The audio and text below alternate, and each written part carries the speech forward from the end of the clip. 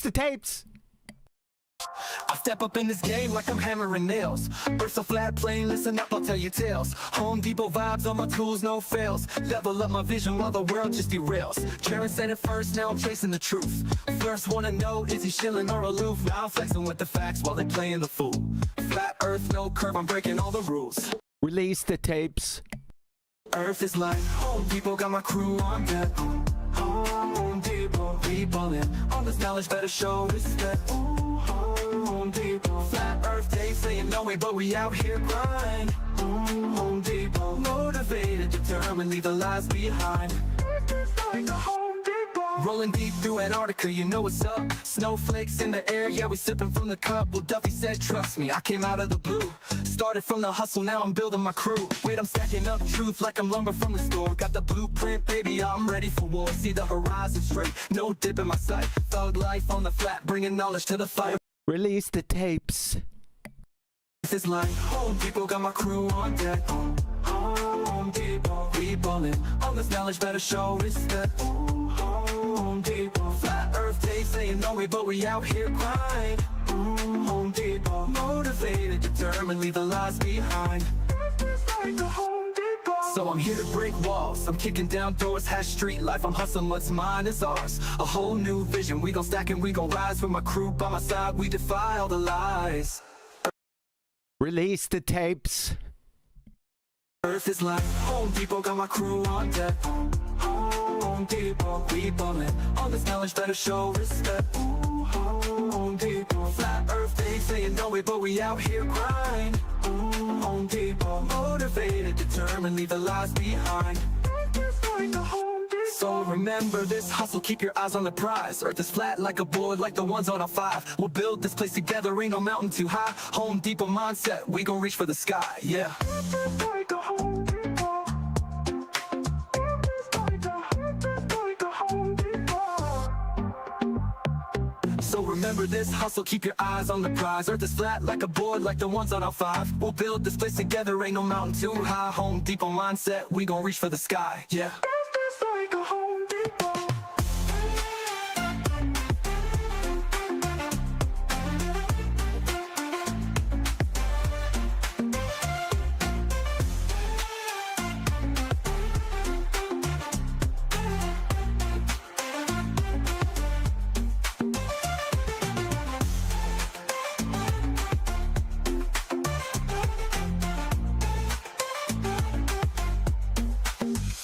Like a Home Depot.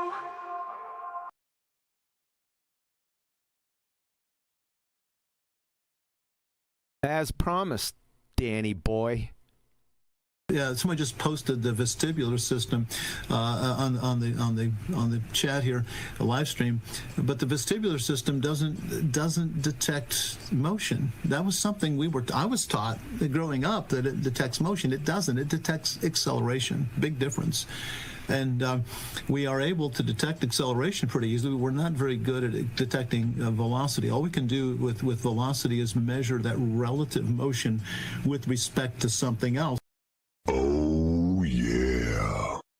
Well then, doofus Danny, the dipshit astronomer, since the Earth in your ball-tart spinning space monkey religion is rotating, hence has an angular velocity, ergo the Earth is constantly accelerating, and we are able to detect acceleration pretty easily. Can you please explain to us why we can't detect it easily? Por favor? You are so dumb. Damn. And we're off. As usual, if you'd like to support this channel, there are PayPal and Patreon links in the info box below. Let's throw it on over to Discord. I think there's some authors over there. Yes? Evening. Evening. A few. Shut up.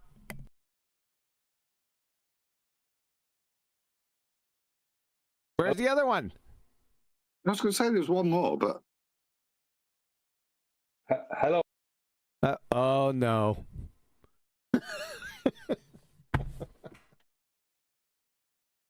Where you at? You in a shopping center or are you driving? I'm not anywhere. I'm just at home. I don't know what the problem is. Get cut Maybe out. you need to get your ears checked. Get cut out. I'm going to get my eyes checked tomorrow. Does that count? Well, I don't know where it cut out. Depends on what you're looking at. I just had a thought. Just came to me. It was release the tapes. Just came to me. I don't know where that came from. Just it must be something in the air. There's something in the air. I just got this feeling. I was telling these guys a couple minutes before the show. There's some fireworks gonna happen today. Just got that, sixth sense. Usually it goes the opposite way. So, when you're not expecting anything, then it boom, it explodes. Then when you're expecting a whole bunch of stuff, nothing happens. I think that's a Murphy's Law type of thing. If I ever catch Murphy, I'll give him what for you guys too. We call him Sod. Is that what you call him? Sod? Sod's Law, yeah, that's Sod's Law. It'd be racist to call it Murphy's Law now. Could be done for hate speech. Really? Yeah, because it's identifying the Irish. Hate speech. What does... I could go to prison for that in this country. You couldn't. You've got freedom of speech, but I could go to prison for that. Really? You get some Irish nationalists get all the knickers in a twist. Could be held, like I say, for hate speech, mate. Can't.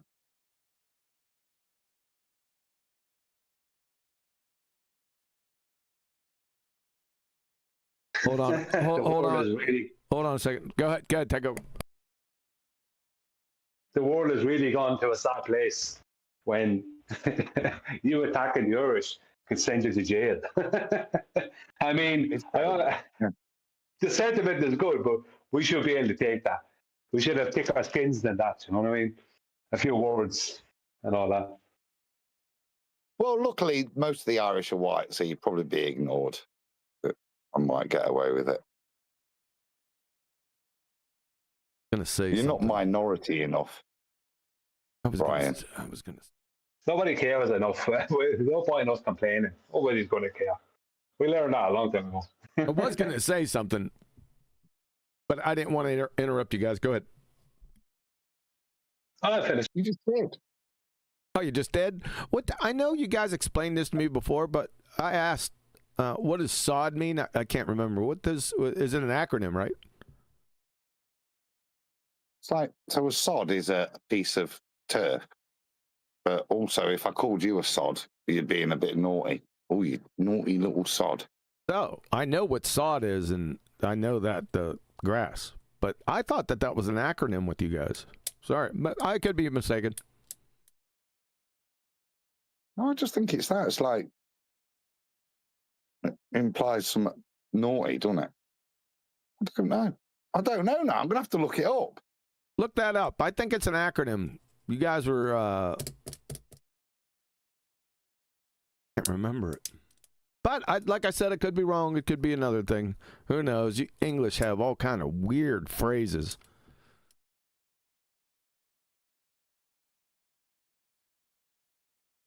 Probably because you're purebreds, right? Shout out to Betty. All right, let me move this over. How is it that you shout out to Betty and I didn't? Shout out to Betty. Yeah, I got it before you did. Well, when I said purebred, it reminded me of Betty because she used to tell me that all the time. That she was purebred from the Netherlands and I was sort of a mutt or a mongrel from America. I guess that's me too. Yeah. Let me put that over here. Sorry. Little back office stuff. All right, we got Danny squared away. We might as well get into it because it might be a long show. You never know. It could go quicker than I thought. Two things. Go ahead. Before you go there. Yeah. So Murphy's Law comes from America in the 40s. And Sod's Law is British, and I didn't know that. So it's a shortening on sodomite. So it's a biblical reference. No way. So it's a reversal of God's law, a sodomite's law, Sod's Law. There you go. That's terrible. I didn't think it was that bad. I thought, like I said, I thought it was an acronym, but okay. See, we're just cultured. Yeah. We're talking biblical, you see. Mm-hmm.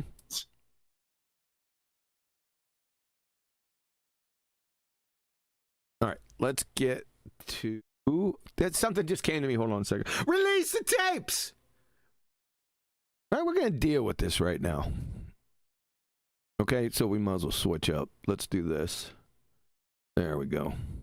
All right, so I was sent this today. It's time we deal with this. I'm going to deal with it head on, okay? Because I'm sick of it.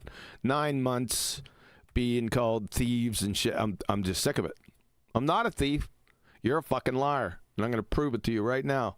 I've been hearing all week little scrapes from, sewer rats with brooms in their hands. A little bit like what we're looking at right there on screen.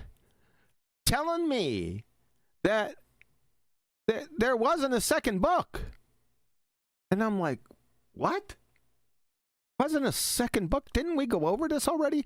I think we did about 5 months ago. But people forget, if you keep on saying something over and over and over again, for some people, that becomes true. Okay? So I've had it.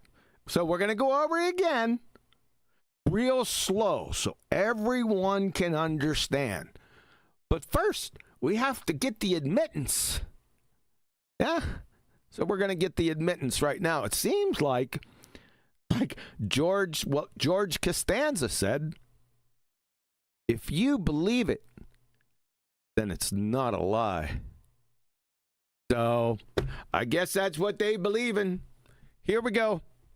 Deal with it as it comes. That's what my 5th draft turned into. I'd like to see the first 4 drafts. Start off the bat right there. So we want to see number 1, 2, 3, 4, 5, 6, 7, 8, 9, and 10. Need to post those. Okay? Support what you say or you're a village idiot. Good? Okay. What's that second book? No. Oh. No. There's the first denial. Second book, he said no.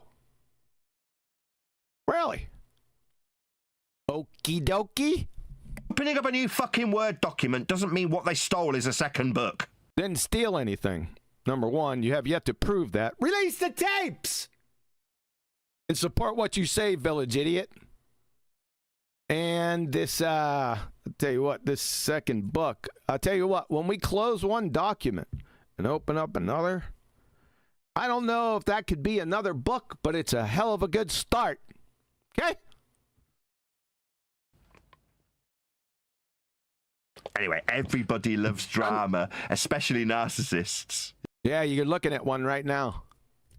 The king narcissist. Project much. Yeah? They love it. Yeah. They love duping people into believing they're gaslighting. That's you. Projection. We're going to show it here in a minute. Second book? Yeah. There's the second book again. Let me go back. Sorry for the interruption. Let's get that whole thought. They love duping people into believing they're gaslighting. Second book? Yeah, you've definitely caught the eye of a narcissist who knows how. Making fun of the second book. Meaning there was no first book. Alrighty then.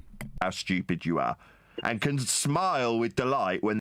It's not a matter of intelligence, whether there is a first book, a second book, a third book, a fourth book. It has nothing whatsoever to do with intelligence. It has to do with evidence.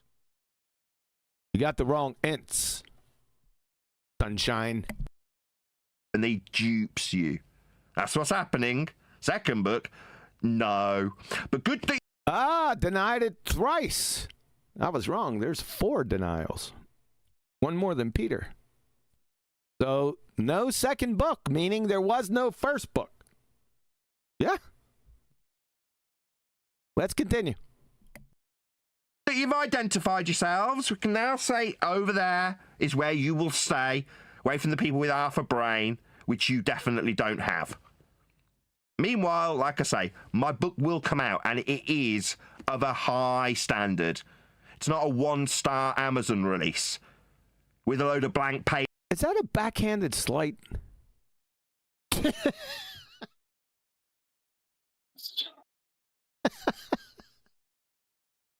Okay, you guys, you shut up. I'll take care of this. Standard. It's not a 1-star. I thought I heard something. Yeah, it's just what I would say about that is the book Welcome to Flat Earth is basically the book that Nathan would have been handed to. We don't need all that right now. We don't need all that right now. I just want you to comment on what he says. So, was it a backhanded? I can't. Was it a backhanded slight with the 1 star? I wonder why. I wonder if like all the balltards went on Amazon and like start hitting that didn't purchase the book, start hitting and it doesn't show verified purchase and start hitting 1s. I wonder if that would happen. Well, that is what's happened. That's what McToon invited people to do. And wow, thank you for the ratings.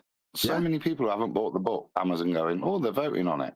And they don't care. The algorithm doesn't care. So I thank you for that effort. But if you do look at the ratings, it is very interesting because we looked at that. A number of people have said to me, have you seen how many 1s you've got? I said, yeah, it's odd, isn't it? And then how many 5s? There's not a lot in the middle. Really isn't. It's one extreme or the other. And anyone of any intellect, if they've ever thought, oh, should I buy this book? They have a look at the reviews. And if you see something like that, you can see the diversity of opinions. It's polar opposites. It's either you love it or you hate it. It's like Marmite, isn't it? This book. Well, that's great as a selling point. So I've got no problem with a load of ballers going in, putting 1s, because anybody who's curious and goes, oh, this book, the Earth's a ball, this book's shit. Brilliant. I might be interested in buying that if I see somebody who's not bought it has bothered to comment on how bad it is. That would pique my interest. You'd think it would for somebody, just somebody, a regular fog of mirror. You would say, there might be something here. Let me go ahead and purchase this. Duh. I think we talked about that last week. Did we welcome you back? Last time I looked, go ahead. We were at 3.4. I think we're at 3.4 average star rating was where we were at. Really? So whatever that means, yeah. Like I said, this 1s and 5s, mate. It's one or the other. So.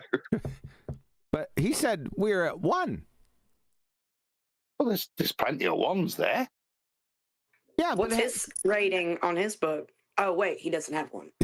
No.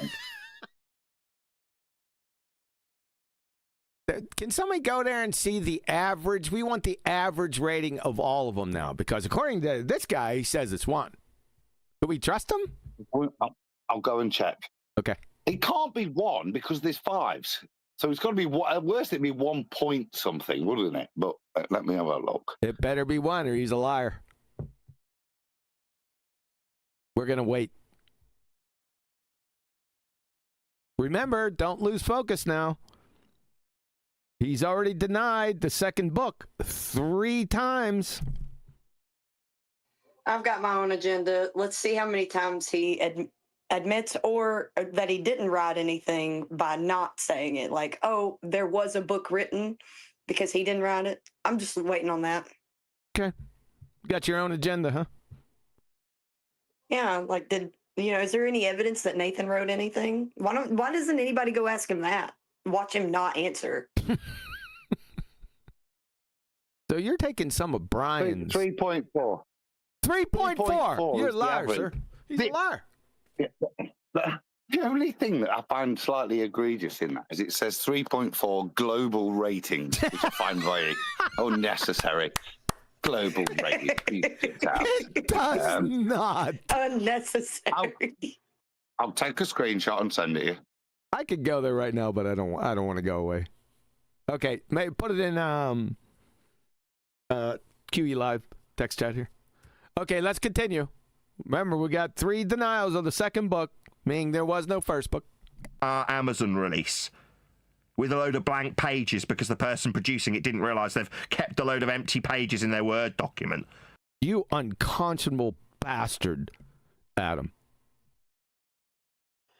Sorry, I was busy fly posting. leaves? I missed that insult. Like, do I need to react?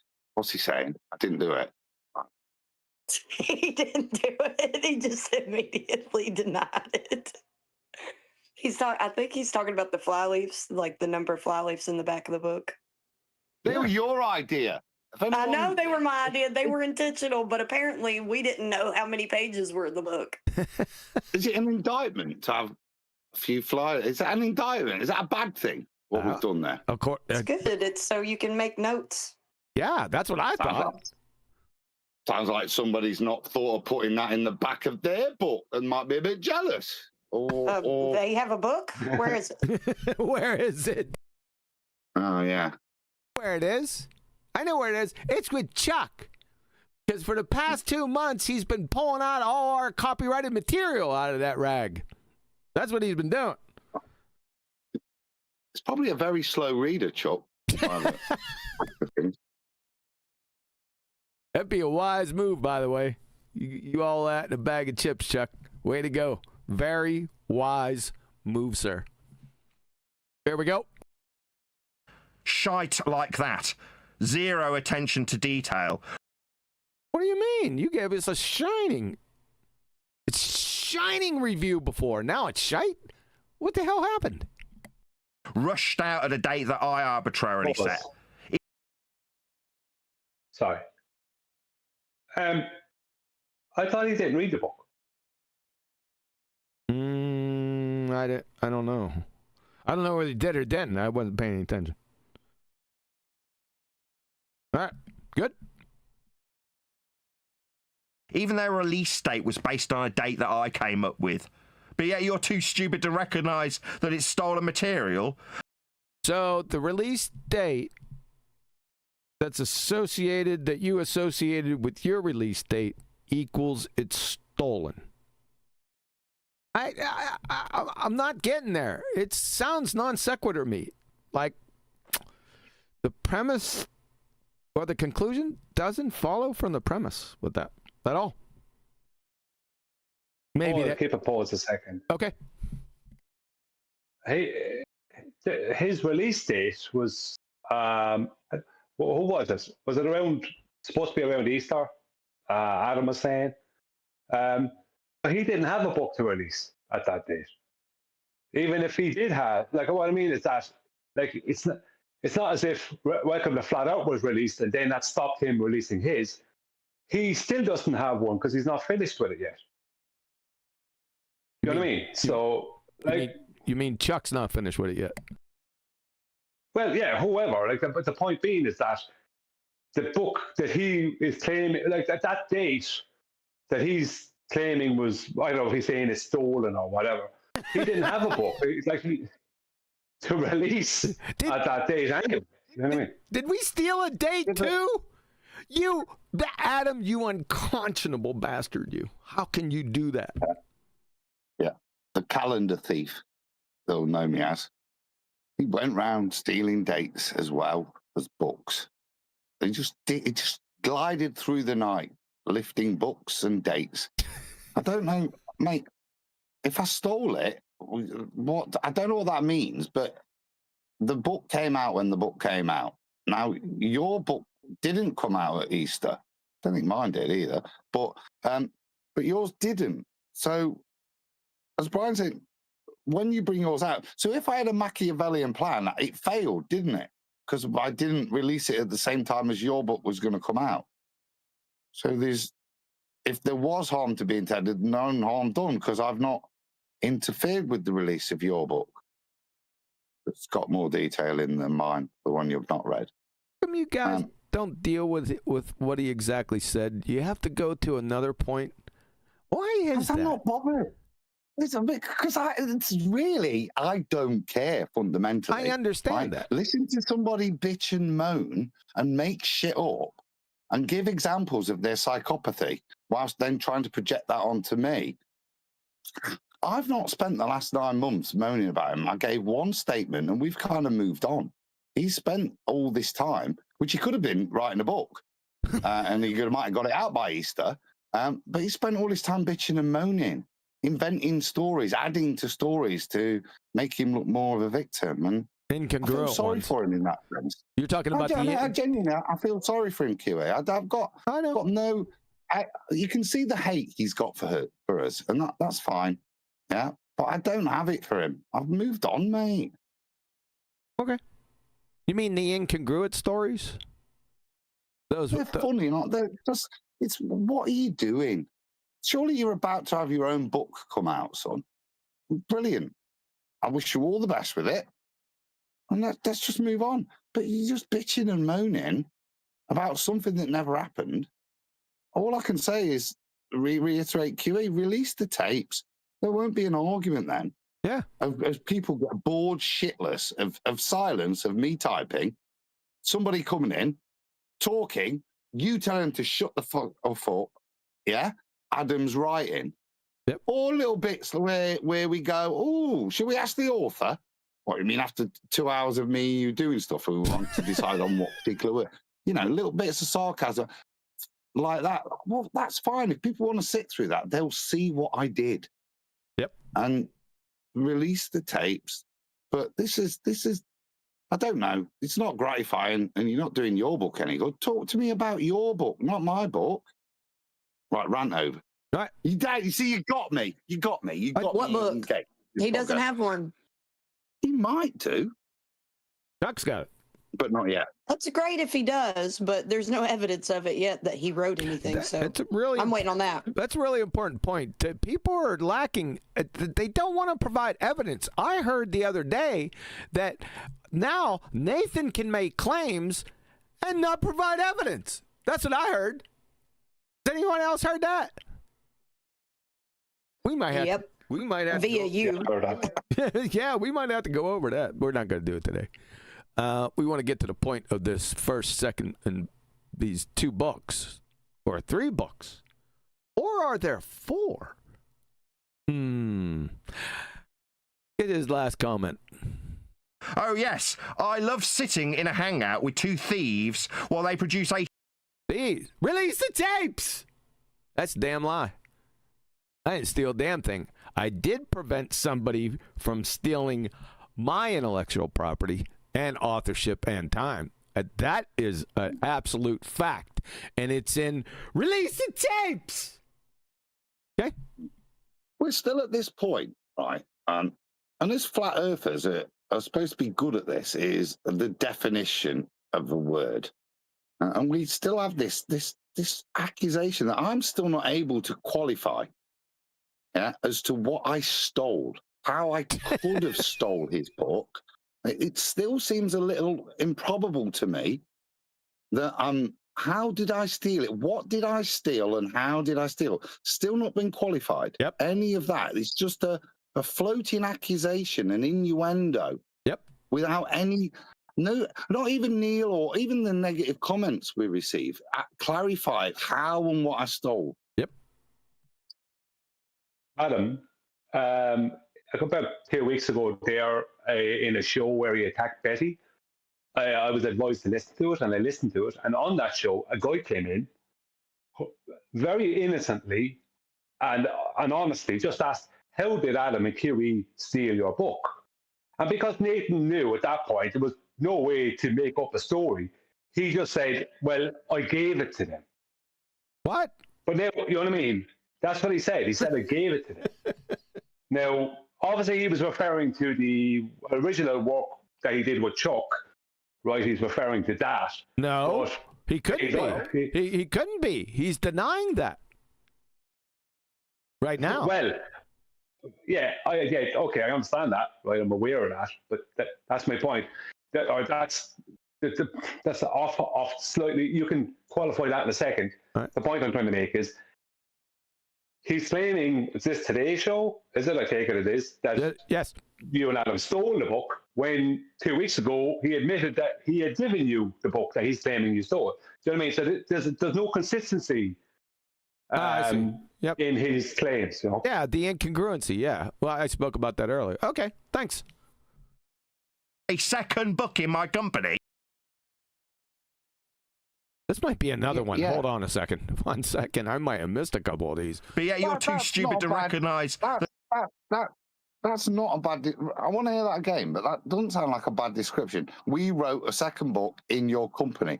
That's about right, mate. Actually, a lot of the time, your computer was there, but you weren't even in the flat, were you? Holy shit. Wait a second. Did he actually just say that? He spent the last... Hold on a second. Yeah. He spent the last 3 times saying that there wasn't a second book. How could he say that now there's a second book? Did he just say that? Did I miss that? I don't know, because I don't think so. Okay. Just play again. All I've heard is it in my company, which isn't a justification of authorship. It's a bit like Neil. Neil was in the room. Sometimes after his car accident, we were just laying down listening to it. Did he have authorship because he was in our company? We were writing the book? No. But that seemed... Right, let's press play. Thank you. Thank you. His state was based on a date that I came up with. But yet you're too stupid to recognise that it's stolen material. Oh yes, I love sitting in a hangout with 2 thieves while they produce a second book in my company. Oh, he's being sarcastic. He used the Witsit quotes. That's sarcasm.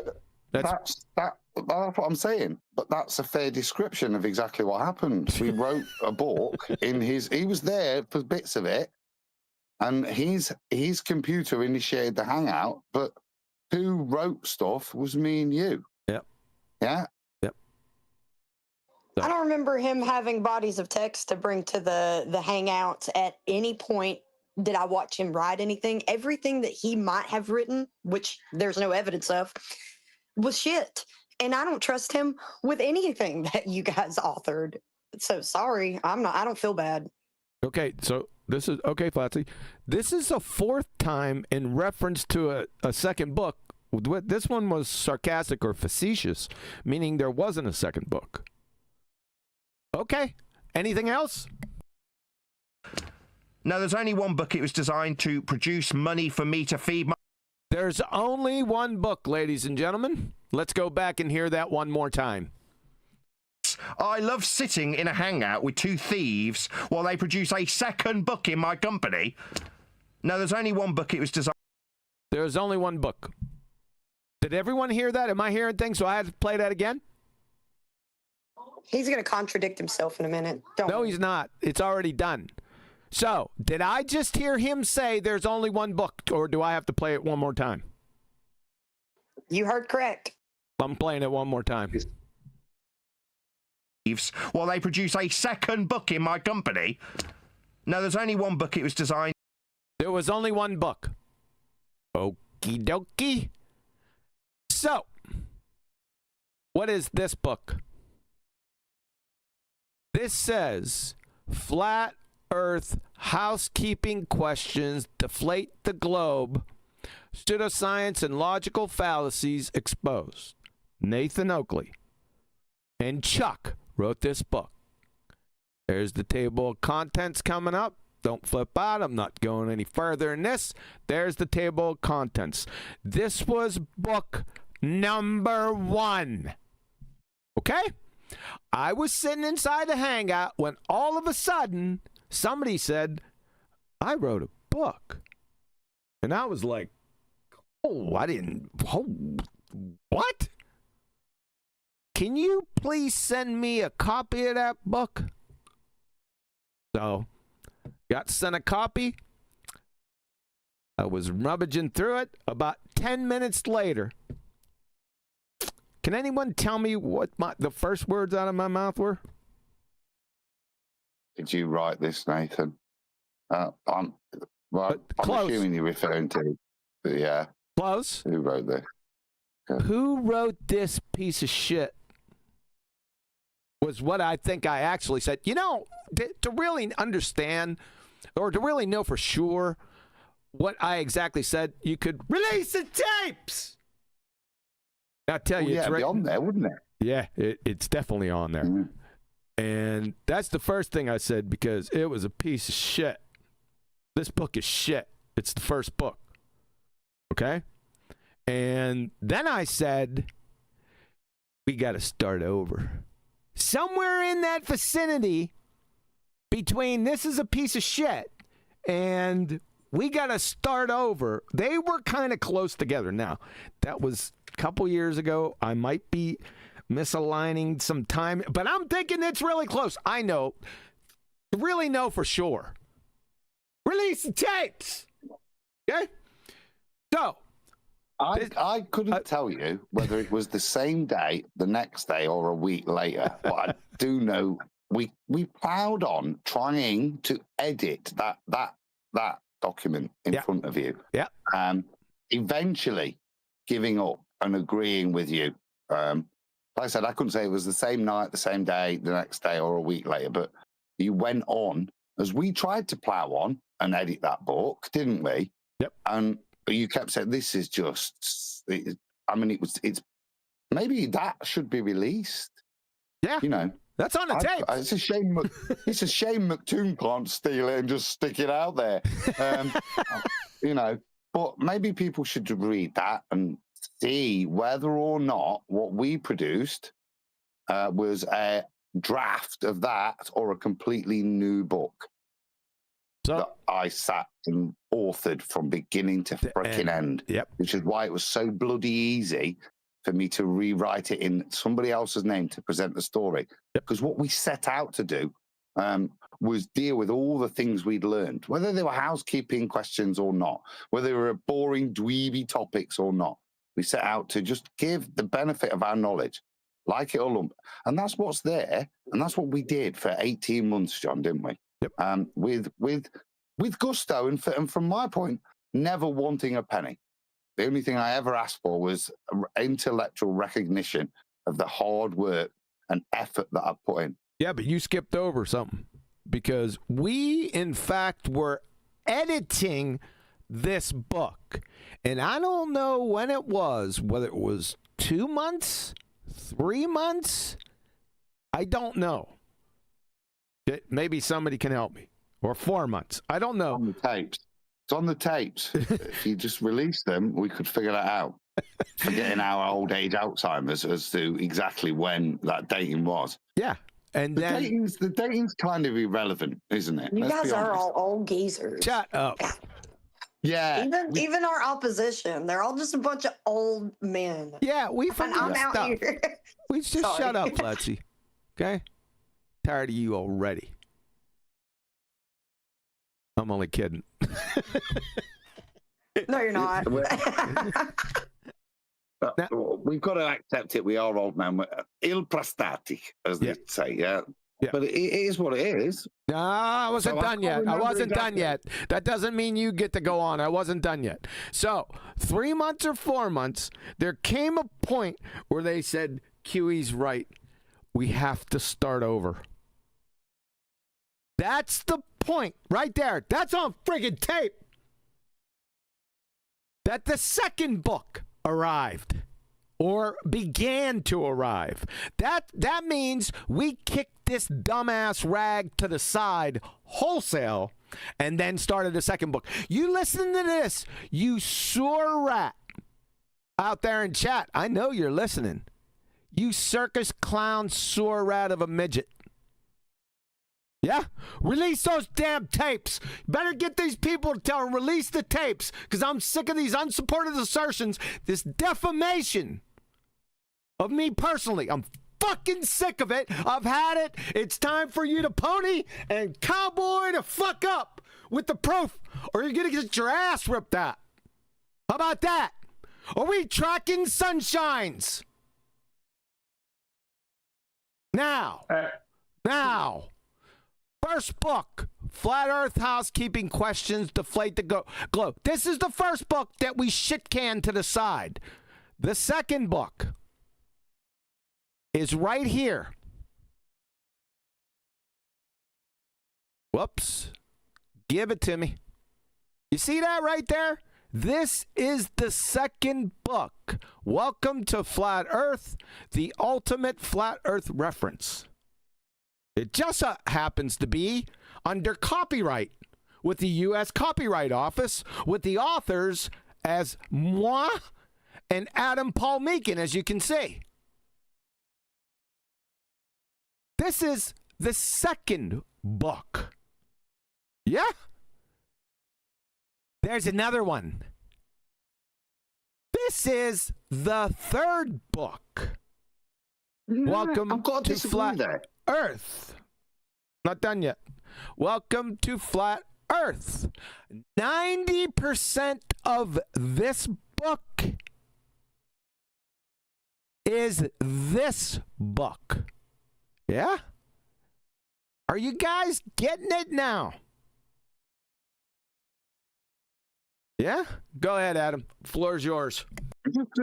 Just a slight issue on the nomenclature. So, but that would be correct in a way. But certainly from my perspective, as I said, there's Nathan's book that we were asked to give appraisal and support on, and the one that was abandoned. That's the one there, yeah. Well, that's Nathan's book. I can't call that a first book.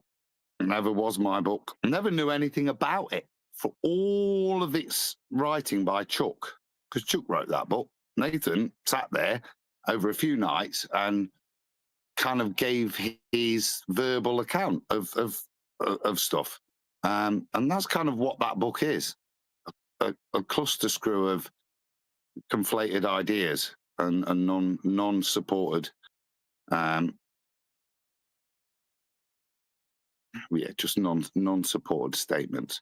Also, that's why it was left, okay, and abandoned as a book, and that's why we started again.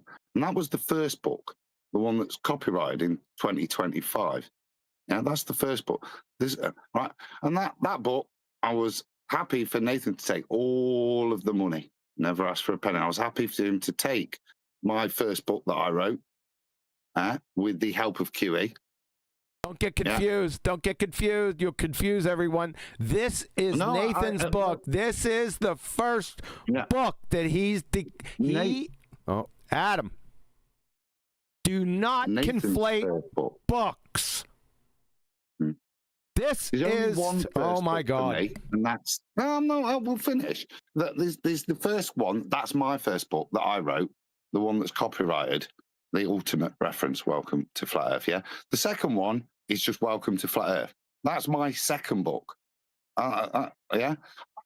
I apologize for the conflation, but from my perspective, I was only involved in the writing of two books. Welcome to Flat Earth, the ultimate reference, and this one, Welcome to Flat Earth, the one that's published and also copyrighted. They're the books I wrote. What about this book? Yeah, I had nothing to do with the writing of that. I was involved in reading it first.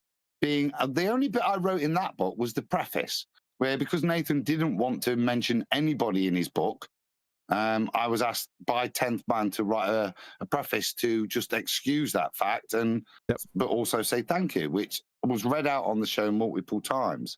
Yep. But that was my involvement with that, and to give some critical appraisal, which is what we gave for those first bits that we offered our editing services until we seceded to your initial appraisal that this was not editable. It was just better to start again. Yep. It was so bad that it would be more a better use of our time to just start again than to try and work through this. Yep.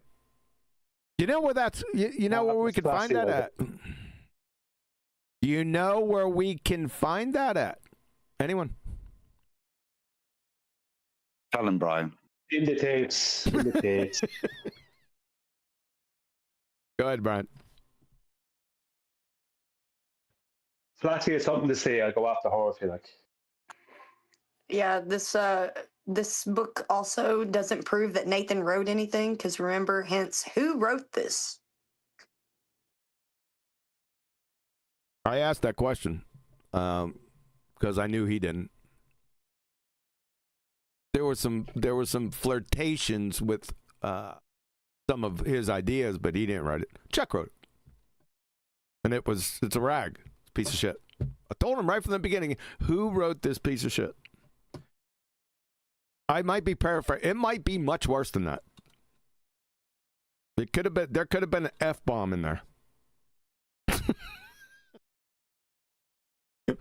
My first comments. Just release the tapes. It's on there. No swearing. I'll guarantee it. So, just for a review, he is. Hold up. Just for a review, Nathan just lied. Okay? This is the first book. Okay? This is his and Chuck's book. We had nothing to do with it. Adam and I. Zero. When we shit-canned this book, we started a whole new book. That was this book. Welcome to Flat Earth, the ultimate Flat Earth reference. That just so happens to be copyrighted by moi and Adam. Everyone following. Follow the bouncing ball. This is number 2. The third book, which is 90% of Welcome to Flat Earth, the ultimate Flat Earth reference. 90% of that is this book. That's pending copyright as we speak. Does everyone follow this? Book number 1, book number 2, book number 3. Is everyone getting that? Or I got to make it out of Braille and shove it up your asses. That's unauthor-like. Can I retract that statement? No, you shouldn't retract it. You should reword it in a better literary fashion. Yeah, let's see your editing skills. Give me a break. Okay, Brian, you wanted to add something there before we move on? Yeah, the most pertinent point, I think, that on the work that Nathan and Chuck produced, you and Adam were editors on that. That is true. So when Nathan calls you editors, he can only refer to that. Because once you started the whole new book, right, once you stopped editing that, start the whole new book, then you became author. That's the difference. Yep. So you weren't editing anymore, you were literally authoring. There's a big difference. So just to pause on that, Brian, and just for the timeline, and in case anyone's confused, that decision and those statements are on the tapes, and then it was 18 months later that we parted ways, that you're all familiar with.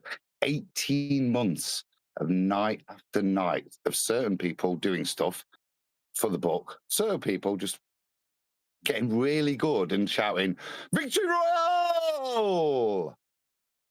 Yeah? 18 months of work. 18 months, my wife will testify as to what I was doing. Yeah? 18 months that QE's wife will do. 18 months that Paula will go, "Victory Royale!" Tell me how who talented he is. He's so talented. I mean, just such high hopes for. Wait, yeah, that's never mind. He doesn't have a book.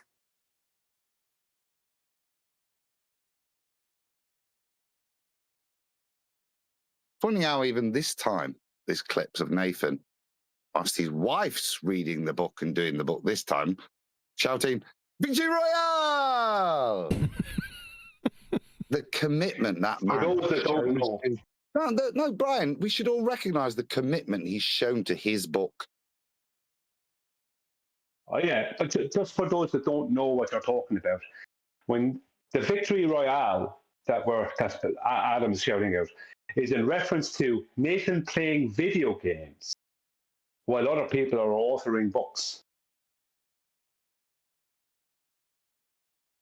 that he's claiming to have authored.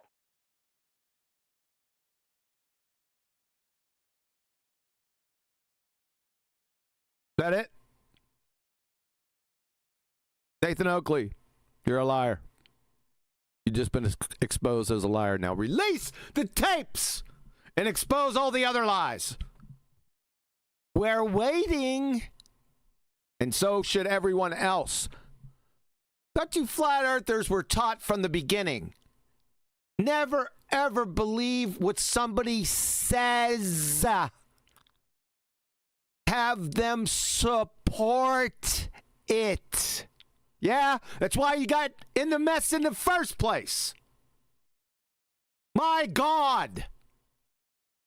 Yeah. Get your heads out of your fourth point of contact and get out of the Jim Jones horse shit and ask for support. Literal support. We want to see the evidence. And the evidence is on the tapes. Release the tapes. How many hours? I estimated 1,500 hours. I could be way off. Who knows? But it's a lot of friggin' hours. Just run them continuously. Yeah. That'll settle things. It's going to happen. I'm going to tell you that. Or it's going to be forced to happen. Thank you very much. That's another point. The tapes may not equate to that. Because I know how many hours outside of me just working with you. How many times did I come to you guys and say, this is what I've done? This is what I've done. That's exactly what I was going to say. Yes, you brought bodies of text. And you were the only one doing it. I never saw Nathan do it once. Yep. And the bodies of text, oh, no, that needs qualifying because I wasn't the only one. The bodies of text I was bringing was what QE had given to me. Voluminous amounts of points and citations that are there in the book. And I would spend ages organizing and putting it in to support the argument and then putting the actual narrative around it so that the citations had a relevance, so they were all making a point. Yep. That's what I would bring. And then we might tweak that amongst us, or QE would insist on tweaking what I'd wrote. Yep. And that was the creative process. It was me doing that, and then we'd sit there. And sometimes Neil would say something, sometimes Brian, and Brian had the most input of anyone other than me and QE in terms of once we got it to that stage of the book development, he would be a valued critique of it. Yeah. Sometimes I'd tell him to sod off. Other times I'd thank him and amend the text. But realistically, and this is what genuinely, what Nathan put out the other day as a proof of his input, of me shouting, "Where's the author? Where's the author?" Listen to that, ladies and gentlemen. Listen to the sarcasm in my voice and listen to what I'm asking the author to do. After me probably putting in that, should we use where or what? Oh, yeah. So all we're asking, there's a level of irony in that. And if you can't hear it and you think that that's me saying, I'm only functioning in Nathan's workshop, where's the author? Then more fool you. Yep. Alrighty then. So we'll be expecting those tapes released. I'm sure we'll come back to this topic. Alrighty then. Anything else? Brian and Flatsy. No. Are you playing on? Second. No. Go on, Flatsy. No, I'm not playing on. No, that's it. The lie's the lie. Period. Well, the only thing I say is that what I would ask people to pay attention to is, and Nathan himself, is that welcome to Flat Out, the book that did come out. Now, there were some things in that weren't in Nathan's book, some bits and pieces, but generally, when I say Nathan's book, the one you were going to give to him, generally, it was going to be the book that was going to be handed to Nathan to release, right, with his name on the cover, right? Now, why is he calling it a heap of rubbish? No. What do you mean, no? No. It wasn't going to be only his name on the book. That wasn't going to happen. You're trailing it right. Okay. The book that was going to be handed to him for his name to go onto the cover as if he is the main author. That was what was supposed to happen, right? Now, I understand where the argument came in after that because he didn't want to give anyone else any recognition, right? That was the real problem. Okay, when we get down to the brass tacks of it, Nathan didn't want to give anyone else any recognition, even though the people he didn't want to recognize were people who actually wrote the book. Right?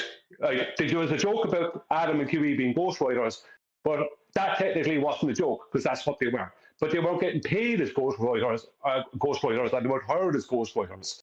They were people who were friends with Nathan, who were doing something that would help him, but he was then unwilling to give them just the basic recognition for their help. Right? That's where the problem originally started. Right? Now, besides that, which is a big side fucking bar to what I'm trying to say, is besides all that, right? Nathan is putting down Welcome to Flat Earth. He's saying it's a load of rubbish, it's a piece of crap, blah, blah, blah, blah, blah. Yes, when that basic text, most of that text, right, was going to be handed to him for him to put his name on it and say that he's the author of that book, at that point, he was telling everyone it was brilliant. So how did it go from being brilliant to being crap? The same thing. Which is it? Is it that it was only good when he was going to get to have it and make money off it or do whatever, and it was crap because he can't do that? What is his honest opinion about the actual information in the book? He wanted to author a book that he didn't want to write. Yeah, right. But the point is that's you're missing the point. Point is that Nathan is calling basically the same text brilliant one time and heap of crap the next time. So what is the actual truth? If he thought it was a heap of crap all along, then he should have said at the very start of the process, look, this is a heap of crap. I'll get someone else. He should have said something. Why was he saying it was brilliant right up to the week of the argument that happened, and now he's saying it's a heap of crap? How can you have two completely contradictory stances on the same thing? Never to be surpassed, Brian. Remember the level of vitriol that was given as to what was in there, and well, that's what we put in there. Now, that again is very telling. Look, that wasn't me who'd wrote it, and QE who'd provided all the citation for me to write, espousing our enthusiasm. That was someone who'd sat there playing Fortnite and had been listening to how good it was going to be. Yeah, wasn't the author talking, was it? That was somebody who was going to profit from other people's work. Something I was happy for him to do. Never had a problem with Nathan profiting from all my hard work. Only had a problem with him lying to the world that I wasn't the author, yeah, or listed as one of the three authors. The only issue I ever had, not that I was ever given the chance to even air it with him. Just by chance, I have his review by Nancy Oakley on or about 25 June 2025 concerning Welcome to Flat Earth, the Ultimate Flat Earth Reference. You know my copyrighted book? I'm sorry, mine and Adam's copyrighted book, or Adam and I's copyrighted book, whatever. From Nancy Oakley, I will not and it will not and cannot be surpassed in terms of its quality. The highest of refinement, the highest of standard, the highest of bar, the highest of quality again. That's squared. The best quality citations and references. Every word has been pored over and scrutinized. Got that right. How the book flows, which is beautiful. All this gets explained in a much more coherent and flowing way thanks to the editing process and Atom and Quantum Eraser. You see the separate? These are separate.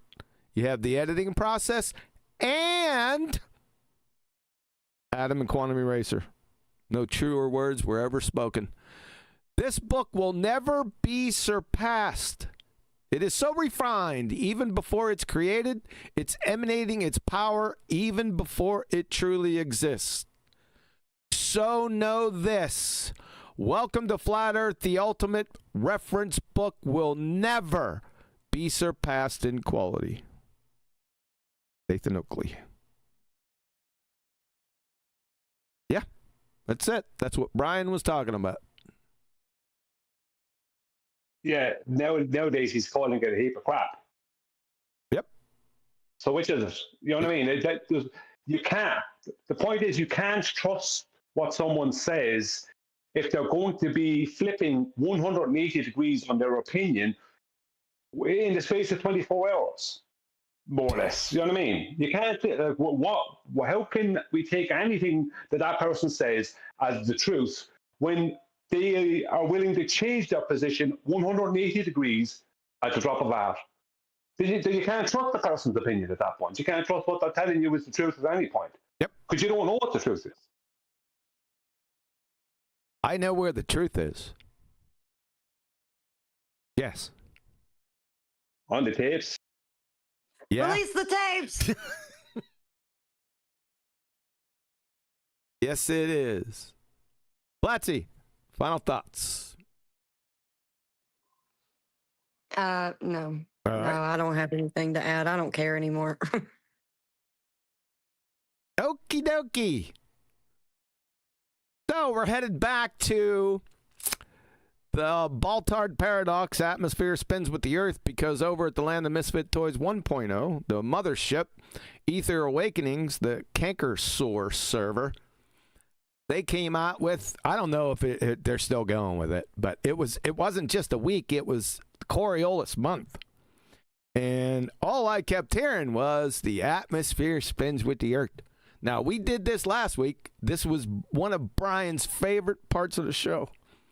I'll point it out when we get there, too. We might stay there for a while. You're supposed to be getting better. That was just mean. I'm telling Betty of you.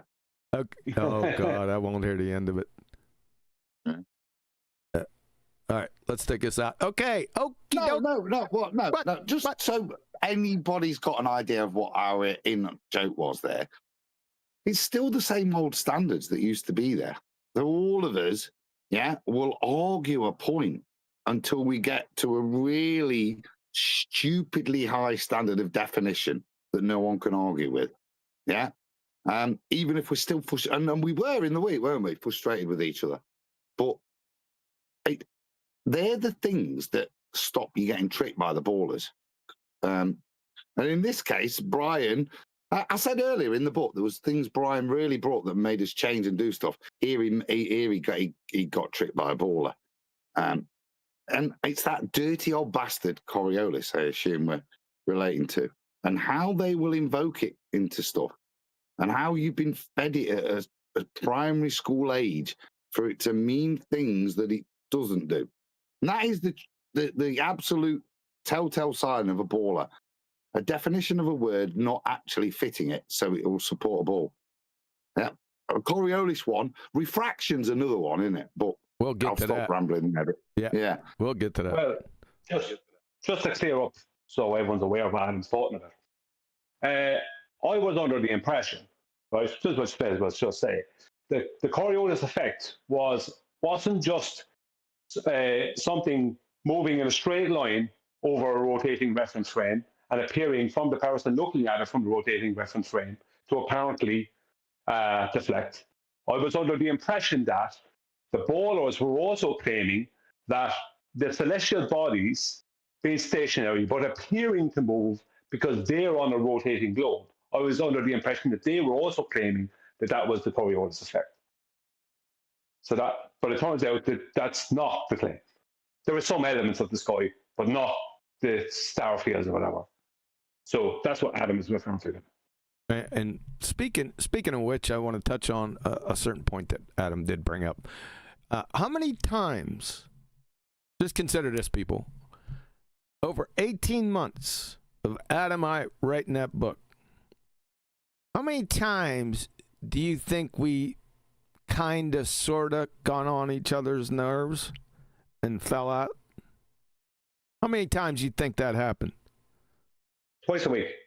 Especially. Yeah, good gosh. Especially. You guys were ridiculous. Especially with Adam. Right? You know how he is. I mean, people probably won't because no, but when we were doing that, it was a point of passion. It meant something to me. Wasn't going to give a sentence up or even sometimes a particular word without a fucking fight and a good validation. Sometimes they stayed, sometimes they went. Yeah. But every argument was never mean. Like, we did lose our shit and I had to rage quit a number of times. Yeah. But not at you, but realizing we weren't going to be productive anymore. And that mean you couldn't. I'll come back. And what did we do? We come back tomorrow and moved on.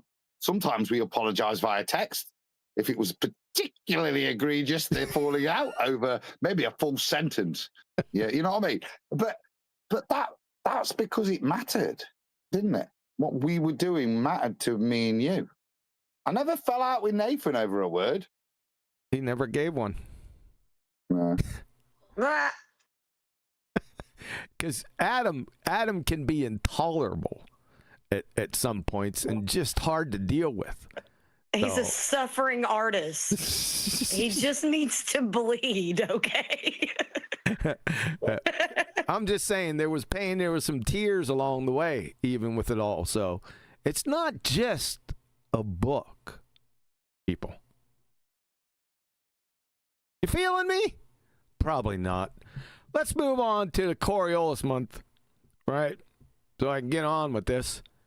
And it was the Baltards that, I don't know, they caused a crisis with the alleged flat earthers in the Land of Misfit Toys 1.0 that just couldn't handle it. In 2026, by the way. So, this is mainly for the alleged flat earthers, not for the ballers. They're never going to understand this. So, number one, atmosphere is a paradox. In this claim, you see the first word right here? If you start out with this word in your claim, guess what everything else is? Anyone got a guess? Voided. You could say voided. You could also say everything else is also a paradox. You could also say that because it's following from its premise. There's a nuance there. Number one, the atmosphere is a paradox. Atmo means air. Sphere is a shape. Gases have no inherent shape. If you think they do, you would literally fail first grade intro to gas behavior. Have I ever introduced you to Christy Bodax from Southwestern University? How many times you heard this? Grade level, I will use this lesson with a first grade class. If an object is in a gaseous state of matter, it will not have a definite shape. Pretty cut and dry, don't you think? I mean, it's duh. I mean, I don't even know why I need to provide citation support with this. Don't know why I need to do it. Probably because of the community. I like this other one too, Adam. We never really talked about this one, but I really like that little last statement, or definite volume. That's a very interesting statement, isn't it? You're going to hear it again too. From Chem Libre text, like liquids, gases have no definite shape. Huh, interesting.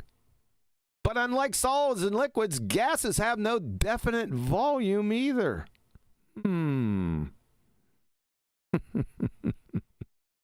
I know this is the point. But this is very, very interesting over here.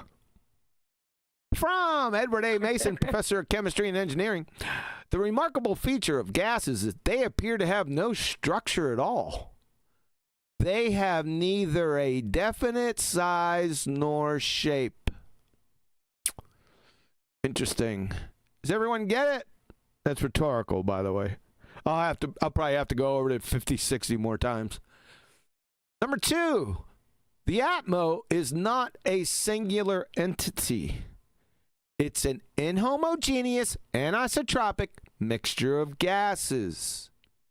So exclaiming the entire atmo is doing one thingy is dumb fuck. It also has some belly-laughing subject-verb agreement issues. Laughing out loud. Number three, if the atmo was spinning with the Earth, which is a begging the question fallacy, this part, then north, south, or east winds wouldn't exist.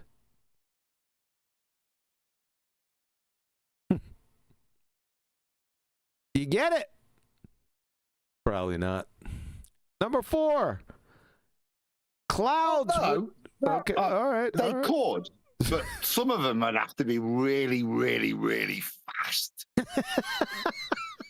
And also, if everybody's trying to puke because of how many times QE goes over this, just buy the book because this is in there, a little bit of it anyways. Anything else, Adam?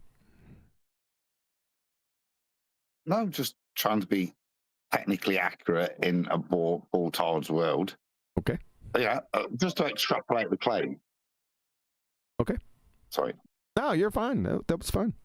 I don't mind. We're in no hurry. Number 4, clouds.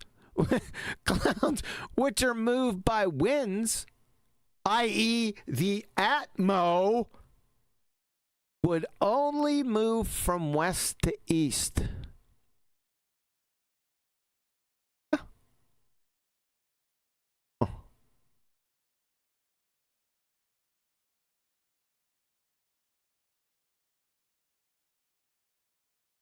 One second, please. Let's roll on up here. Let's see what we got. Got that. Got that. Where's the other one at? 1 second. Let me get my act together. Let me show you something. What's going on here?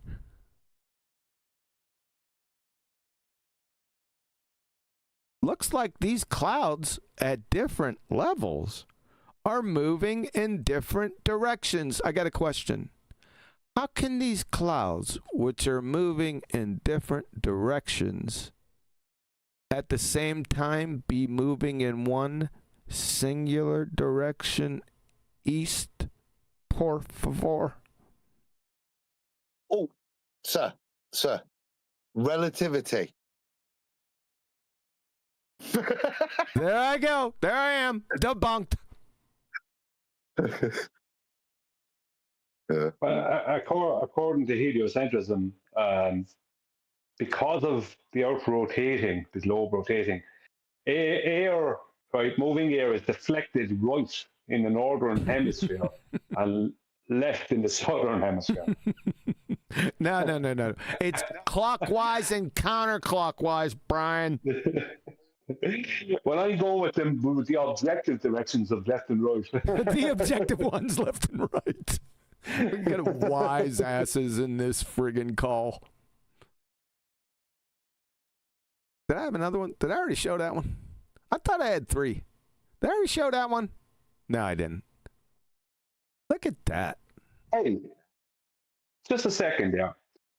You know this deflection of the moving air, of the air currents to the right in our northern hemisphere and to the left in our southern hemisphere. Like that directly connects to their ideas about how the celestial bodies are going 2 different directions, north and south of their equator. Oh, right? Brother. Mentally, that is a connection. Yeah, right. You think that's a connection, huh? Well, people are of the impression, I don't know why they do this, but they are of the impression that the stars are moving in 2 different directions. Oh boy. North and south of the equator. That's a different subject. I don't want to go there right now. That's for another day. It connects. Come on, Adam. I think Adam's catching on. No, it's also covered in the book.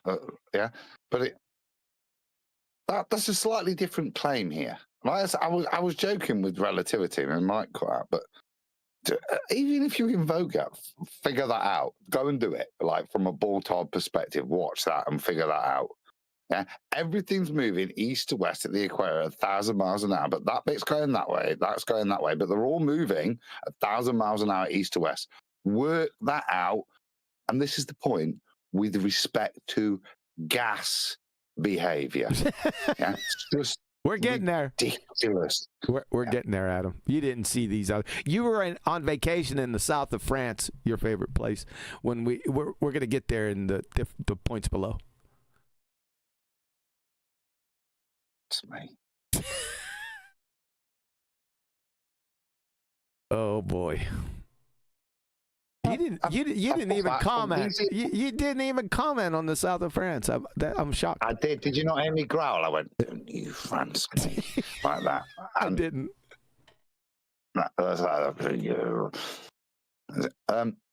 But you did see the swans I put up. I think that's pertinent, maybe for later. But I've just sent you the swans from the book. Oh, are just they, to bring that back. Are they just to show what a labour, what a passion it was, that book. Okay, what it meant to. Again, all of this stuff I'd planned to do for Nathan. Yeah, I wasn't wanting any money. I was still going to do the same work. There's on the tapes. It will tell. You'll hear me say, "We've got so much work to do. I've got so much to do." Yeah, in terms of the imagery, because we couldn't have copyrights. This is just another one of the little gifts that's there, just to kind of elucidate a point. Look at that little cheeky swan. Didn't Flatsy take this and teach Booger? I did take it to teach Booger. It's great. It's cute and just great. Yeah. Good job, Adam. Outstanding performance. If you were here, I'd decorate you myself. Get my lapels ready. We're getting close, Brian. Number 5. Gases can't move in all directions and at the same time move in only one direction, east. Ergo, direct violation of Brownian motion. From MIT, real gas molecules move in all directions. It doesn't say in east directions, okay? Not just the neighbors on a chessboard. A little cheeky one for you. Now, coming up. Well, that's the killer. But that is the killer. Yeah? So, see, real gas molecules move in all directions, not in all directions while simultaneously moving 1,000 miles an hour faster than the gas molecules are going and could go. It's just so bad. Yeah. It really is. Like, for a chemist, it is one of the killers. Gas behavior it's not that it proves a flat Earth. It just absolutely decimates the idea of a spinning space pair. Yep. It just, yeah. Yep. Everything you know and you were taught, this destroys it. Yeah. Yeah. Yep. But anyway. I'm a little excited, you see. Yeah. It's the chemist in me. I know you guys get excited. That's why I do this. Peace. Hey, Brian. We've got another fan of number 6, Dr. Danny Faulkner, too. So you're in good company there, Brian. We'll get to him right after this. Number 6. If the Atmo spun with the spinning Earth, this part's a begging the question fallacy, then all of Newton's laws, which are debunked anyways in actual reality, not in the Baltards paradigm, even if they did exist, would not apply, Baltards. Because if both the Atmo and Earth are spinning together, this is a begging the question fallacy, then it all would be a single non-inertial reference frame. You ass clowns. From Boston University. Remember back in the day when I put this out, when I talked about this sent Hillbilly Blue Balls, the redneck retard, a.k.a. the photosynthetic redneck, a.k.a. Mr. Gumby Football Field, sent him to the chat skank ranks forever. You remember this one, Adam? Many, many moons ago. You loved it. But I digress. From Boston University Physics Department, a good question to ask is, do Newton's laws apply all the time? Most cases they do. But if we're trying to analyze motion in an accelerated reference frame while we're spinning around would be a good example, then Newton's laws are not valid. Duh. A reference frame in which Newton's laws are valid is known as an inertial reference frame. Not this guy. You get it? Probably not. And by the way, this isn't mine. This is from Boston University. Now, if there were brackets here instead of parentheses, that would mean that I added something to the citation. I just want to make that clear for all the educated ones around us. Fucking clowns. With this point, where's your Coriolis effect that no globetard goober could/can even define ever? You see, if all were one non-inertial reference frame, and the Coriolis effect is an inertial force, shout out to Danny, we'll get to you in a couple minutes, then what in the entire fuck? From Britannica.com, Coriolis force, also called Coriolis effect in classical mechanics, an inertial force described by the 19th century French engineer mathematician Gustave Gaspardo Coriolis in 1835. My question: how can you have an inertial force without an inertial reference frame? P.S. Rolling on the floor, laughing my fucking ass off. Okay? Comments, questions on this one before I move on. We're not going to do it again. What? Did you say go on then? Or just, you like the south of France? I said go on, Adam. Go on, Adam. I said go on, Adam, but because Adam normally has something to say. Not at the moment, obviously. Well, If you want, I have. But I would just reiterate the importance of that with regards to a globe. Yeah? Nobody's attacking Newton here. We're just describing where his laws apply. And they apply, as it alludes to it, in most circumstances. Yes, they do. Unless you get on a roundabout. Yeah, start spinning. Yeah, then they're not going to be and start throwing a ball to each other across the round. Then you're going to have an issue. But for most instances, whether they're correct or not, they apply to us here. Unless, of course, you live on a ball. And then by definition, they can't apply to you. The place where they were derived means by definition of where you think you now live means they can't apply to you. That's another paradoxic. Yep. To me. Yep. Yeah, well, what Adam is saying, for those of, and Huey has been saying, for those of, and last week was saying, for those that didn't get it, is that any claims of an Earth-based Coriolis, Yes. Right, would mean. Did you cut off? No, I'll just say any claims of Earth-based Coriolis would mean that there must be an inertial frame of reference. Oh, yeah. Sorry about that. I thought you got cut off. Right. And so there's no way for them to claim, right, because Newton's laws of motion require an inertial frame of reference, right? There's no way for them to claim Newton's laws of motion, right, and a rotating sphere at the same time. With the atmosphere spinning with it. Yeah. Yep. With the paradox spinning with it. Yes. Okay, we're going to move on from that, Brian. But they can't anyway. Because if they're claiming a rotating sphere, this is the thing. Like, I should have made this more clear last week. If they're claiming a rotating sphere, then that's not an inertial frame of reference. Exactly. And that's where his laws of motion would take place. Oh, that's right. You did point that out to me that I didn't do that. The accelerated reference frame here in this definition, thanks, Brian, because I forgot about that. But if we're trying to analyze motion in an accelerated reference frame, of course, they tell you what that is when you're spinning around. That's this reference frame. Yeah? That's not an inertial reference frame. An inertial reference frame does not accelerate. Okay? It is an inertial reference frame.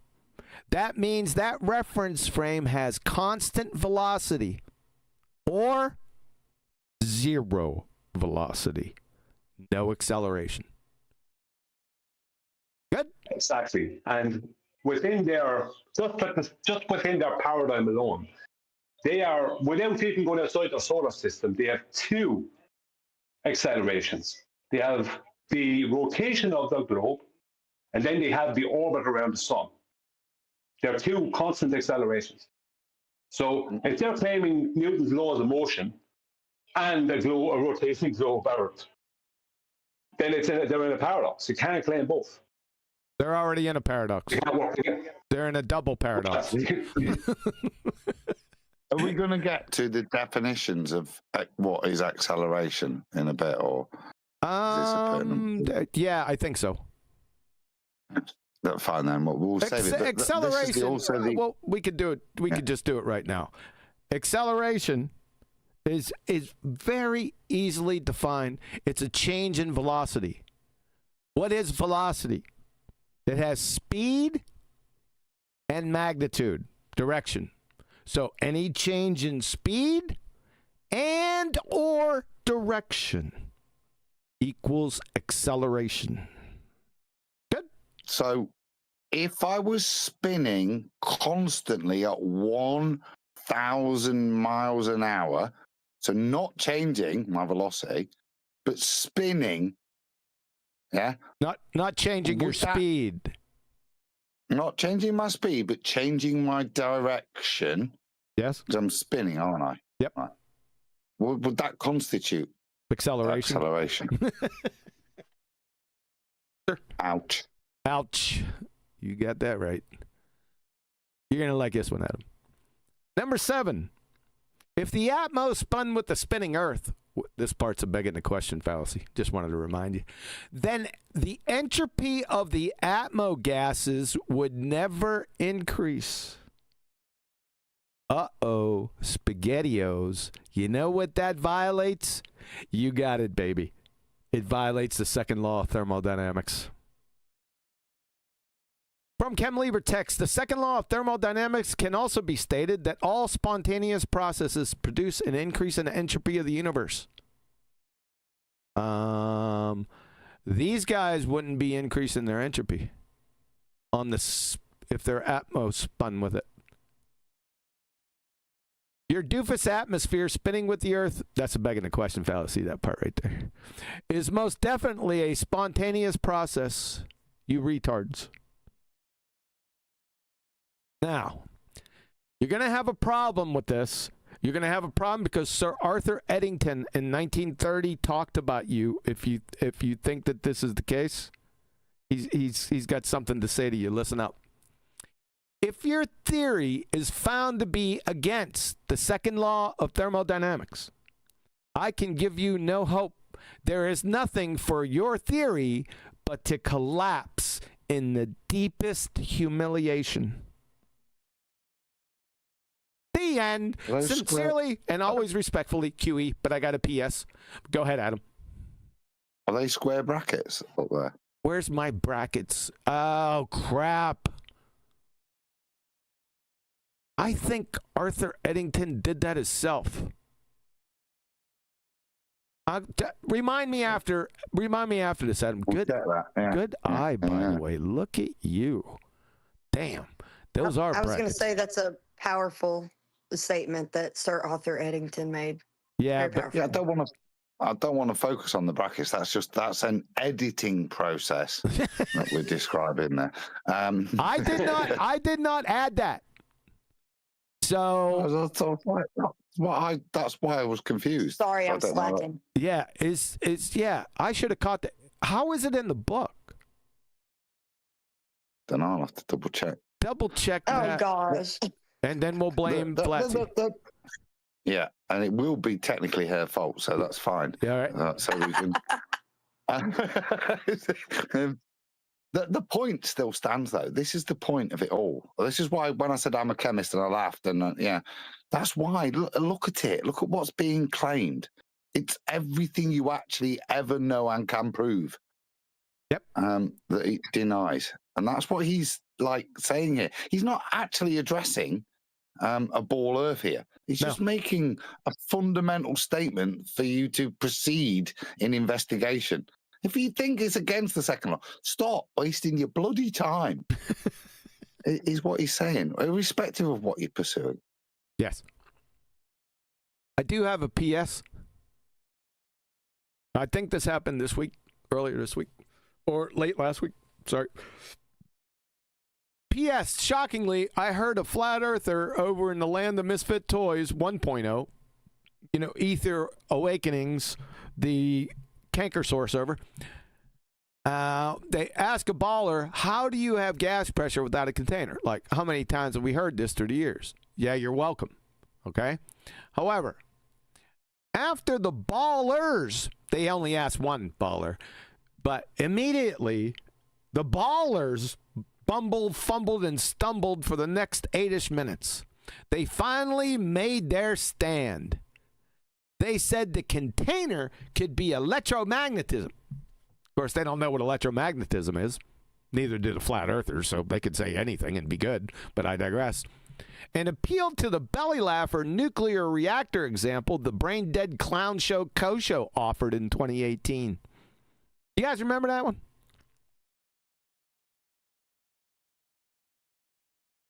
Adam? Remind us. I don't have it. I just know Kosho did it, and then all the ballers got a hold of it, and like for next 5 months, we were, not we, because they wouldn't do that shit to me. They threatened other flat earthers with it. They'd pop it up all the time. Yep. What was it? What was it that was claimed? If you don't mind me asking. It was we're gonna get to that here in a second, but it was a nuclear reactor example. Is that what you put the magnet into so that you get a magnetic field? Just relax. Just relax. We're gonna get there. I think I know what this is. You're talking about the hydrogen fusion reactor. I can't remember. All I remember is. I remember. Yeah, it was so long ago. And I think it might have been earlier than 2018. Oh no, I destroyed that myself. Yeah. That's a lot of rubbish. Yeah. That's plasma. yeah. Thanks, Brian, for spoiling my point. Oh, sorry, I didn't know you were going to go addressing that. You said a second ago you didn't know, so I'm just sorry. I didn't know what nuclear reactor they were talking about, Brian. All right, sorry. Yeah, F-, Brian. Yeah, it's mark that, Flatsy, mark it down. F you, Flatsy. Very well done. Touche. Even though, we'll continue on. Even though the nuclear reactor is encased in a fucking container, the flat earthers were left bumbling, fumbling, and stumbling while the ballers walked away in victory, ladies and gentlemen. I shit you not. Disregarding that the nuclear reactor fucking container, did the flat earthers get Jedi mind tricked in 2026? Yep. Wasn't the initial question, how do you have gas pressure without a container?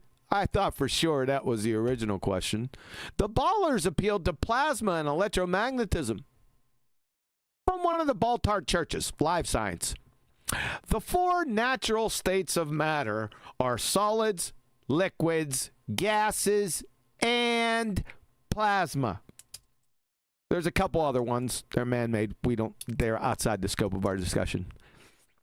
So, the question to pretender clown ass hat flat earthers would be, here you go, Brian. Want to state that? It's plasma gas pressure.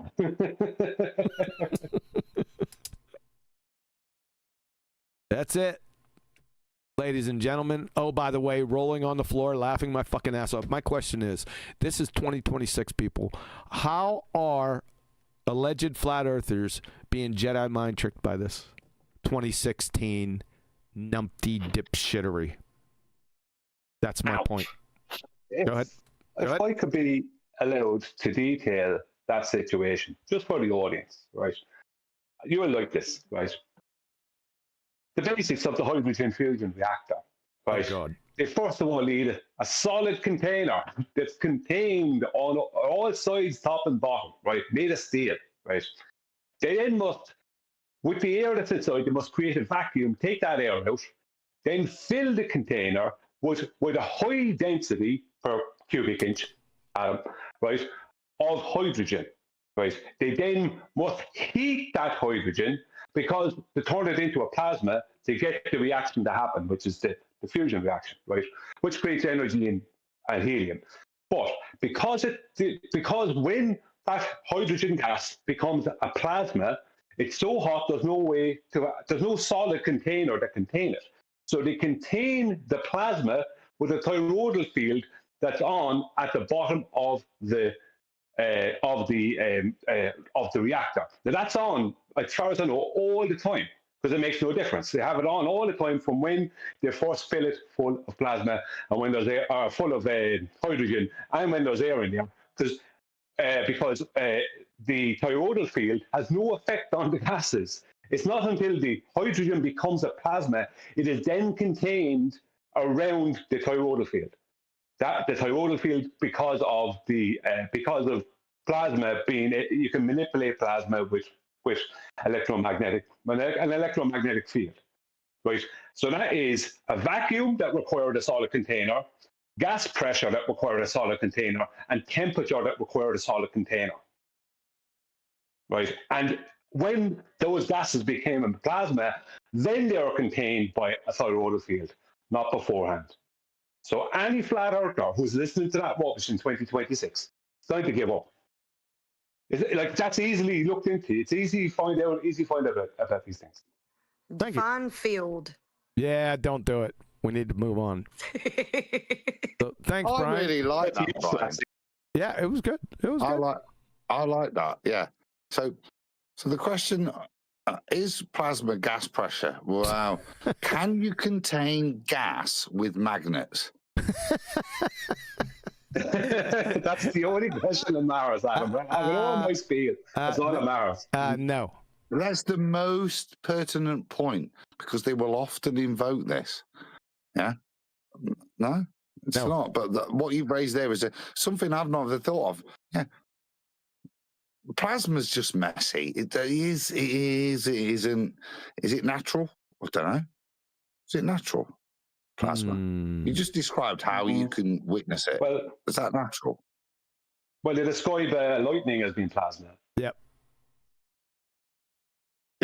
And the sun for I don't know. And the sun for most people, but you know what I'm saying. Many people call it. I don't know. It may be. The best way to answer that, Adam, is what I've learned about it is it may be, but they have no evidence for it. But I don't have evidence it's not, so I can't say. You don't need evidence that it's not. That's a negative. They need to prove it, not for you to provide evidence against the negative or non-existence. Yeah, but I'm not referring to Adam. I'm just saying to Adam, I'm only basically laying out. They're claiming it is plasma, but if you look into it, they don't have any actual evidence. No, actually, only a few are claiming it's a plasma. MIT is one. All the rest of the idiot baltards think it's a gas. So. That they understand the claim. They understand their own funding. Yep. Go ahead, Adam. Yeah. Yeah, it's more the wording for natural states, and how I can invoke something, even if you say lightning, and I don't disagree with that. You can invoke lightning. How long does plasma last in a natural world? Not long. It also needs a container. There is that point I was going to get to, but it is, but it's more an anomaly. It's not a natural state of anything. It can be forced through extreme circumstances to occur. Well, Live Science is talking about the heliocentric Baltard spinning space monkey religion, heliocentrism. So in their worldview, that plasma is a natural state. Yeah. I think that's probably a nice summary of the point I'm trying to make. Yep. Exactly that. Yep. We good? Did we skin this turkey or what? Yeah, I think sufficient that's for this time round. Yeah. Yeah. Yeah. See, you went quick that time. I didn't spend 45 minutes on number 6. How you like that? That's because you weren't trying to rush it. When you don't try and rush it, it all goes fast. Well, thanks, Brian. Mark an F- down again for him, Plessy. Okay. On it. On to our next order of business. It's associated, sorry, I'll put it back. It's associated with this order of business right here, an inertial force. So, what had happened was the doofus astronomer, dipshit Danny, decided to post a comment underneath my video, not dealing with the rest of any of the other absolute killer points. His point was that QE did not understand what an inertial force was. So after all these years, now, Danny, you're going to have to remind me because I don't ever remember you commenting underneath my video or any one of my videos ever. I could be wrong because it's been 10 years. He has. He commented, and I replied to him. Oh. It was ongoing about past 2 years. So yeah. Okay. Sorry about that. Okay. So he said, QE, you just don't. I'm going to show you it right now. So there's no misunderstanding. Yeah. So we're going to cut. This is last week's show. One of Brian's favorite shows, especially with number 6. We're going to come down here, and guess who we got down here? Where'd he go? Oh, there he is. He's down at the bottom. Look, he's down at the bottom, Danny. No special meaning with that. So, where Danny Faulkner stars. You obviously think that inertial forces can exist only in inertial reference frames. I can see that if you haven't looked up the definition of an inertial force. What a douchebag. How you might think that. However, if you look up the definition of an inertial force, you will learn, QE, that inertial forces exist only in non-inertial reference frames. Oh, really? Yes, I see that may be a bit misleading. It might have been better to have chosen a different term for inertial forces. Well, Danny, why didn't you just post the definition right here and expose me? Why didn't you just do that? I thought that kind of suspect. I said, my response, good Lord, you don't even know what an inertial force is. That's why you didn't cite it. Not surprising, since you don't even know what acceleration is. Y'all heard the recording earlier. I'll play that. I play it every now and again. I'll play it for your honor next Tuesday, which is today, after Jaren's Home Depot. Did I keep my promise? Yes, I did. Not much has changed since 2016, eh, Danny boy? When I whipped you around by your short hairs just 2 weeks into flat Earth. Remember my last words to you? You know what they were? Can anyone take a guess? You were either a fool or a liar or both. It wasn't stated with the fool like that. It was a little bit more accentuated, but we can move on. Just wait till your average small grade level primary schooler gets a hold of my book, and yours, Ed, and all of ours, then compromises you in less than a plank time. It's coming, son. Take the next 3 days off, then quit. Okay? Oy vey. P.S. Thanks for the laugh since 2016, Mr. Furry Astronomy Textbook Pseudoscience. Perhaps cite Blue Marble Science. Remember that joke? When he cited, an astronomer cited Hillbilly Blue Balls, the redneck retard. Absolutely unbelievable. I remember that. That was that for gas pressure without a container, wasn't it? Yep. Yeah. Don't go and Google search. He's patronizing people as flat earthers to get an answer. Go and get it. And it was put to him, wasn't it? Yep. And what he ended up doing was Google searching with an absolute monk. It was that was one of the classic moments. If you think back on it, like it's like every politician getting undone. They say one thing and then go and demonstrate the exact or antithesis of it, and that was exactly him, because he couldn't back it up. We've just outlined it's a violation of the second law of thermodynamics. Yeah, that smart ass, because he knew it was a ball, said, "Oh, I'll go and get the information." And he obviously tried really hard. Might have stumbled across a citation or two, like we've presented. And the only thing he could come back with is a retard fellow baller blowing gas up a really long tube that he strapped to his chimney. It was like classic comedy. If you look at people in years to come will go, look at how these silly people pretended that they were still on a spinning space pair. This guy strapped a hose pipe all the way up his house and then released gas at the bottom. This sounds silly. Didn't he have 3 containers? Hillbilly blue balls, right? He sure did. Huh? He sure did. Admittedly, in proving that you don't need a container for gas pressure, he created a partial container, as I just described, and then transported the gas that he was going to demonstrate didn't need a container in a container to the area, released it into the semi-container, and then watched it dissipate over time, demonstrating that because it was only a semi-container, i.e. open at one end, the gas pressure he partially maintained by putting so much bloody gas from the container that he brought the gas in into a limited area. He pretended that that was maintaining gas pressure, even though it did fade. It was one of the greatest bits of ball proof you've heard. Yeah, it was hilarious. Every bit of it follow every bit of that you witnessed and was demonstrable, which is the gas in the container being brought to an area, being pressurized or released into a finite area to hold a little bit of excess than atmospheric pressure and then dissipating, followed the second law. So it's all entropy described there. Yeah. Yep. But they tried to rewrite that as proof that you can have gas pressure without a container. That was proof. Yeah. Yeah. And it dissipated into a much greater size container, the one we all live in. You know what I mean?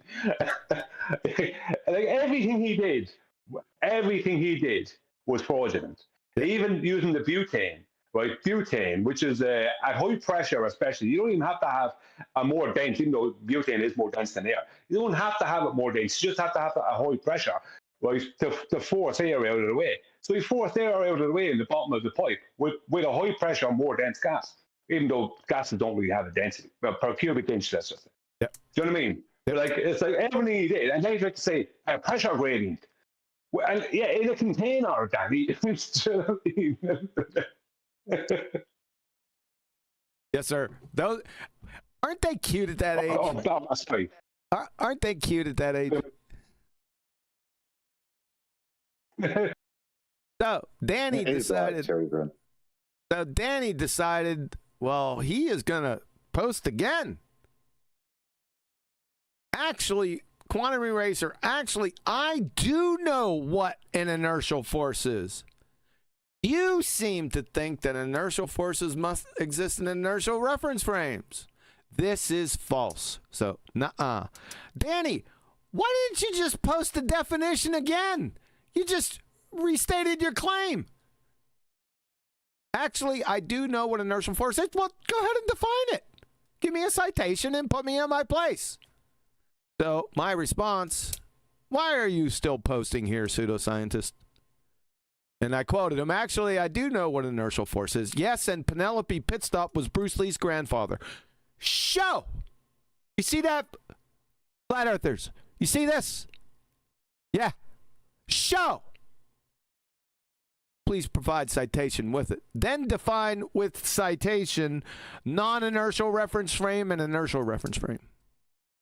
Explain how you can have the Coriolis effect, the inertial force, with your paradoxical atmosphere spinning with the Earth all one non-inertial reference frame. Define Coriolis effect with citation, then provide an example. I color commentated, it'd be easier distilling Alexander the Great's tears from the Euphrates for him to do any of these. Yeah? This is the most important part, because I was getting sick of them. If you can't answer each of these questions specifically, do not post back here again. Okay? Guess what we got? Nada. Nada from that was 4 days ago. There you go. Yeah, you know, sorry. Oh, good. Like, what you're saying is totally correct, right? That there was no way you knew there was no way he was going to be able to address those points, right? But what has he completely avoided from that number 6? What has he completely avoided? He avoids defining an inertial force.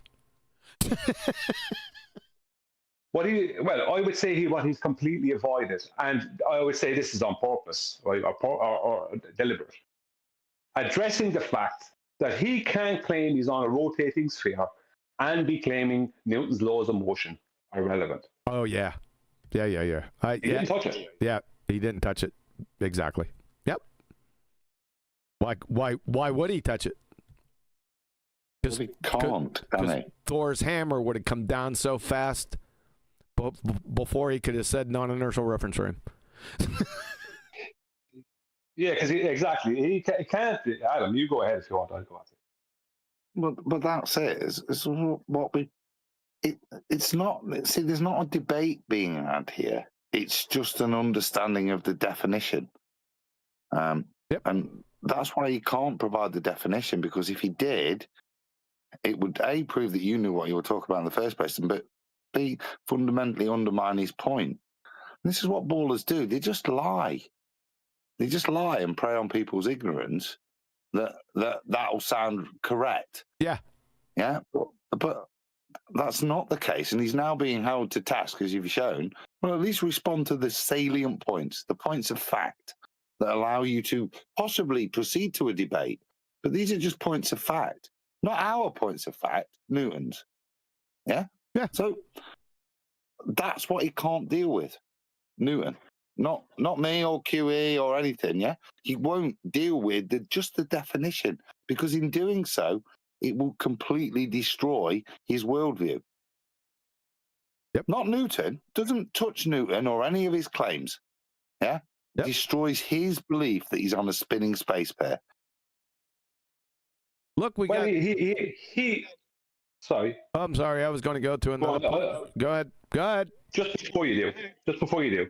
If you take the implication of what he stated concerning Coriolis and inertial forces, let's just say he specifically said inertial forces or inertial force, he is implying, right, that that he accepts that the rotating globe and the rotating oxymoron atmosphere with it, right, are both part of one large non-inertial reference frame. So there is nowhere for him to address Newton, because he has to employ and accept that fact. Yep.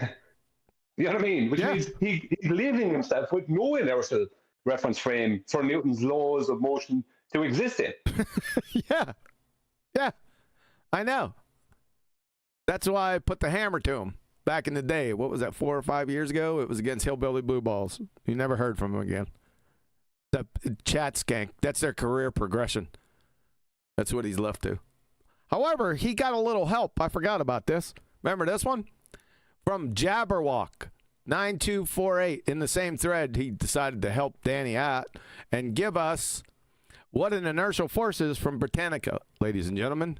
Here we go. Inertial force. Any force invoked by an observer to maintain the validity of Isaac Newton's second law of motion in a reference frame that is rotating or otherwise accelerating at a constant rate.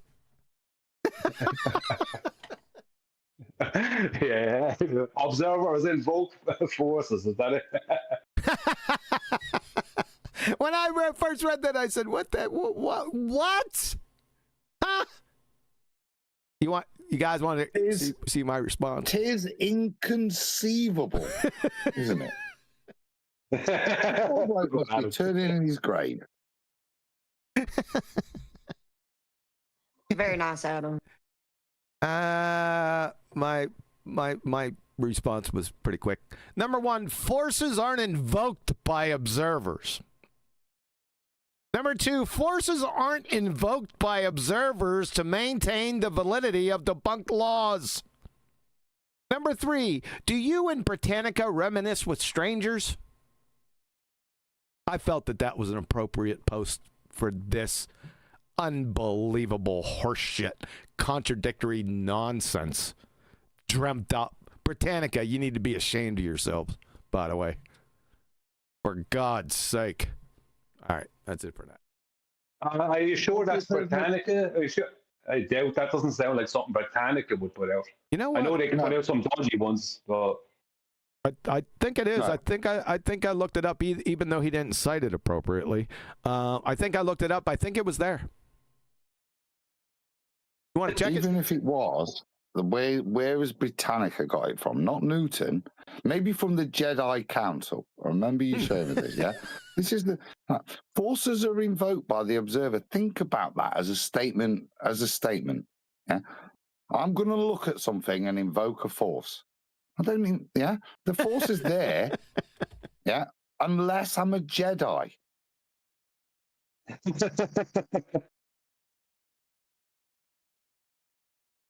Inertial force. They do it, Brian.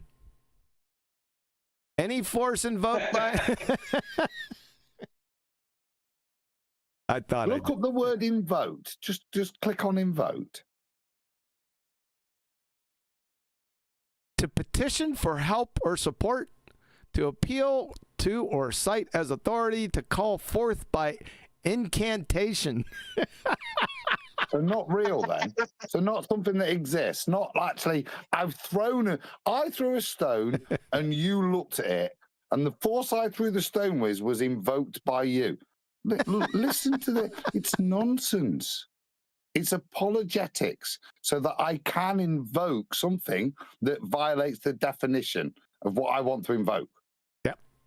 And I'm only invoking it. Why? Why have I got to invoke something? Because it doesn't fit my worldview.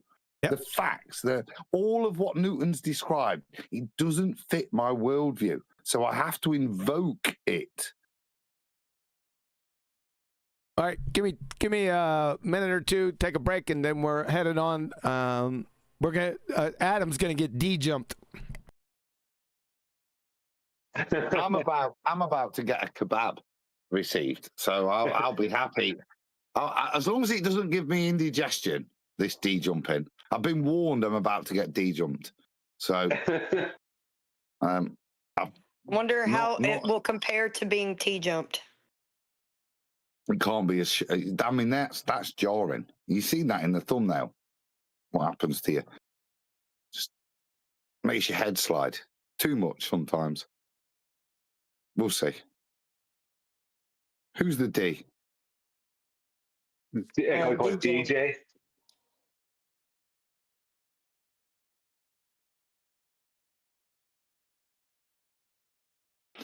It is the lengths that heliocentrism will go to try and keep their product alive. I don't know if a product is that a good word for a product, because they're selling it with years, with centuries at this stage.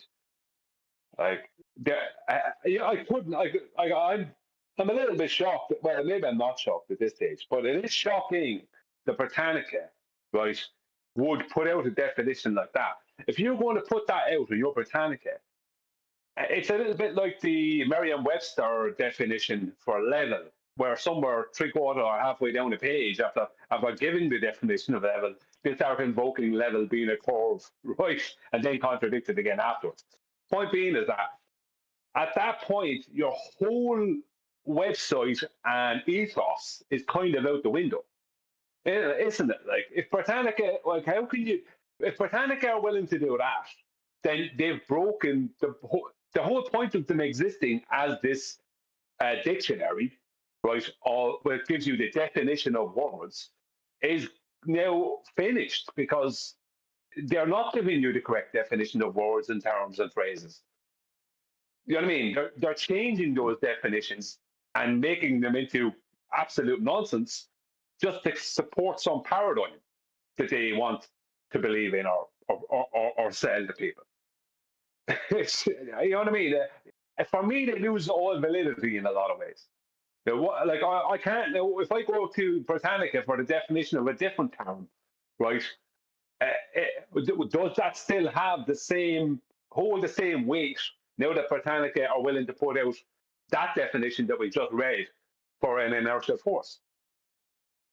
It's pretty weak. Consistency is everything.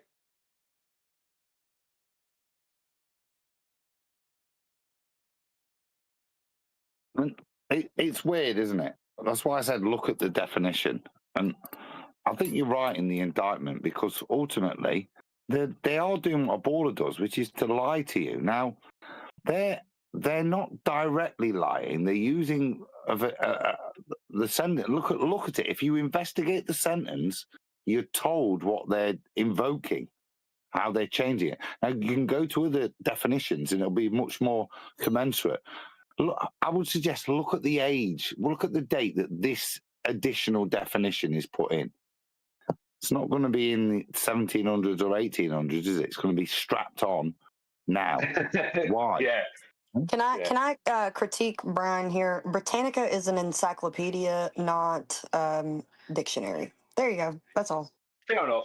Yeah, okay, I was wrong. I didn't have the right term for Britannica. But Britannica themselves, I mean, they lose their validity when they're going to do that. And Adam, as you said, if we looked at that definition some years ago, let's say we go back 10 years ago to 2016, do you think that would have been the definition they would have given for an inertial force? I would say they've changed it, like a lot of other things have been changed in the past decade.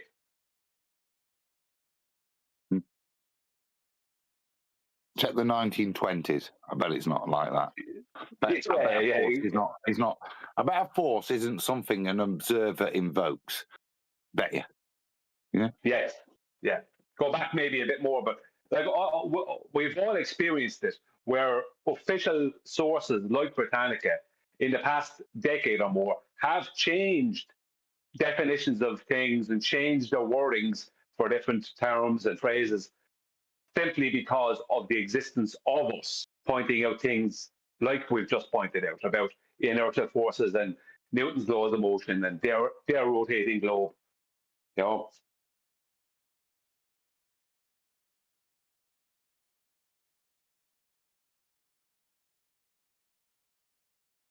Well, like I say, it's more the fact that it's symptomatic, isn't it? Because they're lying in front of you, but they can't lie fully. But they will use words that will, if you don't bother to look just like with Invoke, don't bother to check it out and see that they're not actually lying. They're talking like a politician. So they've got a plausible deniability in this case, yeah? But if you've got the intellect to look at it and see what they're actually claiming, they're skirting around the issue fundamentally, yeah?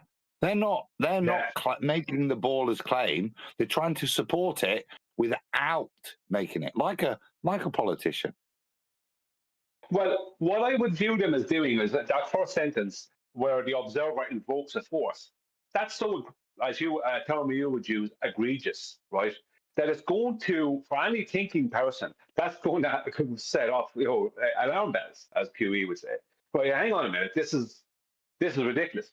But then they followed up with how this supports the validity of Newton's laws of motion, blah blah blah. But what they're really doing is trying to basically invoke Newton's laws of motion in a paradigm that the laws of motion couldn't work in and exist in, right? But they put in that first sentence about how the observer invokes a force, and that's what people focus on, like we've all just done, as opposed to the second part, like with Danny Faulkner, where they then get to slip in this thing about Newton, because that's the thing they need to slip in, right? Regardless of the rest, they need to slip that in there, because his laws of motion, like, as like their Bible, and they can't have them being wrong, and they certainly can't have them not working on the macro scale within their paradigm. They can't.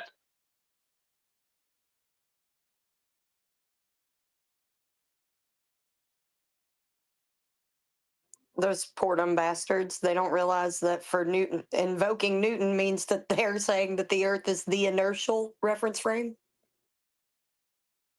Yeah, but they're trying to invoke a non-inertial reference frame. Using Newton. Yeah, it's valid. The use of his laws this validates Newton's laws of motion that require an inertial. You know, I mean, yeah, is it 7 or 8 guys or whatever got together, and they had to go have a whole 2 or 3 hours of debating each other of what they're going to write here for this for the as the definition of the term inertial force. Like, how many of them had to get together around the table, right, drinking coffee, to get to agreeing that's what we're going to write? Because that wasn't one person. It wasn't just some woman working there goes, I just changed it to this. That didn't happen. That was a group effort.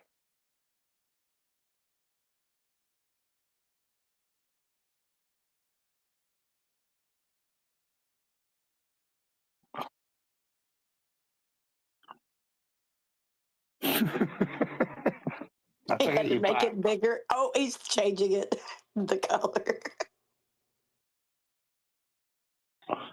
You guys enjoying watching this? Yeah. Yes. Why? What's so funny to you? Haven't you ever seen a freaking kidnapper's note? That is such an accurate description of your presentations. So let's go over here. I don't know why they're trying to save Newton. Newton was toasted and fricasseed in circa 1925. I mean, even you have, I don't know how else to say this, right? You got the chair of physics from Yale. Okay? What he's saying to you here is, just listen to him. All right, so today we're going to shoot down Newtonian mechanics and Maxwell's theory. That's for another day. We're like the press. We build somebody up only to destroy them. We build up Newton, shot down. Build up Maxwell, going to get shot down. Now, there's a lot of reasons why. I'm not going to go into them today because we got other things to do. In conclusion, what he says, Quantum Mechanics 2, Yale, Professor Schenker. That is the end of Newtonian physics. That's pretty powerful, because you ain't getting much higher than him, baltards. I'm going to tell you that. Yeah? What you going to do about that? Why does he say that? Now, I got a lot of proofs that do that, but I'm not going through them today. Just that statement, that should stop you, shouldn't it? I'm just saying. We can move on. It would definitely call for some investigation. Yes. Well, how would Newton's laws of motion work with Brownian motion? I don't know, Brian. I don't want to get into it. I want to move on to something pertinent. Alrighty then. So you have Adam D-jumped. Is Adam here? Hang on a minute. Whoa. No. We're moving on. I got to get done with this today. You don't want to get into it. No, I don't, because I got another mission. That's what you've been talking about. That's the basis of that's what where you've been talking That's about. where I ended it, and now we're moving on.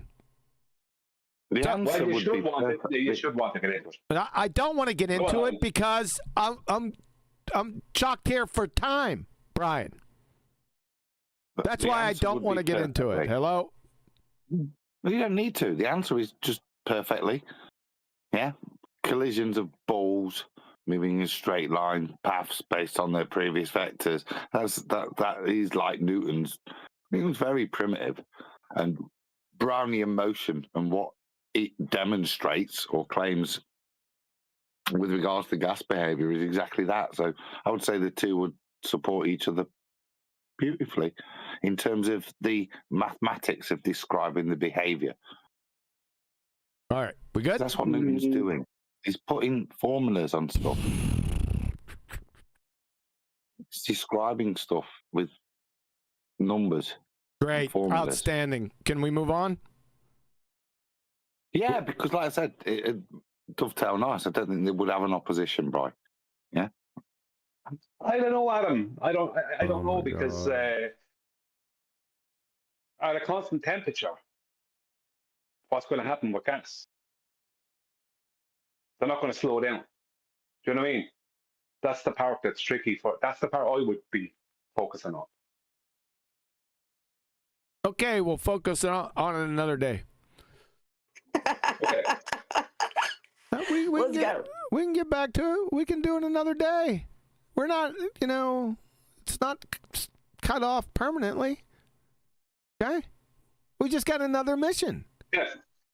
Okay. Okay. All right, fair enough.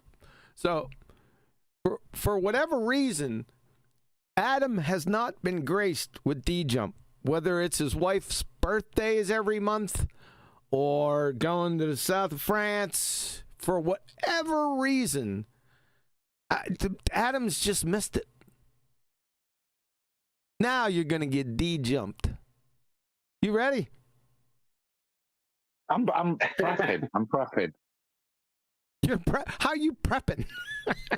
I was eating as much of my kebab before it happened, and because I said this is probably going to give me indigestion, so I thought, get me tea down me quick. You got a kebab. Yeah. A doner kebab. Just like, no, chicken. Just like grilled chicken, cubed chicken kebab. Okay. Nice little sauce, tzatziki, rice, and a bit of like flatbread.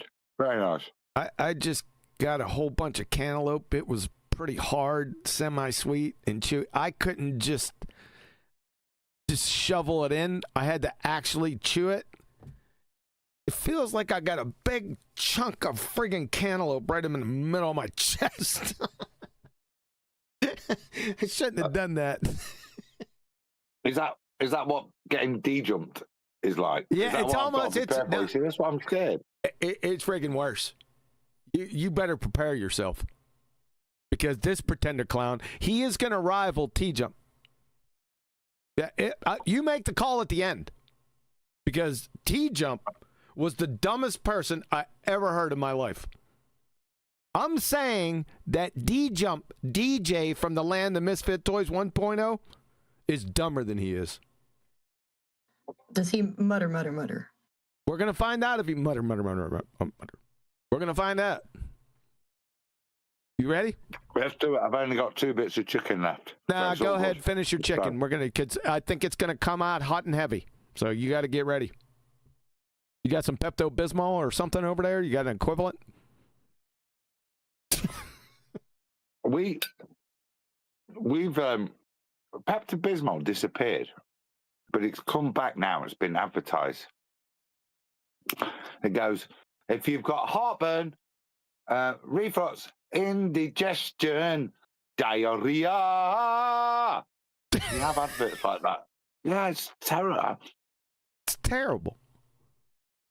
It is a weird thing because it's colloidal bismuth, isn't it, in Pepto-Bismol, which is like a circle effect that coats and soothes. Yeah, it's. Is it? I can't remember. Yeah, it's a kind of product that kind of claims to do a little bit of everything, but it's not good at anything. Yeah. Yes. Yeah. All right. How many bites you got left? Make them quick. Come on. Shovel it in. Just start play. I've got a couple of bits which I might pick at. I'm ready to go. Yeah, I do have a couple more cantaloupe pieces too, but I don't think I'm going to go for it. I'm going to leave them over here in the corner. Heck with those, man. Okay, we got the D-Jump, Land of Misfit Toys 1.0. He thinks he's all that in a bag of chips. In my contention, he's dumber than T-Jump. Let's see where it lies. Ready? Here we go. Yeah, it's amazing, isn't it? What the air can do when you factor in the temperature, because that's just. It's amazing for Jen. It's amazing what the air can do when you factor in temperature. Like what?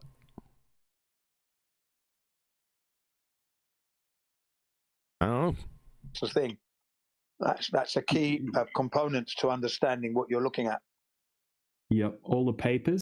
Do you have to factor in all that stuff when you take into account what you're looking at, Adam? Do you do that in the south of France?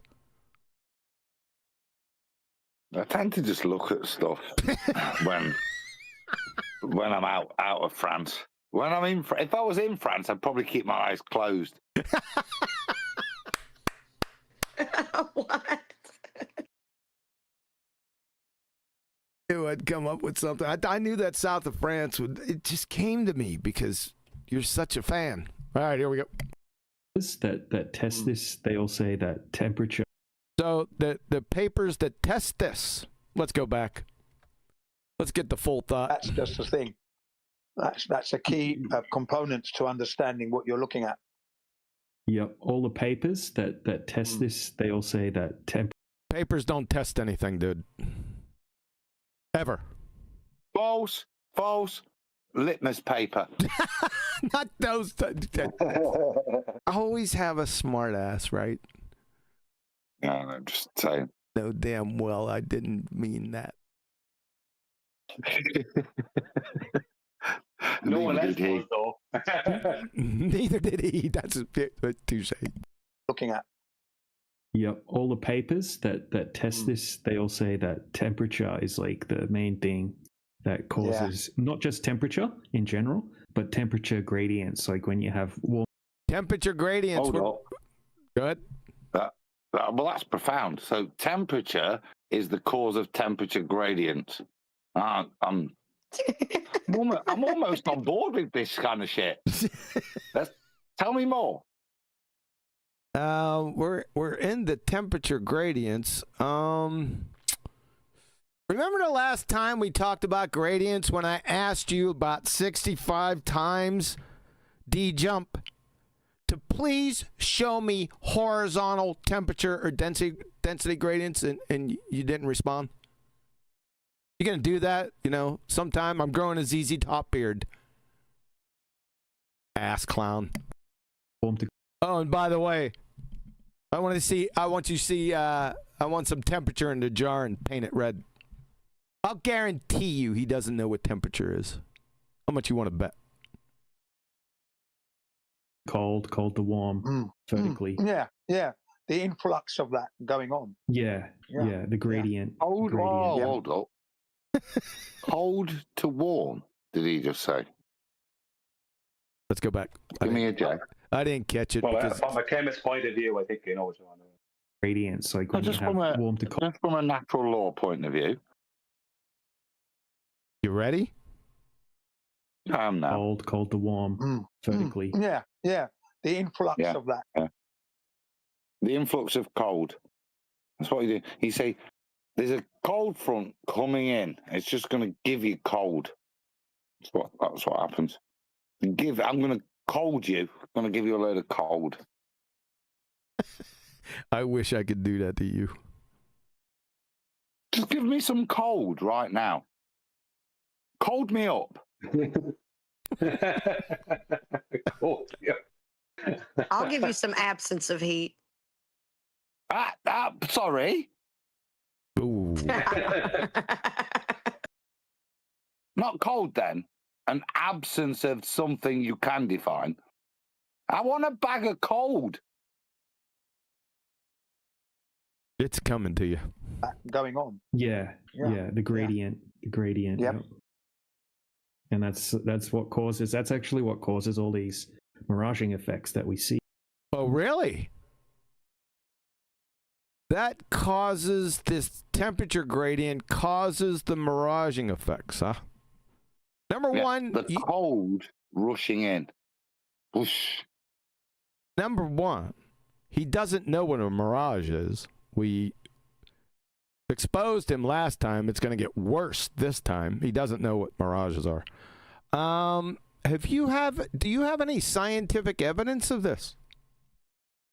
Because unbeknownst to you and your dumbass, you're invoking a natural cause and effect relationship. You didn't know that because you're a dumbass. There is this certain method that we have for natural cause and effect relationships. It's called the scientific method. I'd like to hear your hypothesis with that little friggin' quirk you just threw up. Son, you'll never recover from this. I'm going to make this the permanent stamp on your ass. Is fluctuations in the temperature gradient, which in turn basically changes the optical density, which is the refract. These temperature gradients changing the optical density. Can you define optical density for us? Optical density, it's a bit of a stretch. It's right up there with invoking forces by looking at them. I mean, optical density, and then we're gonna look at it through the context of air, and then we're gonna discover the mysteries of optical density. Wow. Which in turn basically changes the optical density, which is the refractive index. Ooh, refractive index. What does that mean? Of the air, which is basically. You want something around? Yeah. You see, all of this bullshittery, refractive. Are we doing this now? No, we're not, are we? We've got to suffer more. Oh, you're going to suffer. Well, my trouble is, somebody says refractive index. I know what it means. I can pull a table up on the, yeah? Cammy No Dow, yeah? She used to reference in her daily work a refractive index of stuff. Yeah, of gems. Yeah, exactly. As it transitions from one medium into the other. Yeah. So whatever he's invoking isn't a refractive index, because we've got one of those, and not on one bit of the chart is it got air at 5 degrees, 10 degrees. So whatever he's invoking isn't a refractive index, even though there is a refractive index, which I wouldn't deny. It's not relating to this. Now, he's invoking something that he should be able to reference if he's going to invoke it. And I wait for that. Oh, you'll be waiting a long time. Go ahead, Brian, quickly. I know. Well, his claim was it changes the refractive index of air. That means it's changing the numbers that are on those tables. From Andrew. What a coincidence it would be if it changed it at a rate, I don't know, maybe a number 7 over a 6 of a radial value. It was to change at that rate. What a coincidence that could be. 6, 7. Yeah. 6, 7. Yeah. It's funny, Andrew Thomas Young from San Diego State University, the actual expert on this topic, Baltard. Now, understand, people, I use Andrew Thomas Young as a hostile witness. He's an idiot baller. DJ uses him as support. I wonder why. I'll let that go for right now. Let's see what Andrew Thomas Young has to say about this topic. Don't confuse refraction, the process, with refractive index, the ratio of propagation speeds, or the latter with refractivity. That's what he said. So don't confuse this with this or that. Good. Thanks. Yeah, he's basically stating that to not confuse the effect of refraction with the mathematics that are used. You know what I mean? To describe different, the index the refractive index of different mediums. Has that Mother Crusher read my book? Because that's really laid out in a very salient way, just outside of your slide. No, he's Eloquently laid out. No, he didn't. He hasn't read the book. In fact, he almost fell over top of himself when Rufy said in a hangout that, hey, what do you think about Welcome to Flat Earth? It's garbage. Somebody rustled. I could hear rustling, and then boom, like knocked over his mic. He comes in. It's DJ.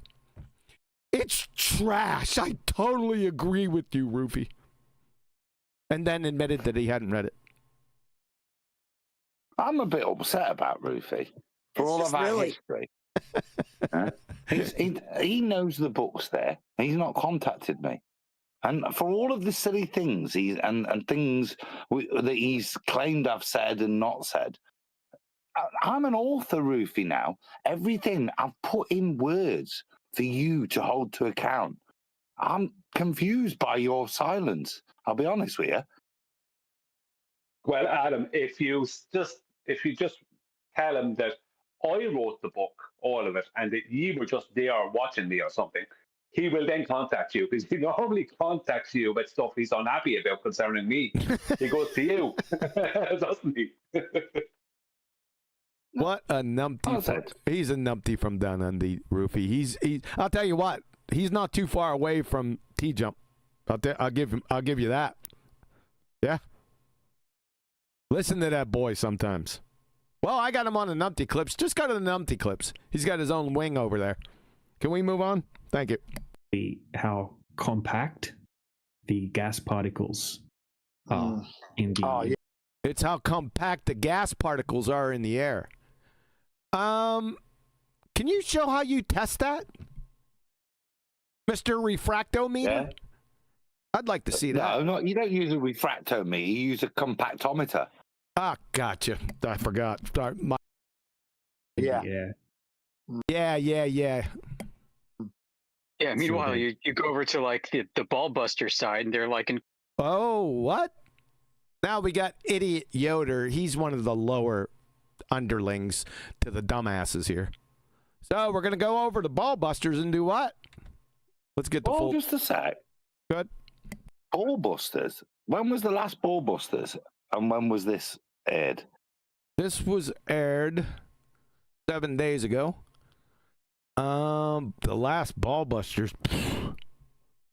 Months and months. Before the big ball busting kicked off, yeah. So, okay, it's good to be known that actually you can cite something as BALLBUSTERS. You've left a mark, BALLBUSTERS, all of you. Yeah, there's a legacy that is attributable to you. Yep. Here it comes. Yeah, meanwhile, you go over to like the BALLBUSTERS side, and they're like in complete abject denial that you could have any change of a refractive index of a medium, it seems. Are we in complete denial of a change in a refractive index of a medium? What would be the point in having a table of refractive indexes of different mediums if those mediums could change their refractive index? There'd be no point. You know who it is? It's Brian denying that shit, and he's trying to put the blame on us.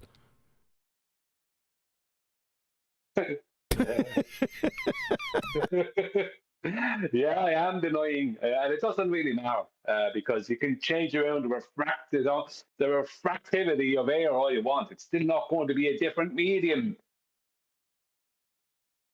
The way they argue. Well, no, that's. But the way they argue, Adam, you deny the refractive indices of different mediums the way you argue, dude. No, I didn't.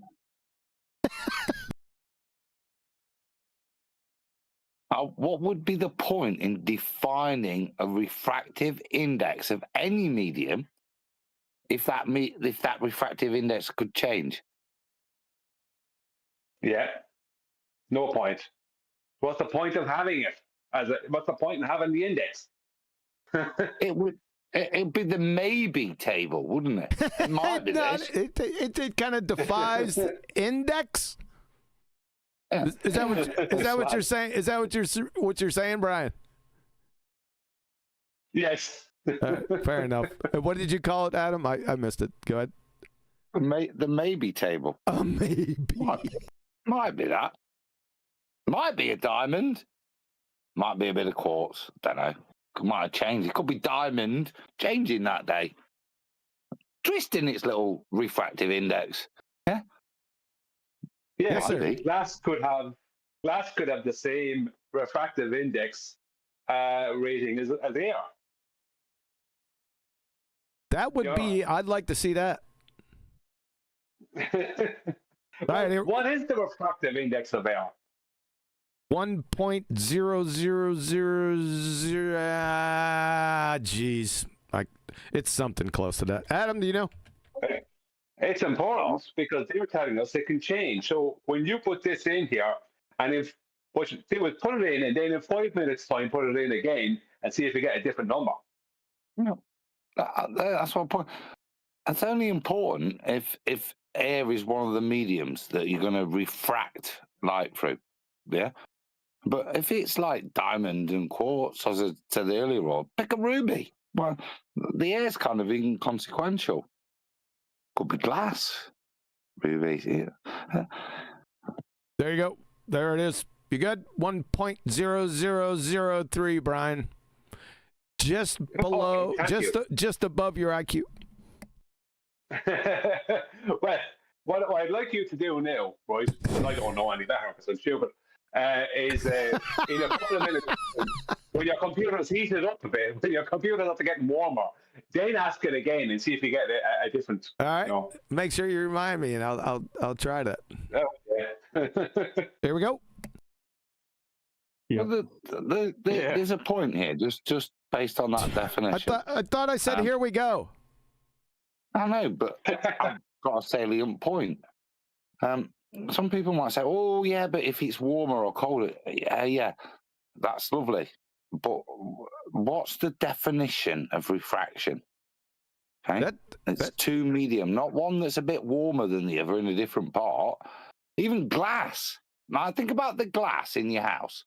Is it warmer on the inside and colder on the outside, or in the summer, the converse maybe? Yep. Yeah, but does that mean you see things differently? No. It depends. What if it's dark? Okay. Does it mean that I suddenly start to perceive things are bending at a rate of 7/6 of a presupposed R value? No. But that's what will be invoked. This temperature gradient, all these things that are attributed to refraction, yeah, the bending of the path through two media, whilst we've got one media, will be attributed to this. And that's why when, for example, the black swan, and we look at something and go, bloody hell, that's flat. It's not flat. It's super refraction because it's no longer 7/6R, it's 6/6. So you can see it exactly as it isn't. Super refraction, huh?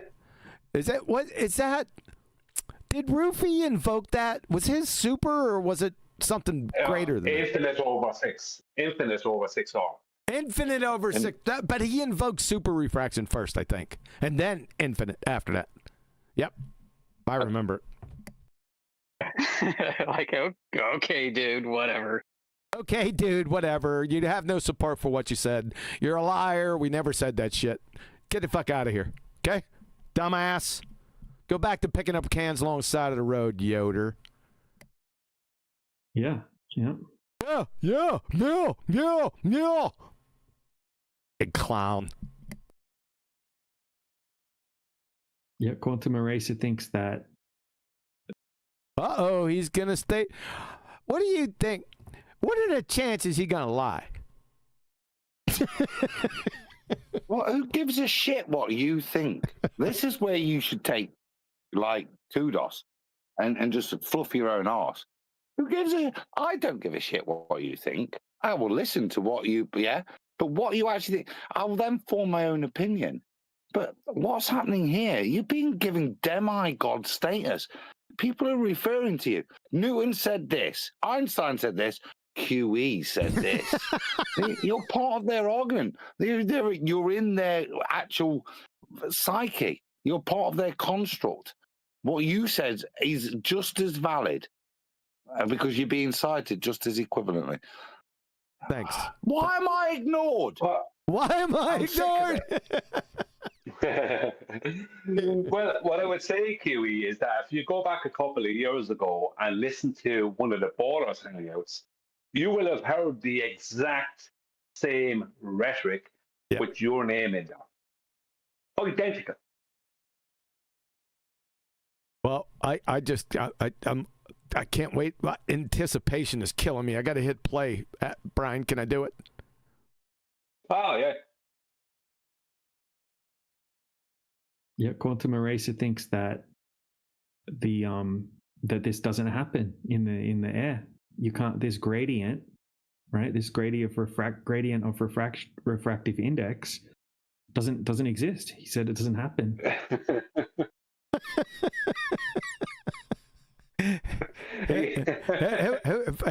Have I ever said? Have you ever heard me say that?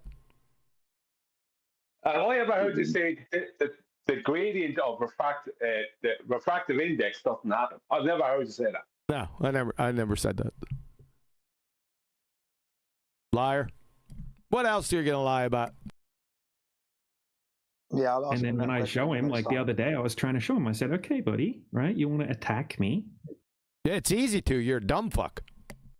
And say I'm full of shit. Why is the bottom of this boat missing? Oh, so a question proof. I thought the Glovers did that crap.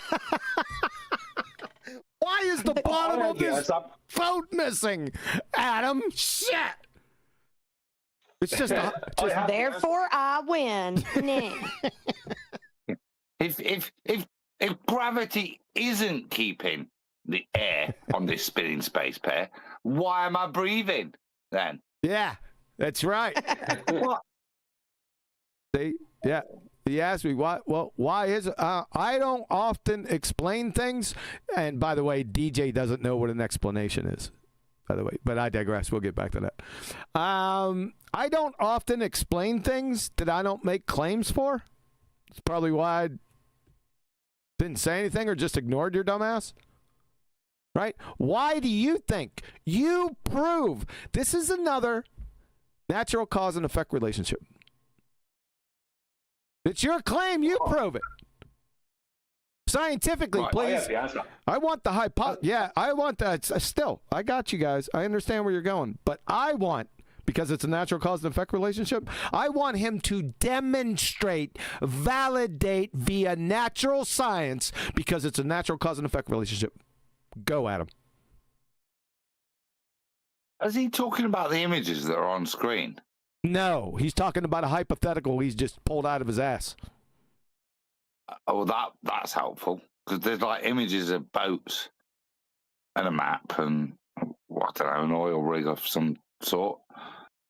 I thought we were referencing something, trying to. Why is the bottom? Why is the bottom of boats missing? Because of your sister. Because of your sister. Because that.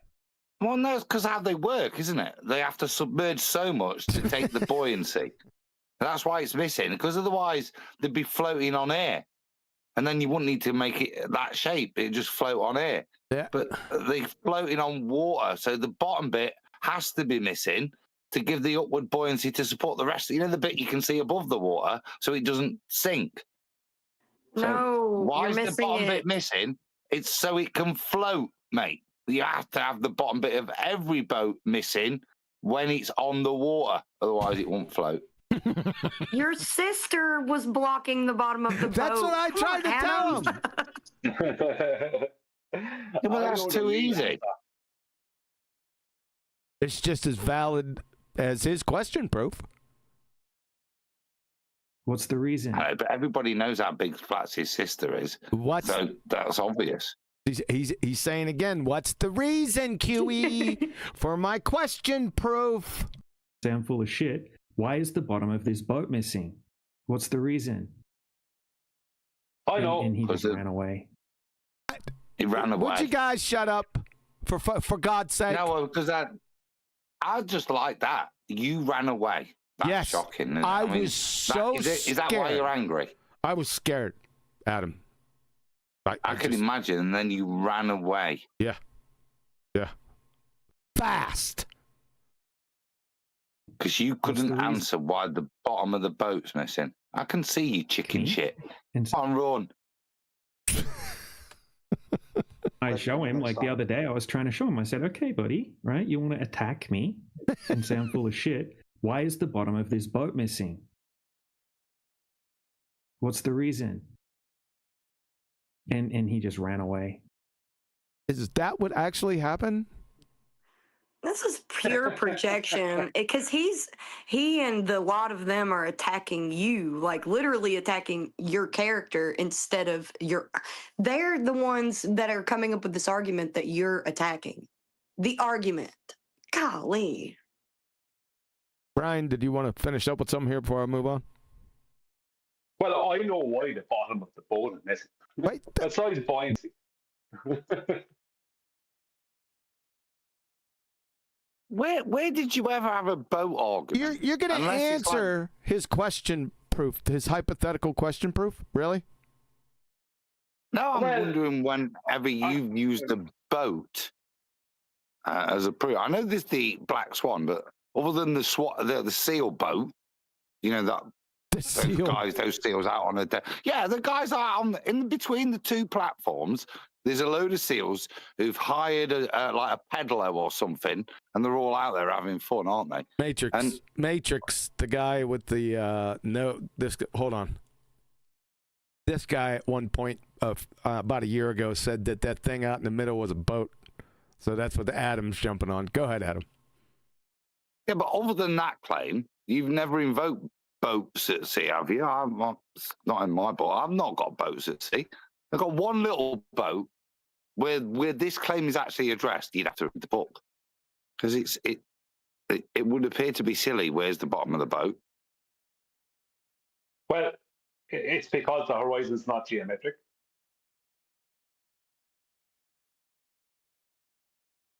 Where's the bottom of them tires as the car gets further and further away on the... Yeah? Where's it gone? It doesn't look like it's there anymore. Those tires have got flat all of a sudden. Oh, no, he's got flat tires. Well, what are you telling me? It could be a number of things, right? Rayleigh criterion, it depends on how far the boat is away from you. Are there any swells or any waves? There could be quite a number of things there, baller. Oh, hold on. Doesn't sound like you're running away addressing. I got well, he asked me that after I tore his ass up for a little while. Yeah, it was horrible, so I just started to blow him off. Just stopped engaging. So frustration, not running away. This is the trouble, isn't it? Right, but when you deal with these people, are you dealing with somebody who's genuine? Are they really confused as to where the bottom of the boat is going after all these years? Or are they being shithouses? That's the reality. And it doesn't take long, does it, to realise this isn't a genuine person? They're not even trying to prove a point. All they want me to do is slip up. It's the only reason they're here. It's the only reason they've invoked my name. He wouldn't catch it. And so they can then misrepresent me later. Even if I did slip up, he wouldn't catch it. So can we move on? We got some material to cover. There wasn't an indictment of you. I'm saying the only reason they're there is for that. Is there a possibility of that? They'll engage with you, even though they'll have their ass handed to them. Yeah? Like you show, they've not got an argument. They don't bring an argument. They'll embarrass themselves continually in the hope that you might even misspeak. That's the best they've got. And look at what's happening now. It's nothing better. There's no genuine discussion. There's no point that anybody can saliently bring to the table that would help anyone. It's just a dickhead spouting shit like Merriam-Webster with invoking nonsense. I'm going to invoke here a refractive gradient at a rate of 7/6R. That's what's now happening. It's just, this is the frustration. This is why I'm so glad I wrote a book. So I don't, just these wankers can just go and read the book You idiots. And if you've got anything, and this is what I'd say about roofing, why I'm surprised there's no return. I'm nearly done. The book's there for you to rebut, not for you to bring up a topic that the book covers and you pretend that you don't know what's in the book. Bored of it. Read the book, buy the book, and bring a criticism of the book, or fudge off, you absolute losers. Because you haven't, all you do is demonstrate you haven't got an argument, or you're ignorant of the topic. Right, I'm done rambling. Thank you. And he just ran away and just stopped engaging. He would not answer it. But in the past, I have done that to him, and he has answered it, and he says, I don't know. Prove that. Prove that. Number one. Number two, if I don't know something from your hypothetical ass pullings, then I don't know. It's a legitimate response, you dumbass cracker. But it's not refraction. Okay. I don't know, but it's not refraction is fucking certifiable. It goes something like this, and I rubbed your nose in it the other day, you fucking idiot. I don't know what outer space is, but I can tell you what, it's not a fucking vacuum. Does that make sense to your dumbass? The same scenario. Yeah? Ass clown. He thinks he won a point there or something. He laughed at that, by the way. Not at my response, at his, he said he didn't know, and he knows it's not refraction. Yeah, I know it's not fucking refraction, because that's not what refraction is. Asshole. I don't know, but it's not refraction. Isn't going to suffice. Yeah, it is going to suffice. Go ahead, Absolutely, it's going to suffice. Absolutely, it is. Because he's trying to. This is the like. I don't know if Adam realizes this. This guy's claiming to be a flat earther, Adam. Right, right. But it is going to suffice because what Huey said is true. Right, you could say it's a mirage, whatever. It's not refraction. Mirages are not refraction. If a mirage happens in a single medium, so it's not refraction then. End of story. Now, what he wants to do is invoke a mirage and then somehow piggyback onto that some kind of an over 6 hour situation. It's ridiculous. It's a question proof, Brian. It's a question proof. It's horse shit. He doesn't know what he's doing. He's just half stepping like some fucking moron, and he thinks it's delusional Dunning-Kruger at a stratospheric level. Sorry, that's begging the question fallacy. When a globe earther presents you a picture of a boat where the bottom half of the boat's missing, you can't say, I don't know what it is. That's his claim, you dumbass cracker. I'm not there to explain other people's claims, counselor. Are you fucking stupid? Or something?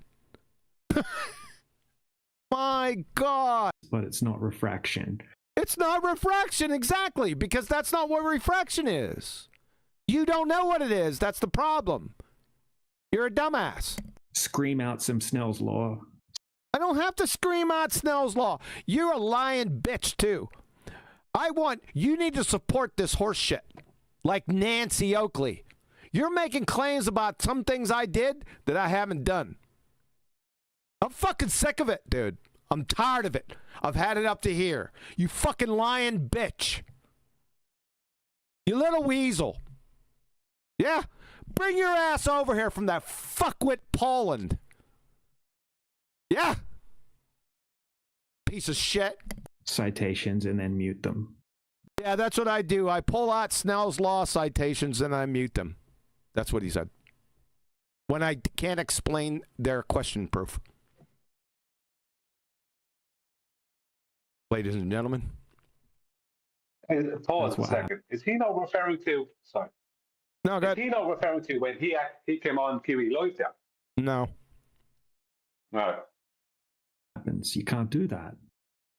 You can't do that to ballers in their question proofs. You gotta rub their feet and give them a little hot chocolate, and for good measure, give them some of a reflection. Right? Dumb fuck. That doesn't win you the argument. Oh my God. We're on the second grade playground. Because there's a perfectly plausible reason why the bottom of the boat's missing. Oh, pray tell. You know, and we can demonstrate it on a small scale. And even according to the mainstream globe side, right? According to the mainstream globe side. Ooh, and what is that? Do we need to take our fishing poles? You can even just get the Globe Earther to go on Google and type in. Just go on Google to explain your question proof, Glober. And what is sinking refraction? What is sinking refraction, ladies and gentlemen? That's his answer to his hypothetical question proof. It's sinking refraction. Okay. That's a cause and effect relationship. A natural cause and effect relationship there, Goober. What's the baller going to do? They don't know what hypotheses are. You don't know what one is.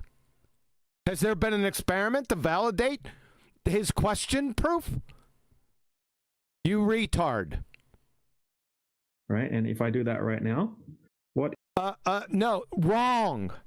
Not right, wrong. Is sinking refraction. What is sinking refraction? You know, he changed his tune from not too long ago because I busted his dumb ass with him calling it sinking mirages and looming mirages. That's why he calls it sinking refraction now. Not just sinking, as in the definition of sinking. Yeah. Yeah, he changed his tune because I rubbed his nose in it. But he's going to fuck it up a little bit later. He's going to call looming and stooping, towering and stooping mirages. Just wait. First result, sinking refraction is an atmospheric phenomena. An atmospheric phenomena? Well, as soon as you say that from your Google scientist clicks, atmosphere is a contradiction in terms. It's a paradox. So everything after paradox is a paradox. Dumb fuck. Atmospheric phenomenon where distant objects, usually visible over the horizon, appear lower, smaller, or completely hidden below the horizon. That's amazing. So that's refraction? Validated by experiment. Natural cause and effect relationships. That's how we validate things. We just don't observe and declare here, baller. What is it that the horizon's being pre-assumed to be? He doesn't within know. This. He doesn't know. He's giving the baller the horizon when the horizon kills the ball-tard dead. So that's one problem. Next problem. The next problem, he's observing and declaring from Google. Yeah, because like these things that he's referring to, once they invoke atmosphere and something appearing below or above the horizon, they are invoking a leading geometric globe age. Sure. At that point, not the horizon. They might call it the horizon, but that's not what they're mathematically invoking. So he's invoking, a globe's leading geometric edge. Yes. And they're not actually, right? It's just an apparent. They just appear to be. Just a appear. Good job. Because you have sinking refraction. Because you have sinking refraction. Yeah. And this is an extreme form of refraction opposite. Now we got extreme refraction. Was that one of Roofies? Or just was it super refraction?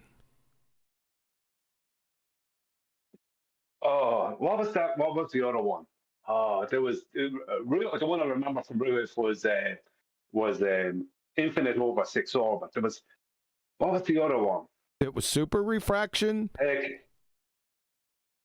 I can't remember. It's been 2 minutes. There was one before. It's just to say it was like or aggressive refraction or something like that.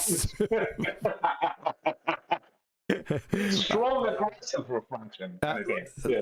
Listen up, ass clowns. Placing adjectives in front of something that you haven't defined makes it moronic. It's something the evotards used to do. They'd place macro and micro in front of the term they hadn't defined yet. Do you get it? Yeah. What is refraction, DJ dumbfuck? Opposite to looming, where density, rather than increasing normally with height, changes rapidly, causing the... There you go. Here comes some looming for you. Light rays from objects to bend. There are no light rays. There are no light rays. You know that guy that you always go to, Andrew Thomas Young, your buddy? Light rays don't exist. You dumbass cracker, you. Let's get it from him. Right here. One of Adam's favorites. Yeah, I was about to say, this is one of my all-time favourite quotes of all time, mate. Not off.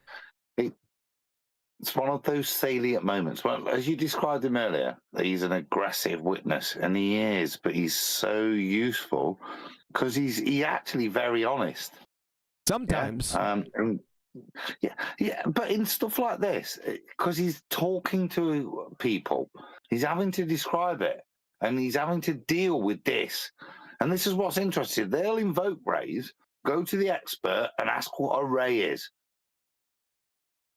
In the diagrams below, from Andrew Thomas Young, San Diego State University, in the diagrams below, heavy lines represent rays of light. If you are not familiar with this conceptual fiction, please check the Optics for Beginners page before continuing here. That's for you, DJ Dumbfuck. You're less than a beginner. See that? Dumbass. Bend upwards away from the viewer. Photons do not bend, dumbass. So they can even check. Banana photons. Are they banana photons? You sure about that? Yeah, bananatons. Yeah. Bananatons. I like it, Brian. It's from objects to bend upwards away from the viewer. So they can even check that even Google, right? Even the mainstream people. Even the mainstream people over at Google, Adam, you're impressed. On the globe side also agree that this effect can happen. So basically, no, they all agree an effect can happen. Oh my God! What's the cause? What would be the cause of an agree-disagree scenario, which is a category error here, because we got a natural cause and effect relationship? You absolute asshat. This is how dumb you are. Oh, aren't we asking now then, what is the cause of banana, what is it, banana? You're losing it. Bananatons. My word. Well, what's the cause of that? Why?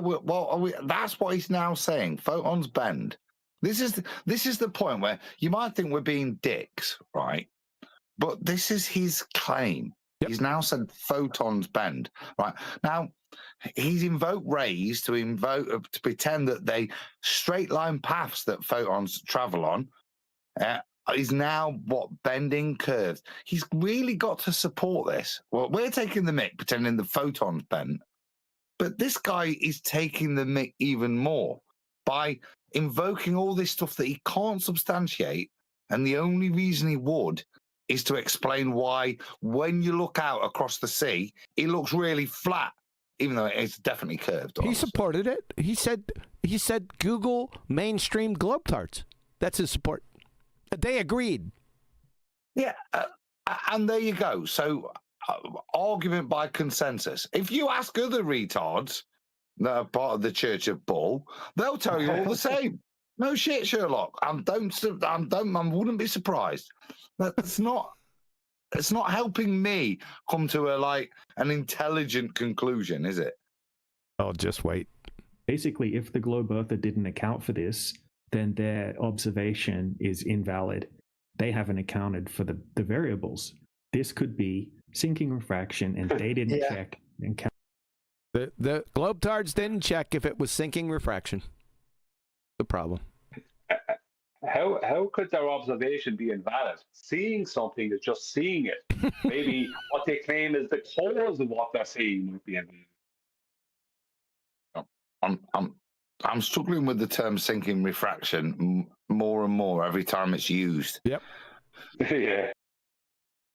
Count that out. So therefore, your observation of the boat appearing to be sinking from the bottom isn't proof of Earth curvature. The premise just flowed right into that dumbass conclusion of yours. All of it's disconnected. You ask, this dude is retarded, ladies and gentlemen. Just before you go, sorry, why would you this is this was the solid thing of this problem was, January the 1st, 2020, right? There you go, problem solved. Black swan. Yeah, the horizon is not geometric. So who cares, right? Right? It has not, the horizon is not to do with your globe, even within their own mathematics that obviously DJ is not aware of. The horizon is not claimed to be the leading geometric edge of their globe, even in their own mathematics. Just wait. He's an expert on the black swan. Just wait. Can't argue against that. Absolutely, yeah. And that's the way to put it across, because at the end of the day, they haven't gone out and actually made the check for that observation. Neither has DJ. Exactly. They haven't done it. Exactly. They haven't examined anything here. Yeah. Neither has DJ. All he's examined was Google globetards. They all agree with each other. That's his examination. So you've really got to go out and do the test for yourself. Listen to that. You see that? You hear that, DJ dumbass? That's what you got to do. Up there to get a full Yep. You haven't done it. Yepper. Understanding. Exactly, because they're saying exactly, absolutely saying that the reason is because of Earth curvature. Well, no, it's actually. Just a second. Yeah, just a second, because you stopped me for a second. Earlier on, he was talking about how temperature is involved, right? So if he's going out to test temperature, right, within the air, right, and, like that channel Sky Free, those demonstrations, and he determines that these things are being caused by temperature differentials, whatever, right? Then is proving that it's not refraction then, DJ. It's like... I remember Sky Free back in the day, because Sky Free's been out here for a while, and I remember running into one of the videos, and I said, because they kept on saying experiment, right? I said, you don't have any idea what a hypothesis is, do you? That was just about it. That was the end of my Sky Free interactions. Actually, this is probably from this other thing that you didn't even check for. And actually, it was from this other thingy. And we can recreate it on a small scale. They can recreate it on a small scale. Right. What? Can you recreate on a small scale gas pressure without a container?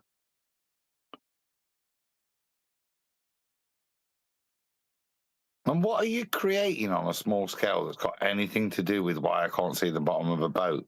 Other than I could put a rubber ducky in my bathtub and go, oh, the bottom's disappeared while it's floating.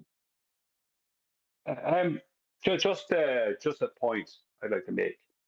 Quickly. You just referenced Sky Free, the Sky Free channel, and their demonstrations. The problem I often have with some of these kind of channels is not their demonstrations. The demonstrations are fine. Sure. It's when they start making claims without properly establishing the claims of cause, without properly establishing the cause. Yeah. They could just show the demonstration and leave it at that. Yep. They don't need to go into that's because of this thing and that thing. You don't need to do that. That's a good point. That's why I compromised him with not knowing what experiments were. I don't know what his claim is. What are they on about? I'm really lost now. Bottoms of boats. Boat. What? It's a hypothetical. It's hypothetical. He's trying to tell you, DJ Dumbfuck is trying to tell you these baltards come up there. They haven't factored in sinking refraction.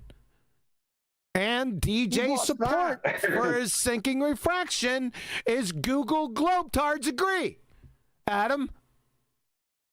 So the thing that's yet to be defined is supported by the fact that a load of retards that don't even know what the definition is agree with the definition that they've yet to be defined.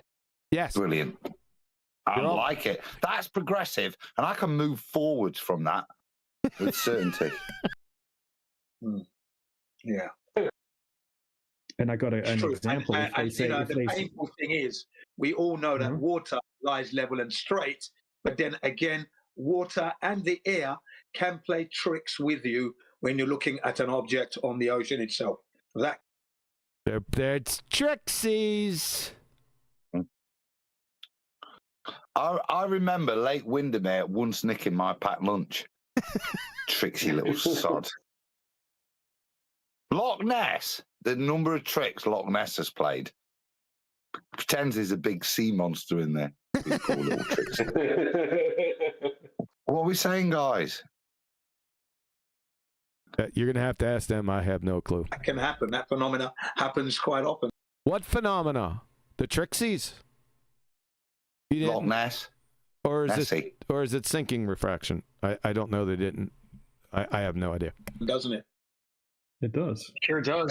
Sure does. Yes, it does. Yes, absolutely. Nobody knows what they're talking about. Makes me wonder if QE's ever seen any Sky Free videos. Yes, I have. I've seen way long before your dumbass was out here. Way back in the day. Yep. Compromised them in less than a plank time. You should have been there. Well, I tried to show them to him, and he just attacked me and muted. Did I attack you and mute you? You got to show that, you lying bitch. Show us all where QE touched you. Where did he attack you? Which bit? Let me get the dolly out. Show me on the dolly, DJ. What's this? What's going on? What? Yeah. If you had an argument, surely you would present the argument, not say, I tried to present the argument to someone and he just attacked me. He was really mean. Said bad, naughty things about me. Why aren't you sharing the argument? What is this waffle? This is second grade play. This is the problem. And I tried to explain this to Brian.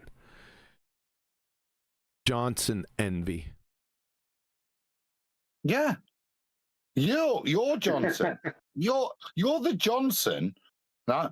I'm so tough, and I tried to tell this man, and he just attacked me, right? The validation is coming from who has attacked him when he's tried to be.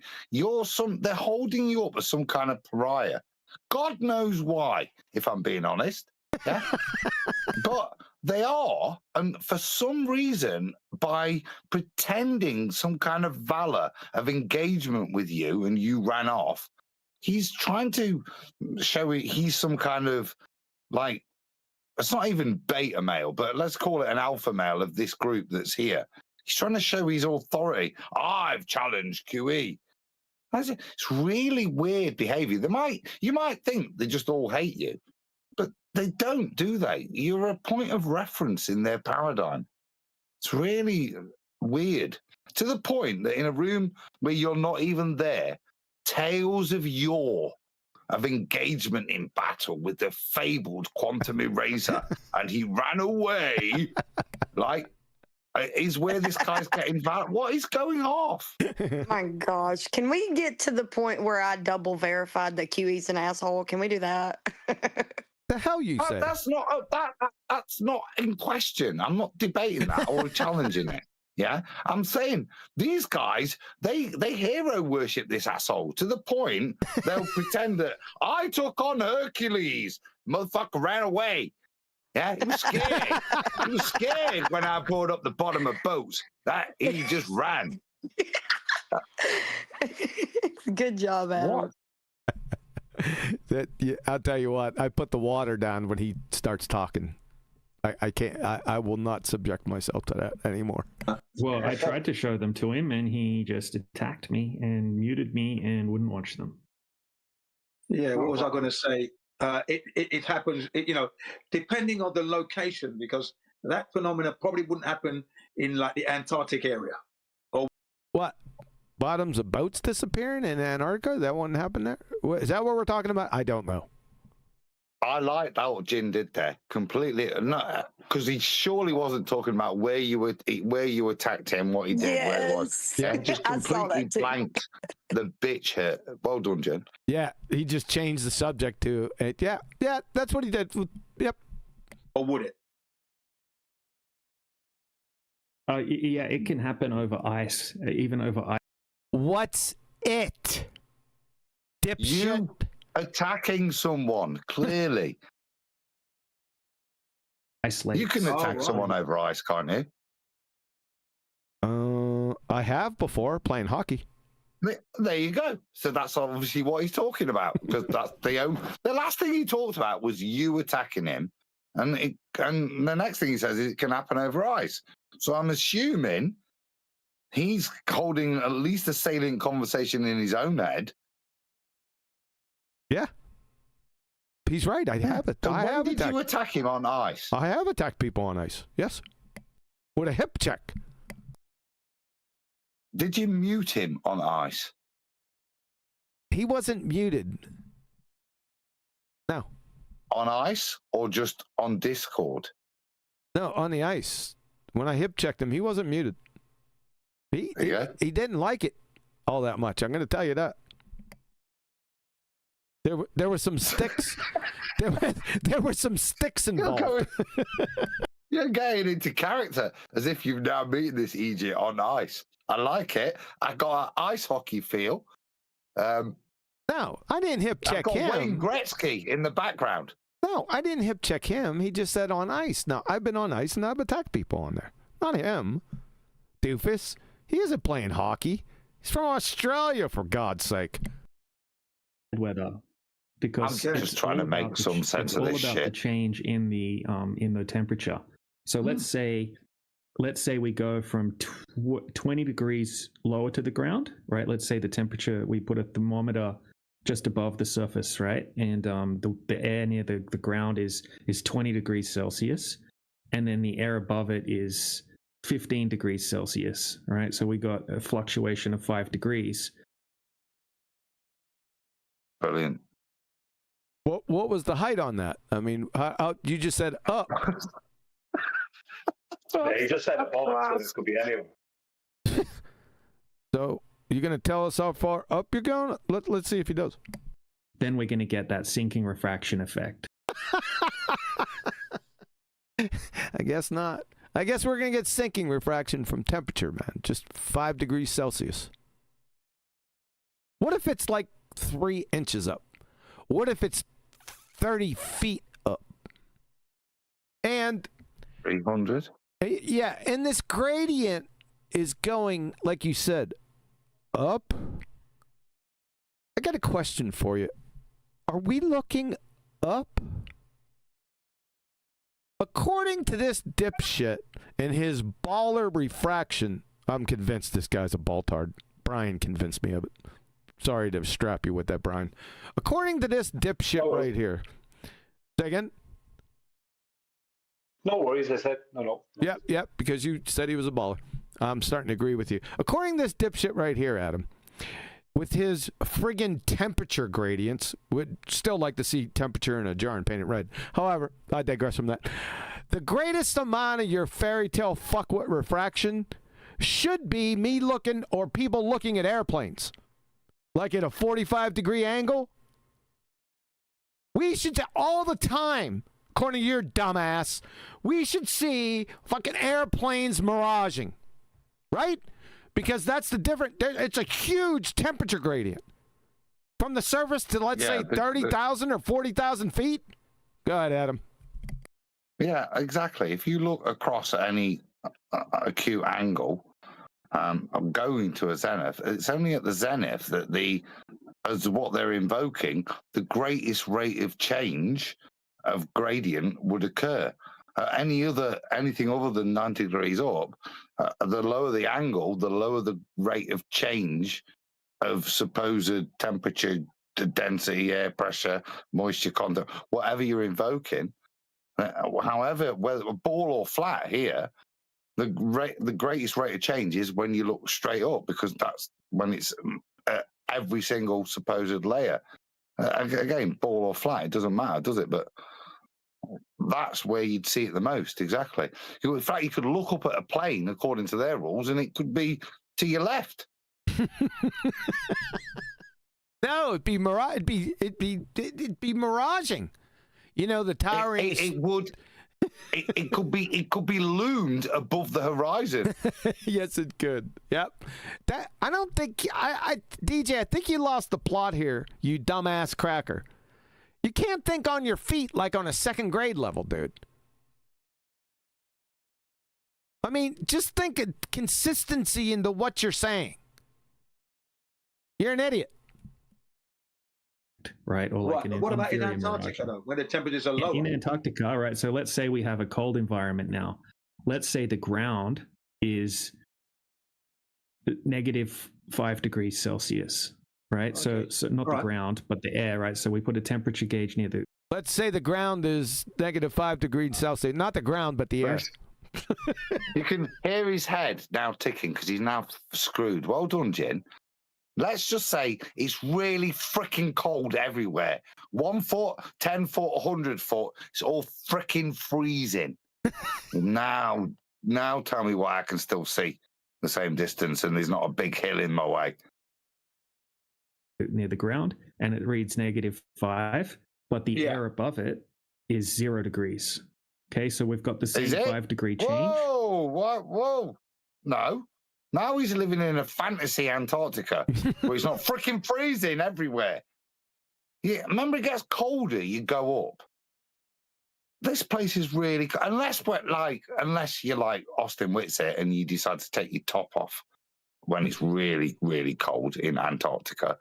But from what we're actually told, this is the point of why they make the excuses, why in Santa Barbara, suddenly you can see that far that day, because of the temperature variations that don't occur in places like Antarctica.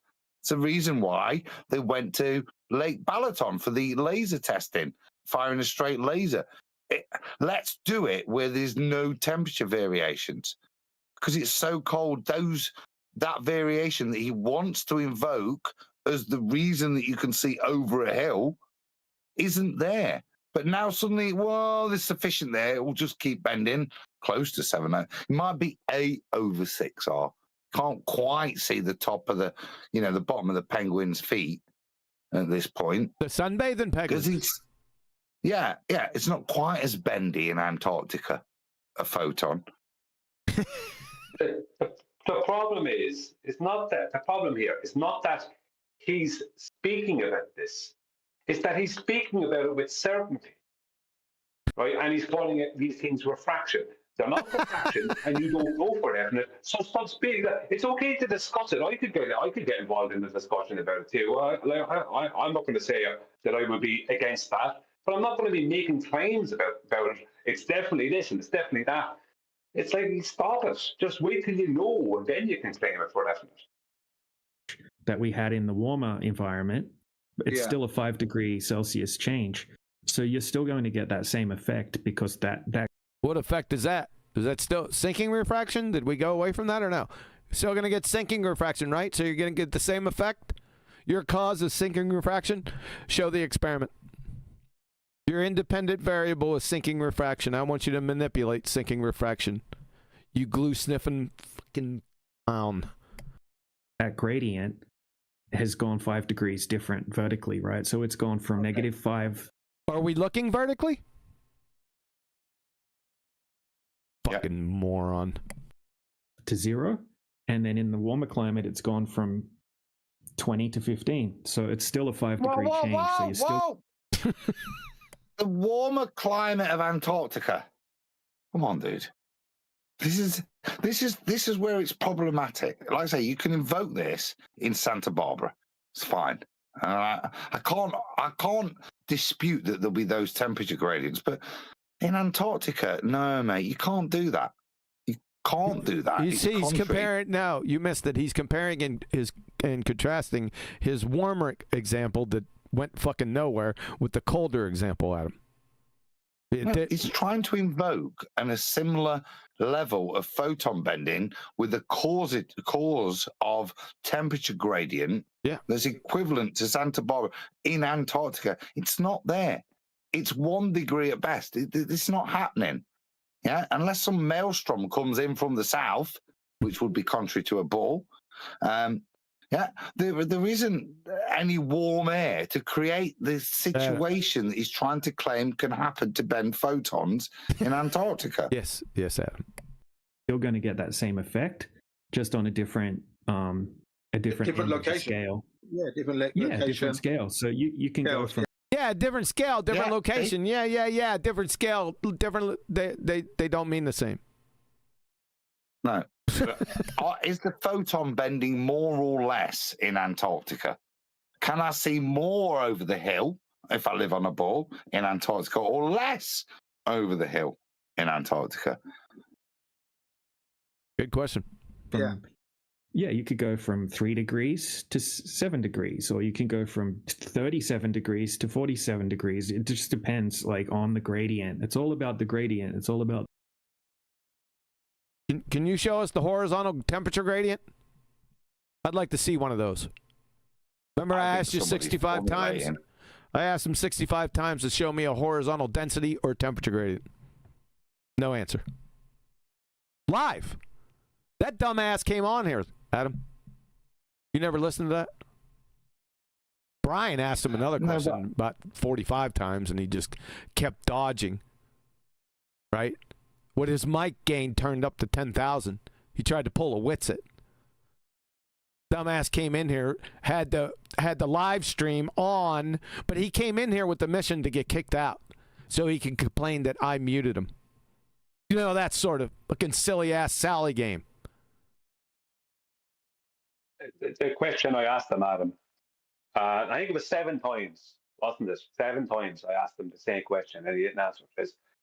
What geometry is what you're claiming based upon? He would not answer. That told me all I needed to know. Yeah, the refraction geometry. For his not the refraction geometry. The geometry he uses that refraction is based on. One answer.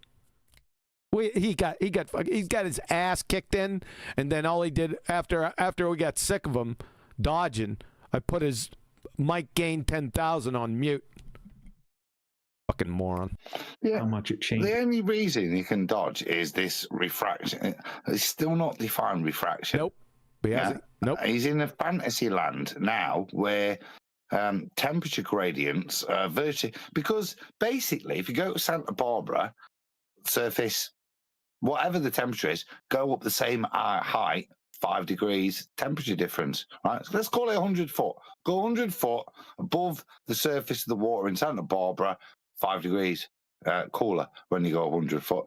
Same in Antarctica. Doesn't matter what the temperature. Minus 20, go up 100 foot. Yeah, minus 15.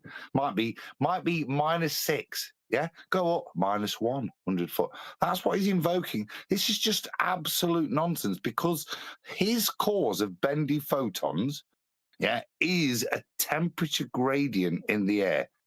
Now, that is a cause and effect, and I assume the bigger the gradient, the more the bendy the photon, by his claim. This is just absolute cockwaffle. This is Ethereum imagination. Yeah, one thing, and that's sufficient for me to imagine a whole scenario. And in this case, again, excusing a ball. Why can I see that far? It can't be that it's just there. Yeah, it's because photons are bending at a rate of the temperature gradient in the air. The vertical temperature gradient, Adam, you're missing. It gets dumber because you're not looking up we're looking basically horizontally for the most part. So that's why I keep asking him to show me the temperature or density gradient horizontally. Unless we're looking at planes. That's another story, right? Not in his world, is it? Because as you look horizontally, remember the world's falling away from you, even though it's actually rising up in front of you. You can actually see it rise up in front of you, all the way up to the middle of your vision. Yeah. But no, that's not true. Deny your eyes and remember that it's falling away from you. 8 inches per mile squared, to be exact. Not rising up as you see it. Well, he's got a problem if he does try and use scientific method. That is that temperature and a gradient of temperature is existent in all parts of nature, everywhere. So that's a constant we have, if you know what I mean. So he's at present kind of claiming a constant is the cause of this effect. It's a non sequitur. He can't even formulate a coherent hypothesis. Let alone an experiment. It's non sequitur, the whole thing. Go ahead, Adam. We can't get anywhere near experiment. We've not gotten. What's the effect? The effect of how I can see over a hill. That's what you're actually claiming. No. The effect is the boat, Adam. Why is the bottom of the boat blocked? Yeah, because on that day, the temperature gradient's not big enough for me to be able to see as far over the hill.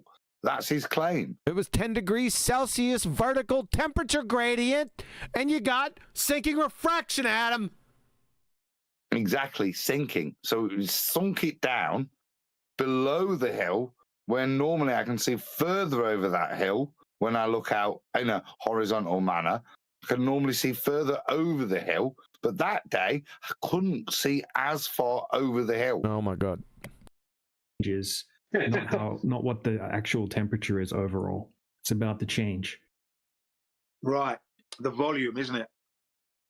Yeah, we'll just the change or the volume, yeah. What? Exactly. It's about the gradient. Yeah, I like that, Jin. Just fucking trolling.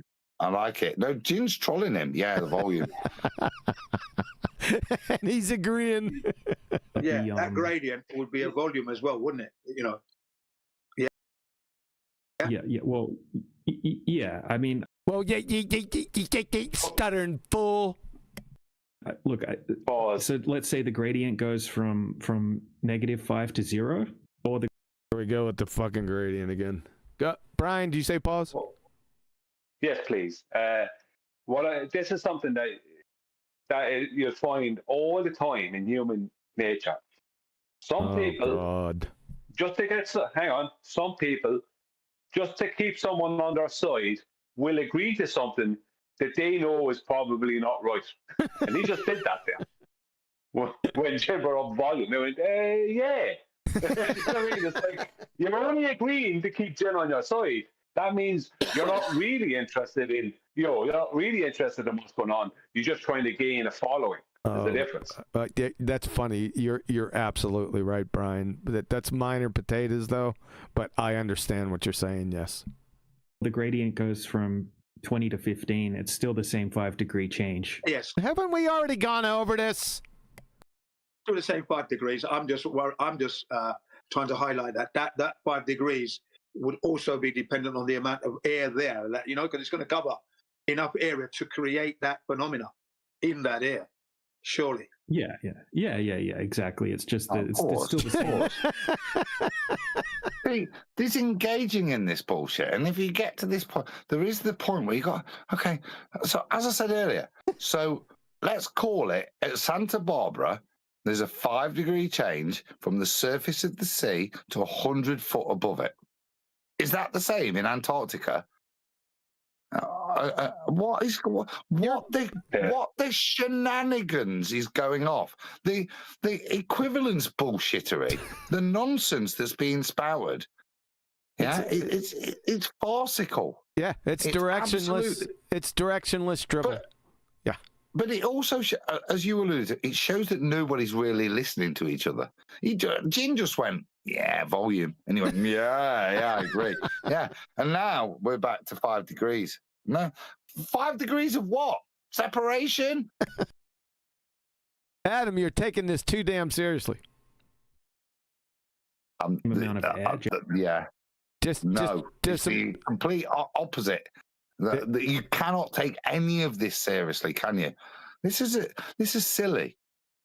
Yeah, it's just absolute retarded. It's just people spouting shit that doesn't mean anything. Yep. There's no argument here. There's nothing to address. Nope. It's just generally, it's just a different temperature. It's just temperature based.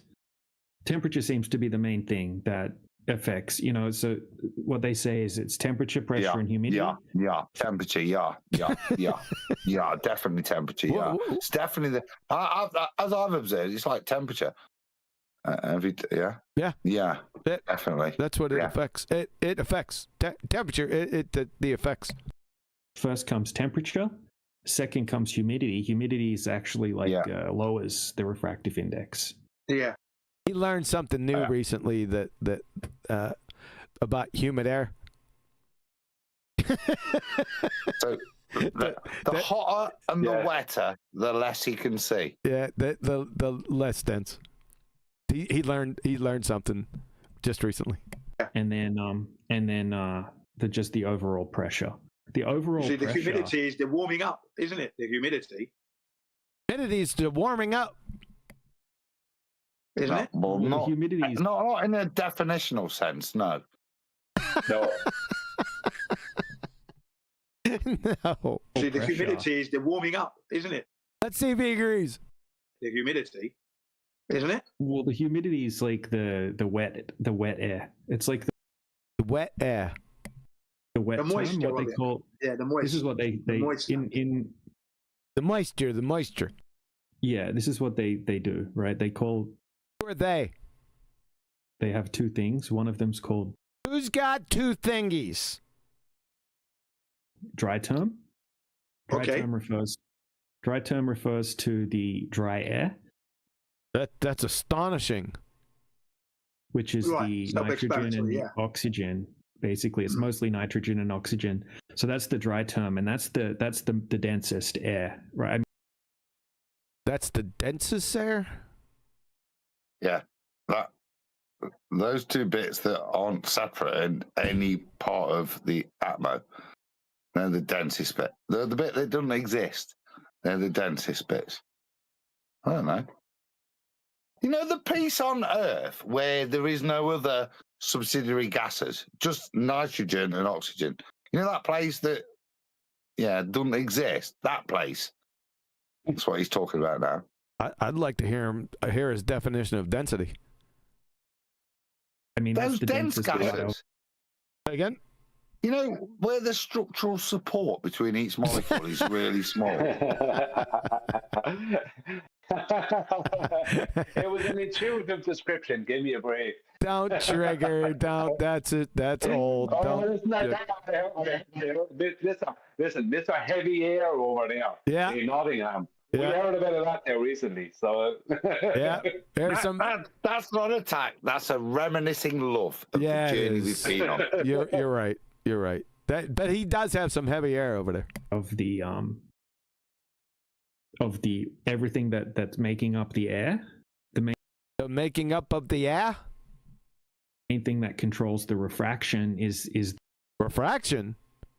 No refraction in the air, you dumbass cracker. You don't know what refraction is.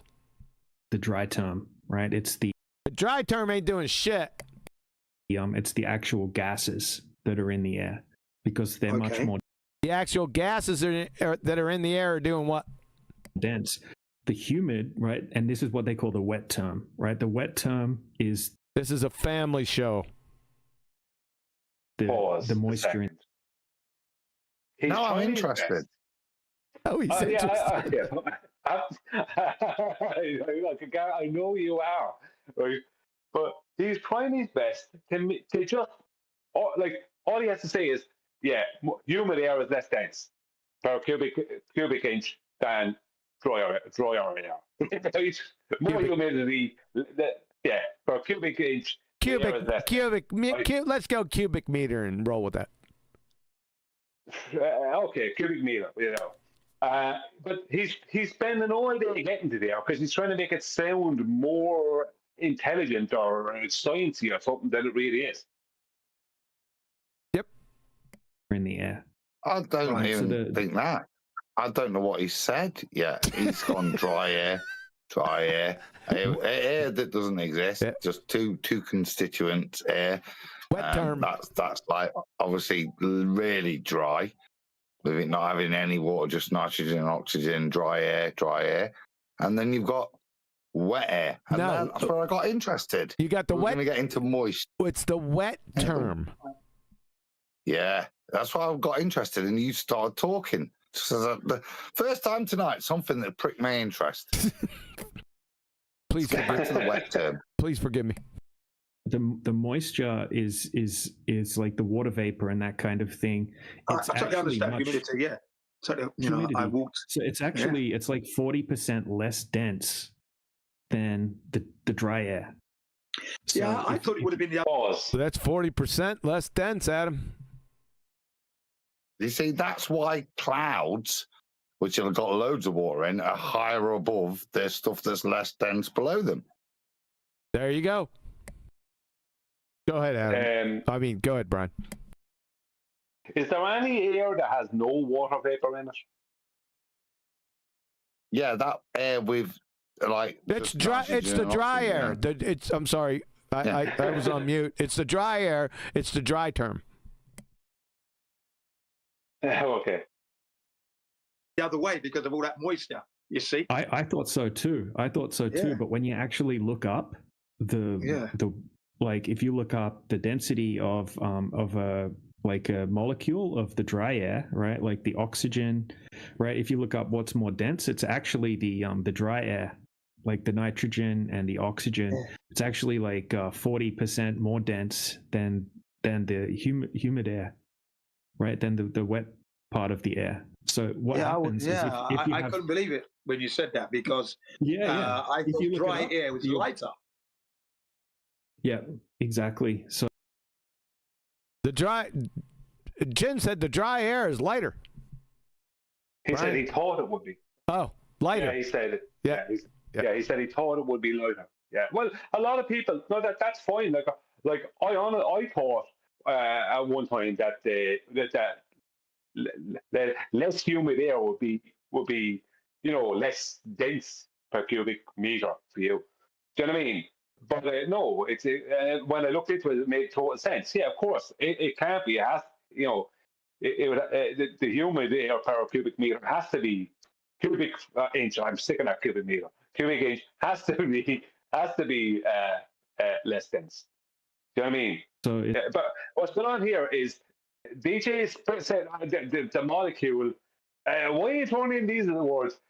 Like, don't just speak about it in a general sense, not like as if you're teaching someone if you don't actually understand it enough to be able to explain it. No, that tells me that he doesn't understand it enough to explain. No, don't. He doesn't. That's not a barrier for him. Sorry, Adam's going to say something. Was he? It's not a barrier for him to stop explaining stuff. I keep saying to you, it'd all make sense if it wasn't for that pesky water molecule. In every bit of physical chemistry, right? It ruins stuff. It abs everything. It's a universal solvent. It changes everything. Whatever state it's in. I've not explored plasma, but other than that, right, in all its state, it breaks all the rules of everything else. Yeah, even to the point that ice should be more compact, shouldn't it, than it's a bit bigger. Yeah, it breaks every single rule that everything else follows, and the same in the air. But that's basic knowledge. I'm not going to invoke it as a causation, which appears to be what's happening here. It's not. It's a gap in our knowledge. Why water does all these things, and look at the layers it does. It just look above and look at the layers that deny everything. I keep referring to clouds. It's all right saying, yeah, but it's less dense.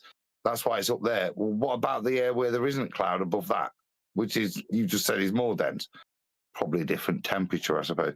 Yeah, it's just what's frustrating is people pretending with a little bit of knowledge that they can then explain to you why they know better than you.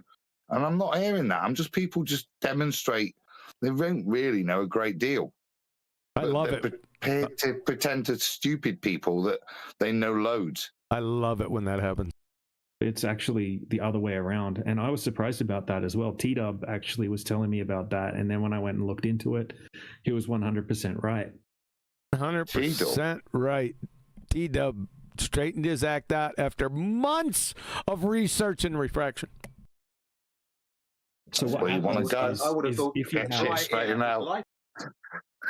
Say again? I said that's where you want to go, innit? Yeah. I wasn't sure about stuff, so I went and checked with Tito. It's the same as like, yeah. I'll go and check with. I can't prove gas pressure with that container. I'll go and check with Billy Blue Balls. There you go. It's not, I'm not Billy. sure about this stuff. Hillbilly Blue Balls, not Billy. Yeah, I was just wanted a short name. Don't cut corners with me, Adam. Moist, yeah, would be heavy. It's worth noting here real quick, sorry, DJ, that the water has almost opposite behavior of what you'd expect, right? Because when you freeze water, it actually expands and doesn't. No way! Doesn't contract. No, it expands, yeah. You can tell when you do the ice, what do they call those? When you put your ice cubes in. This is the difference, you see. I revealed the same fact with humility and said it means I don't really understand anything. Yeah? If you bother to look at it, it really is confusion. You can make excuses, but it doesn't mean you can then explain or describe what's going off. It really is. As to why that's going off, you should use the word universal sovereign in so many ways. It just breaks every rule. Well, just because you can describe it breaking the rule doesn't mean you understand. Do you know what I mean? Yeah, yeah. That's where we're at here. But these guys have taken that little bit of knowledge that we don't understand as empowerment for them to say they're the font of now that knowledge. It's frustrating because this is A level. This isn't even degree level understanding of the funky behavior of water.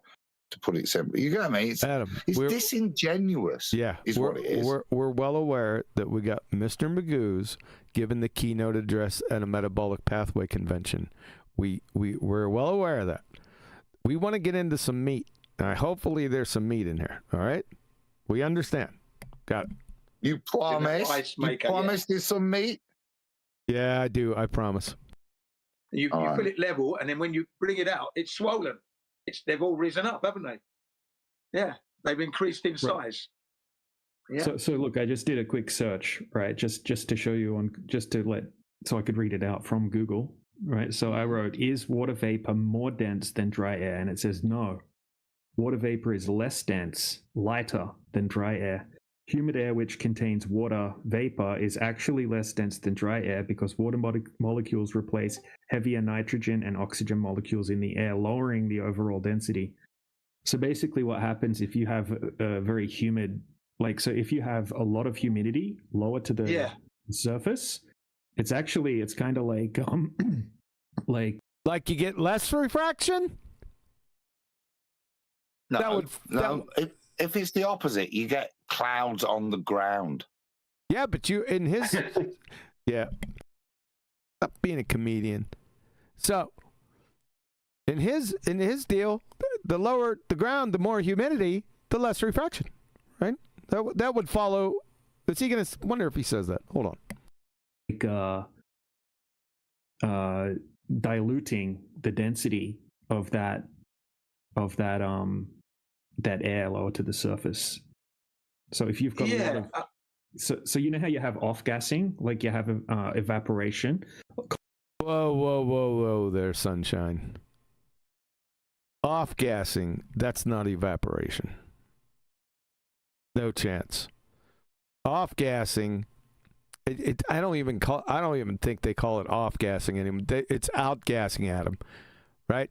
So that's when a gas is dissolved in another substance.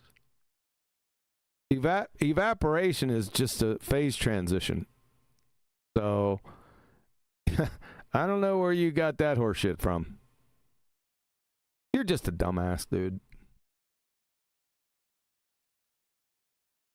Can I get an amen, Adam? I wanted to check. I just wanted to check. It's not. It's Vox, which is what I thought it was. It's like organic compounds off gassing. It's kind of irrelevant, and like you say, I think not subject to water. Water's got its own definition. It doesn't off gas; it evaporates, which is it's a conflation, is what I'm seeing there. Yeah, it's just dumbassery. You're referring to nitrogen type stuff in the ground, Adam, is it? Kind of coming out of the ground, kind of thing. Well, it's coming from nitrogen fixation, but that's not what we're talking about. He said that evaporation. Stay with what this idiot says. Yeah, but Adam is after making the point. Like, but when Adam talked about organic material, he's basically pointing out that it's not evaporation then, because that's not evaporation. The releasing of nitrogen, let's just say, from the ground is not evaporation. Evaporation, it's by bacteria. No, let me pull it back. No, I know that. When I said Vox, I meant like volatile. It stands for volatile organic compound. So it's It's like okay. How do I put it? Think about the off-gassing of that beautiful new leather sofa that you have. The volatile organic compound. It means when you walk into the room, you can smell the leather. That's off-gassing. That's not. There's no evaporation. It's not relevant to the water. It's the off-gassing of that. There's so many Vox in the leather still that they're releasing. A bit like analogous to evaporation, but they're not, because they're Vox. They're they're organic. They're big molecules. Yeah, and that's why you can smell them. I thought I tell you what it's like. Oh my God! It's a bit like in my shop when the guy that's like selling weed walks in, right, and you go, "Oh bloody hell! What's in your pocket, pal?" He's off-gassing through the plastic bag that he's got the weed in through his pocket. It's still off-gassing into my shop, so I have to spray so my shop doesn't smell. That's off-gassing. It's just organic compounds. In this case, terpenes. Yeah, that's what I would.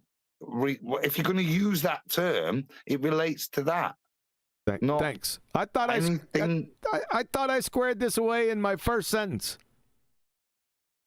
I know, but this is the disingenuousness. This is the false knowledge they claim. I'll take this term and use it wholly inappropriately. Yep. Even though it's got some power, but I'll use it just to chat shit. Yep. Even though if you explore it, it's got nothing to do with what I'm talking about. This is why these guys are frustrating. They're not just. I don't even know. We always say I don't even know if they're ill-informed or they'll just keep chatting shit and see what they can get away with. See how dumb the audience is. Oh, it's dumb. I'm not indicting the audience there. I'm saying that they don't care. They'll just keep chatting shit. If you take it, they'll keep giving more and more. That's why. That's one of the reasons why they got rid of me, because I wouldn't put up with that shit. I'd call them out when this horse shit would start. Yeah, but you're over talking him, QE, because like, why didn't you just let him move on from not defining refraction? Never mind stooping, looping, duping, and scooping refraction. Looping and scooping.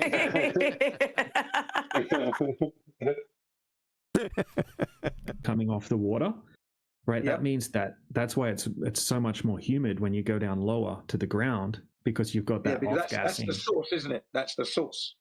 Yeah. So straight off the source directly. So that humid air down low, that evaporating moisture. The off evaporating moisture, yeah, sure. The off-gassing it's actually diluting. Not off-gassing and it's not out-gassing. All of the air low to the surface. So I think that Well, that would mean less fairy tale fuckwit refraction of yours. Are you going to get to that conclusion?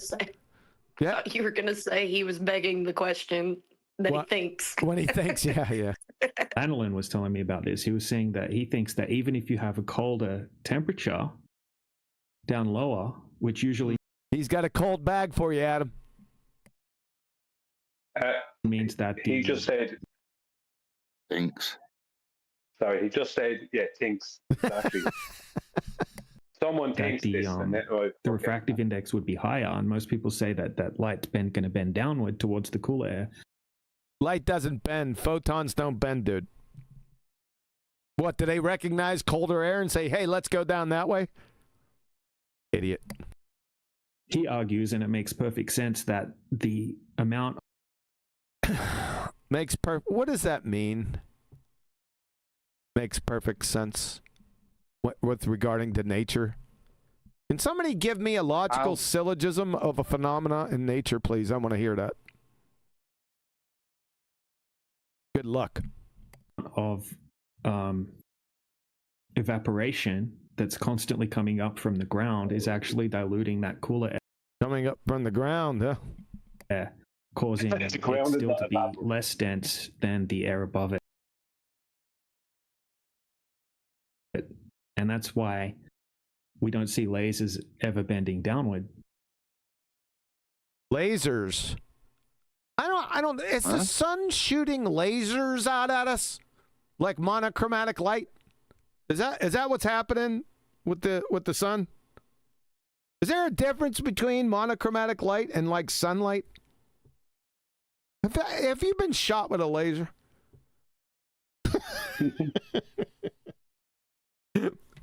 What the piss, man? I always make sure I stand in a straight line to anyone firing a laser. They never hit me. Maybe it can happen. I've never seen it, but we've been asking the Globers, show us a laser. That hasn't stopped you from making claims about shit. Laser bending downward, because that's their excuse, right? We're like, okay, we do all these laser tests, and they claim that the laser bends around the curvature of the Earth because lasers bend down. Well, because they're retarded. Downward. Refraction causes downward bending. Refraction causes downward bending. Does it? Good. Yeah. This is the most bizarre, like, I don't know what kind of psyop this guy is running. Because he is on your show, some months back, literally speaking about 7 over and greater than 7 over 6 hour terrestrial non-refraction. Right? He wouldn't address the geometry, obviously, as we said earlier, that it's based upon. Correct. And then we talk about the ballers. That's the very thing you're talking about all the time. But both of them, both him, right, and maybe other people over on Discord, on other parts of Discord, and the ballers, they'll both start speaking. This does go back to the bait and switch that Nathan used to speak about all the time. Right? They'll start talking about mirages and other effects that are visible, right, in reality, and then they'll suddenly start invoking this terrestrial non-refraction. Yeah, causes. Now, that's exactly what he's doing. Yes. Yeah. They'll observe and declare. That's what they're doing. It's an old ball-tard trick. Yeah, in this specific case, though, it's a natural cause and effect relationship. So they have to validate it by experiment. Anyone who's claiming this shit, including dumbass DJ. But he's unaware of it. Light. But Dr. John D has done... Oh, my God. What has Dr. lose their shit? Yeah, Dr. John D. When did he leave? He's been gone from Flat Earth for how long now?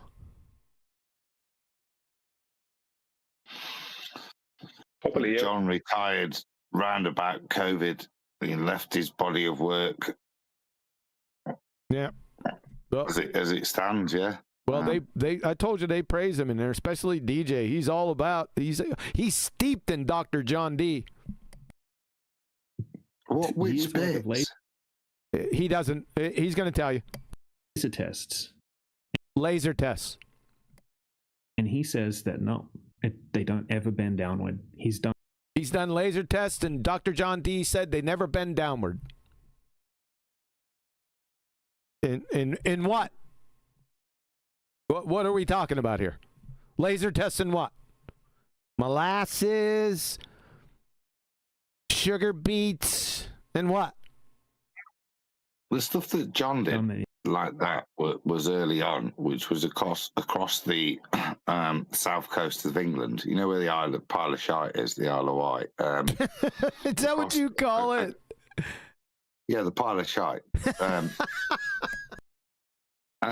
But across there, so lots of stuff across that south coast with laser tests before he went on to demonstrate further black swans, which was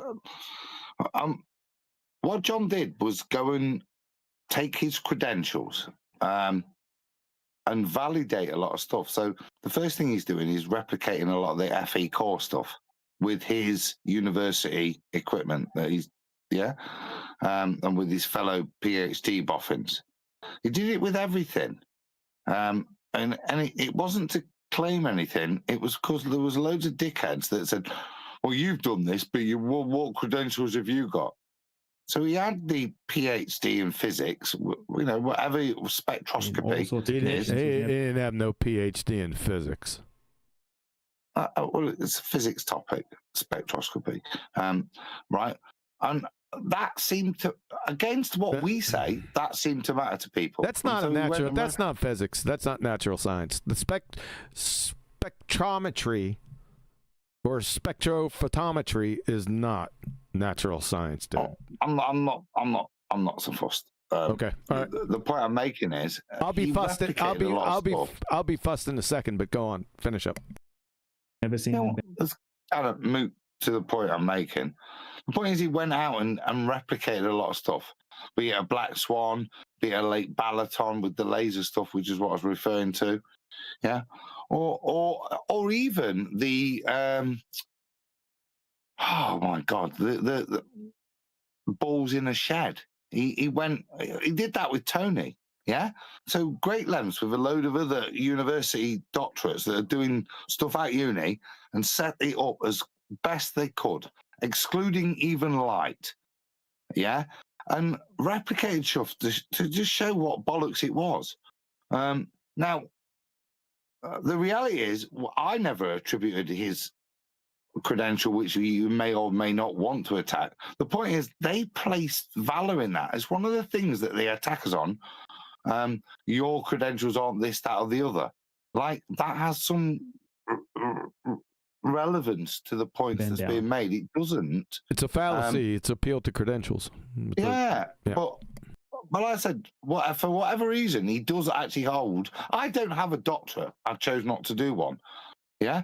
But that's that. But for whatever reason, if you bothered to waste a lot of your own time and not earn money and did a doctorate, it doesn't stop you learning not doing a doctorate, by the way. Yes. Yeah.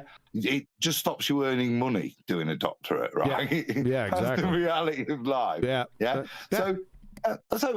And it also means you only learn about one tiny little pathetic thing that is only relevant to your one tiny pathetic little world of doctorate. They don't know that. These guys don't know. No, and that's my point. But because he had that, and he could say Dr. John D, it meant more, apparently. It didn't to me and you, but it's tougher for these retards because that's their appeal that they go to against us. Well, your degree's in this, you know what I mean? But it becomes a struggle when someone, and sadly, to the same token, there are flat earthers that will use that as some kind of extra validity in and of instead just the observations that John presented, because there's no experiments here. Right. His science qualification is immaterial to the observations he presents. Correct, and he didn't have any science degrees. So, but we're not here to discuss that. I'm not here to disparage Dr. John D. So let's move on. Sometimes they can bend upward, and sometimes they go perfectly straight.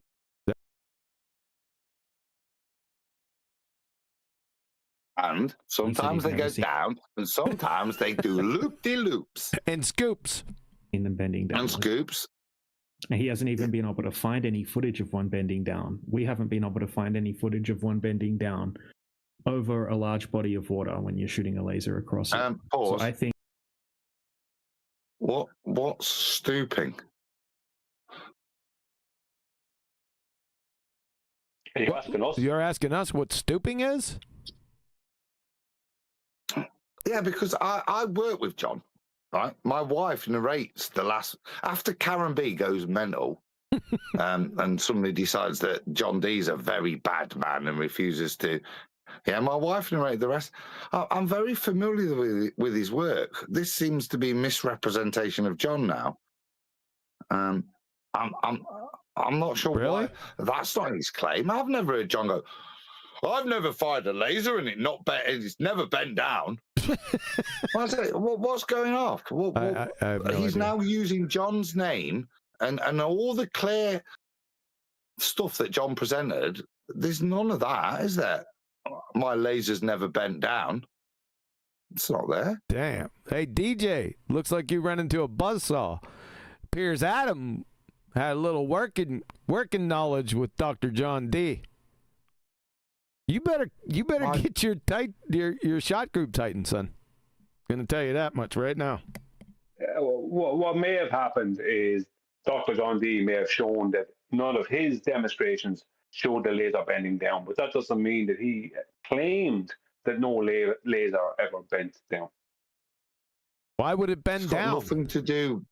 It's got nothing to do with anything John ever presented. We went through all of John's slides, me and John, yeah? To the point, yeah? He'd run stuff through me. Ad, what do you think of this? Yeah?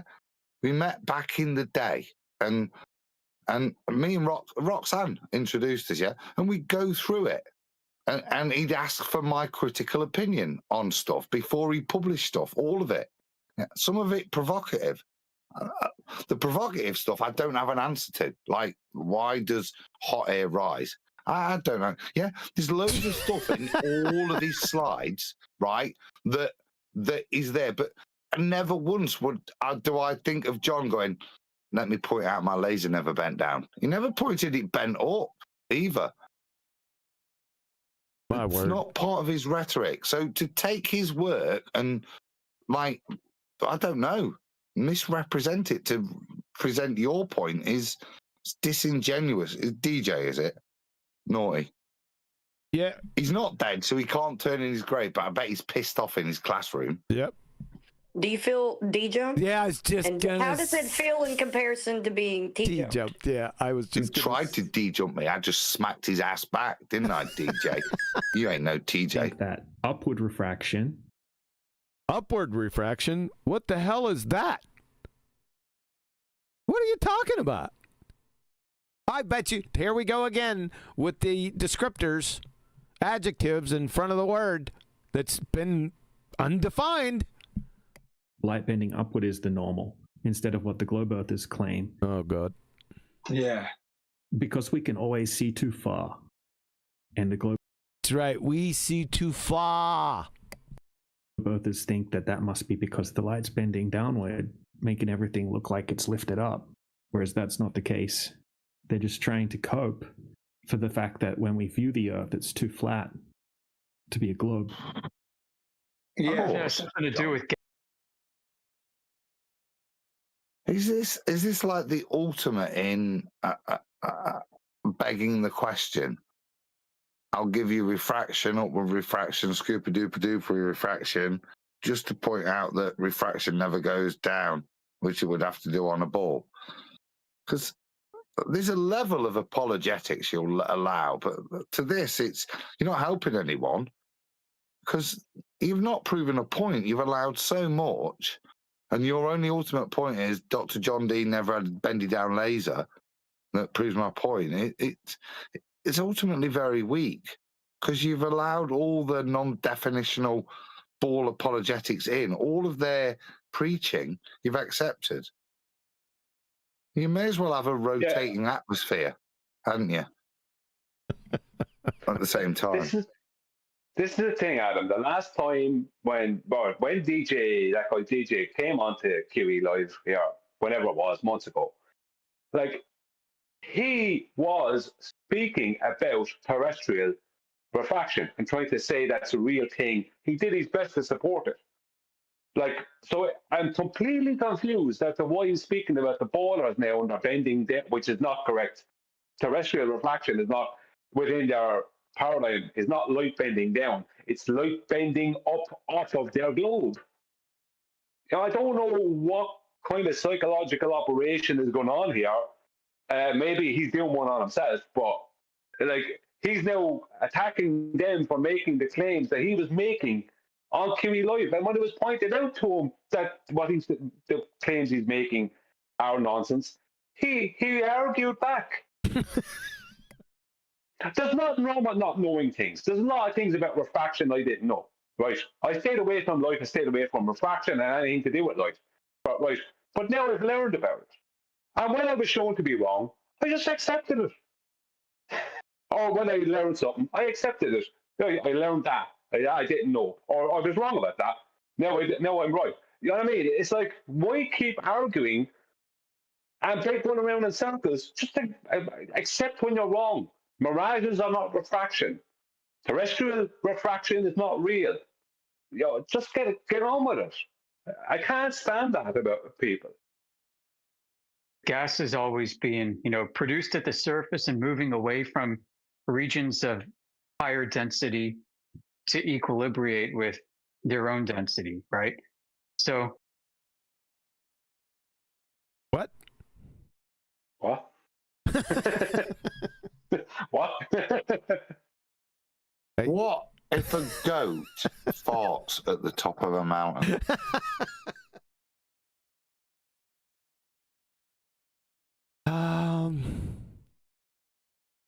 You get candy? No, Skittles. It would make sense for gases to move away from a rock solid surface or a liquid surface and disperse upward and cause, I guess, what do they call that? Frame drag. So pulling. It's frame dragging? What the fuck are you even talking about? It makes sense for a gas molecule to bound off any surface and go in the opposite direction. Now, in the case of the ground, it doesn't really leave many other directions. Pretty encompassing, the ground, whether that's sea or land, yeah? Up's like the kind of opposite to once you hit that bit. Oh. Now, you might hit other molecules and go in a different direction. But when you've got the ground, you're kind of headed in the opposite to the ground, which is up. Thanks, Adam. Pulling the light up for an L drag. It's pulling the light up. So the light's getting pulled up with the gases. Why? The light's not hitting the ground and rebounding. What's going off? That would mean it's down close to the ground. Yes, why are we conflating gas behavior with the behavior of a photon, even a bananificated photon? Bananificated, you screwed that up. Bananificated. I'm still working on it. It's like photon bananification is what you've got occurring. They're bananatons. Exactly. So the bananification of a photon to elucidate or invoke a bananaton. It's just not. Let's move past it. It's less nonsense than this. Yeah. Yeah. That's evaporation with water going up. Yep. Mm-hmm. Now, and I wonder if it was raining, if you were to shine a laser, it'd bend down.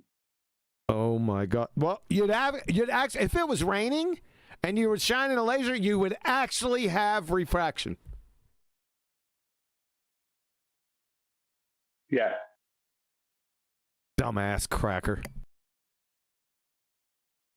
Well, the normal lapse rate is that it gets. Normal lapse rate? It's about 9, the normal lapse rate. 9. The lapse rate of your sister? What the hell are you talking about? you know, it gets cooler as you go up. So I guess the normal is that light would bend up and the laser would bend up. And it's only when you get a thermal inversion and you get like that cool layer of air trapped. What's a thermal inversion? Is he like a meteorologist or something? Sounds like it. Close to the surface, that you're meant to get that that downward bending effect, and it's photons don't bend, dumbass. Not the normal. It's not the. It's definitely not bending in the paradoxical atmosphere. That's for sure. You don't know what refraction is. I'm shocked that you could breathe on your own. You better get down and start praying and kneeling to the god, the god of skinny punks or whatever for the autonomic nervous system. Because if you had to think to breathe, son, you'd be in big fucking trouble. Tell you that much. The normal lapse rate. Oh, he's fucking lapse rating us again. Good. Yeah. If light is bending up, then it has to get darker below it. And if it's bending down, then the ground would have to be brighter. You know, you'd have to see a big bright spot. You stopped me for that. It's like a unique situation, but you could argue that when that, you know, that even if that cold air is getting trapped underneath warm air down lower, then it's being diluted by the evaporation and the gases that are coming up from the earth or from the water, and you're still not going to get that effect. That's why none of. What effect is that? Of us. I mean, I've never seen a superior mirage. Have you guys ever seen a superior mirage? You don't know what a fucking mirage is, dude. I see inferior mirages all the. Yeah, what's an inferior mirage? What's a mirage, DJ dumbass? Ah. Oh no. I see inferior mirages all the time. Yeah, I see dead people all the time, mate. What's your point? Yeah. What is he on? What? When are you? Do you? He doesn't know what. Is he taking a lot of LSD? Is that why he's seeing mirages? No, that's normal. No, he doesn't know what mirages are, Adam. Just let him go. He'll get to it. All the time, but I've never seen a superior mirage. I think that they're super rare. I think Fata Morgana, superior mirage, is super rare. Fata Morgana, these are rare events. Like I said, that's what they're written up as. So you're very lucky to like see when that. You see it inverted. When you see an inverted ship, right? You can see the ship, and then there's another ship. Okay, when you're seeing a duplicated image, that's a mirage. Okay? A duplicated image. Yeah? That's exactly what a mirage is. You're going to train wreck yourself here in a little bit. Above it, upside down. Superior mirage, super rare. I've never seen that. Most people I've talked to have never seen that, but everybody's seen the opposite of that. Seen the looming one. Looming. Mirage. Yeah. So yeah. Looming? Looming I've seen. Yeah, is this a looming mirage? Looming? What do you think looming to be? What do you think looming to be? Don't you know? Oh, it's just where the ship appears to be floating in the sky there, right? Yeah, but it's really on the ocean. It's still on the ocean. Is that a fucking mirage?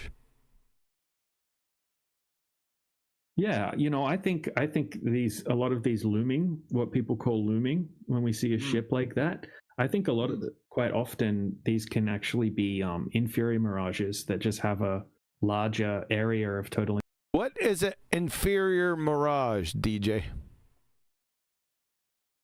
Do we have inverted images with inferior mirages? Internal reflection. Absolutely. It might be closer to you, too. Yep. Yep. Shut the fuck up. Because it's reflecting the sky close. Is reflection refraction? There, Yoder, dumbass. Closer to you over a wider area in the distance.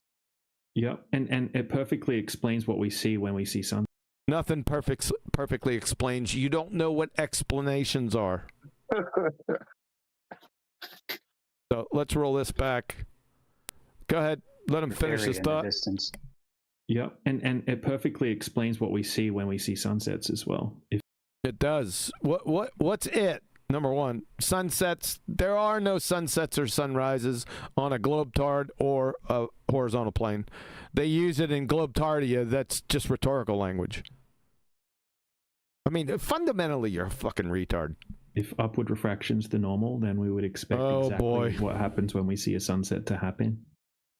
Yeah. And if we look at a sunset where we don't have anything blocking the horizon, like obviously if there's mountains or big waves or something, it can look like the sun as it goes beyond those. It looks like it sets like from the bottom to the top cleanly. But if that's only because there's something physical blocking the sun. If you're actually just looking out into the ocean and there's no waves, the sun, it squishes, it vertically compresses into the horizon. And this thing happens. Or continue. See, that's it, Keith. Have a like maybe. Yeah, I got pictures of. And then it disappears behind the horizon. What perspective horizon? Yeah. And if you look, if you look at cleaner image. Yeah, cleaner image. So I'll put like a super technical definition of what horizon is, because when you look up what's a you're gonna get super technical definition. Get ready. This is the super technical one. All right. I want to see this. What this is now. See, my ears are pricked again. Yeah. Give me the super technical definition of horizon now. The horizon Yeah, it get just ready basically to be says it's the D-jumped. apparent line where the sky. Get ready to get D-jumped. Is that what you said? Yep. Little stinker, you. The ground meet, but right. If you look it up on meteorology website, it has a pretty in-depth explanation definition of horizon. So, ooh, come on then. Not an explanation, but a description. I'll just bring that up now. Horizon definition. Right here it is. So this is the American Meteorological Society.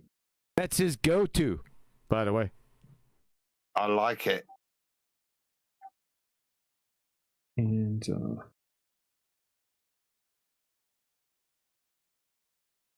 what we got here? Also, looks like it's cut off. Also called apparent horizon, which is redundant. The local horizon or visible horizon. I have this.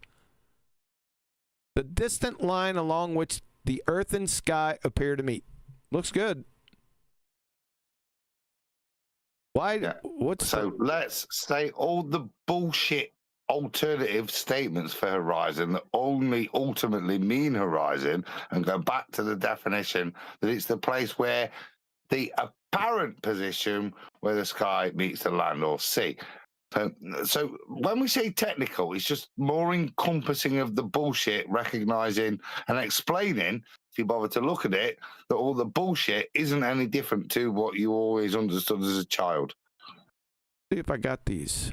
There. I want more. You're going to get more. Hold on. So I got some horizon. Not from you. I know what you're going to give me. I meant from them. Not just like, oh, yeah, it's like that bit over there where you can't, like, make shit out. Yeah. That bit. We got some horizons because I remember them from the Black Swan. This is the original Black Swan presentation, by the way. I haven't mucked with it in a long time. It's been down there on the bottom. Horizon. Wikipedia is the apparent line that separates the earth from the sky. Merriam-Webster, the line where the earth seems to meet the sky, the apparent junction of the earth and sky, sailing toward the horizon. Oxford Dictionary is the line at which the earth's surface and sky appear to meet. Looks like they're pretty much the same. The U.S. Department of Defense. Uh-oh, now we're going up, and we're getting serious now, Adam. This is some serious shit. You'd think they'd have the super technical definition. From DOD, in general, the apparent or visible junction of the earth and sky, sounding like what they said above, as seen from any specific position, also called the apparent, that would be redundant, visible or local horizon, that's also redundant. You're not seeing invisible horizons, or invisible horizons don't exist, or local horizon. Well, what does the local horizon mean? Well, from National Geographic, the local horizon, also called the geometrical horizon, is the visible boundary between the earth and sky. We good? I thought so. Some of that's cut off. So in here it talks about what a local horizon is. Yeah, here it is.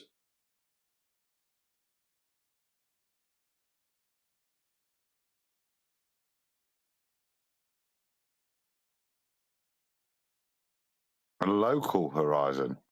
So Hey, I'm talking, and I'm on fucking mute. So there's no geometric horizon, because that's what the local horizon, and that's what he asked for. So that's not in here. So this isn't super technical anymore. They talk about sea level horizon. Now we get into astronomical horizons. They're imaginary horizons. Huh? DJ dumbass. The celestial horizon, where's that at? I think I got some of those, Adam. You still with me? Yeah. I remember that nonsense. Yeah, because we went over these back in the day. Remember when there were horizons everywhere? Yeah, it's celestial navigation days. Yeah, but this one's fine because this in of itself invokes a definition with regards to navigation and viewing of the stars. It's not the horizon. That's why it's called the celestial, because its purpose is to relate to the star field. Yep.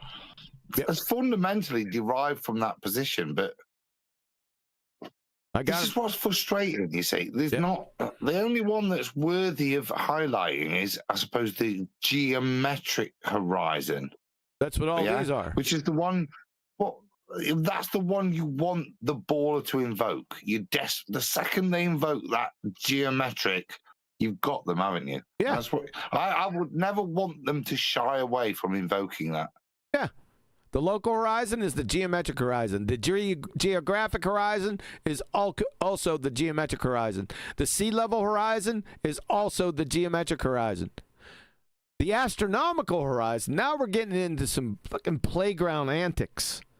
From National Geographic, the astronomical horizon is the imaginary horizontal plane. Horizons aren't imaginary. So we got a big fucking problem right here. So it doesn't matter what they say after that. They're not from, like I said, AKA imagination. The true horizon, another imaginary plane. Yeah? It's nonsense. It's all nonsense, folks. So. All they're talking about is horizontal, parallel. Horizontal planes, mathematical horizontal planes are parallel to the horizon.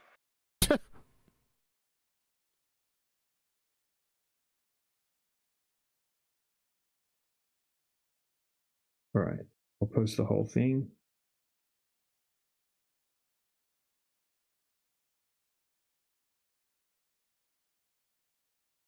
All right, so this is the American Meteorological Society.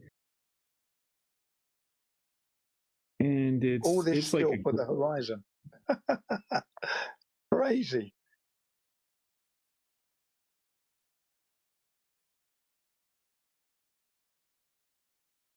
No, DJ's crazy. It's too long for me to. So I'll just read it out before I post it. Yeah, exactly. It's long, right? Is it possible that DJ has changed his position concerning terrestrial non-refraction? I have no but idea. He's not telling anyone. I have no idea. I get the impression that he has. Yeah, one of several lines or planes used as a reference for observation and measurement relative to a given location on the surface of the Earth. Is it possible to have that on a globe tard? Nope. Welcome to Flat Earth. You should already know that. Shouldn't you? Nah, you're a baller. And referred to generally as a horizontal direction. I should slope a dope his ass. Not going to, though. I.e., at right angles to the zenith. Considerable contradiction exists between the between what are different concepts of what the horizon can be. Aside from the distinctly different geological horizons, strata of Earth material, it may be said that there are two types of horizons: Earth-sky horizons and celestial horizons. Meteorology is primarily concerned with the former, astronomy with the latter. Specifically, the following constitute the major variant usages with suggested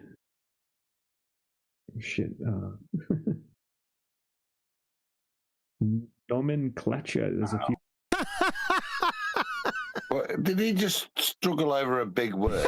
Nomenclature. You fucking uneducated moron.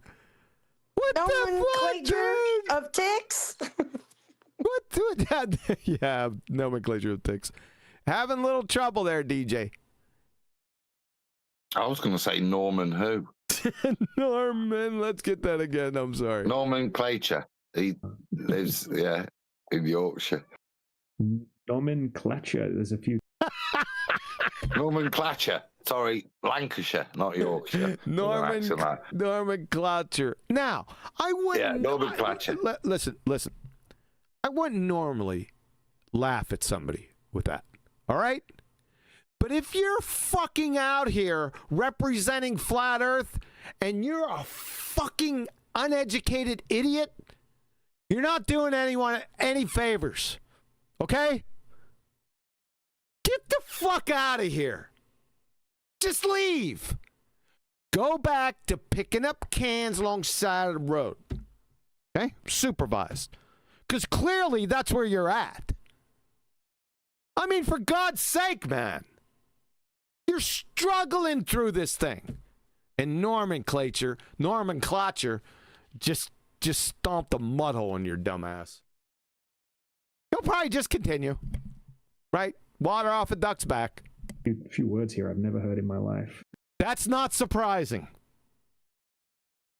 It's also not a good thing if the word is nomenclature that you've just encountered. It's not encouraging to the person that thinks they might be learning something from you. And this is the thing, right? Anybody who's not part of this community that stumbles across this, they think we're stupid. Yeah, because you've trying to prove a point. You've referenced the Meteorological Society, gone to it, and then you can't even remember what was there. And if you did, you never really read the word nomenclature properly. And how do you think that makes any normie who thinks, oh, the flat earth might be real, make us look? Sound like idiots as you overstretch and then just fumble like a baller. Because that's what you're sounding like. Just another bullshitter. Normally you're on behalf of the ball, but this is just the same. It doesn't help the cause. You just proving to any audience that you don't really know what you're talking about. Because that's all I'm getting from this. Well, the issue is this, right? For someone listening in from the outside, right? If you're just speaking about stuff, asking questions about things, you will then give them food for thought. So your open-minded thinking, let's call it, will allow them to go, that's a good point. I never thought about that.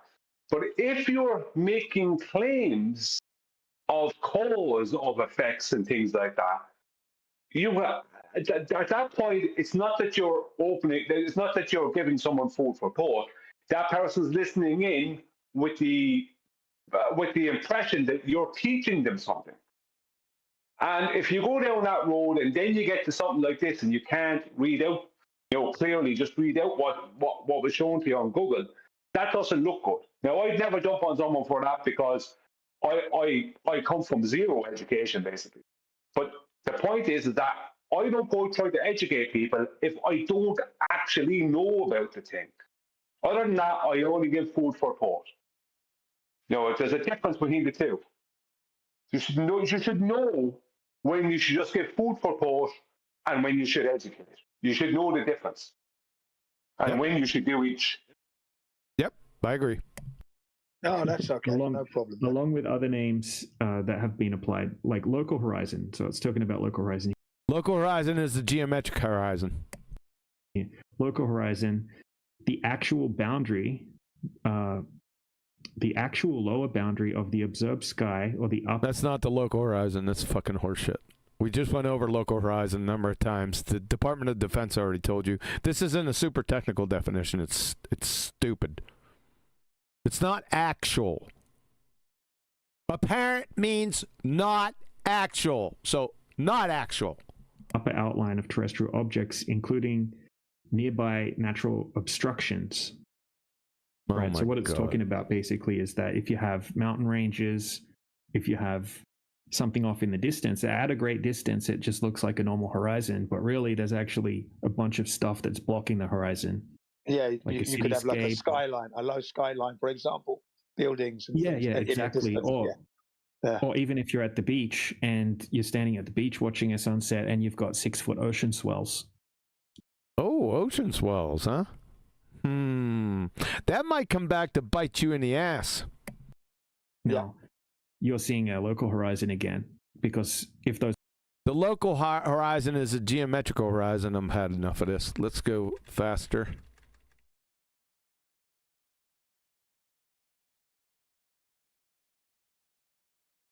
Right. Look at that. Look at that. Yeah, have you posted it? Yeah, just posting it now. Okay, yeah, because I haven't seen anything come up yet. Yeah, okay, now it's come up. So Good, look, it looks like a normal horizon. And if you didn't have this amazing camera, watch what happens when he zooms in on it. Right. Look at that. Look at that.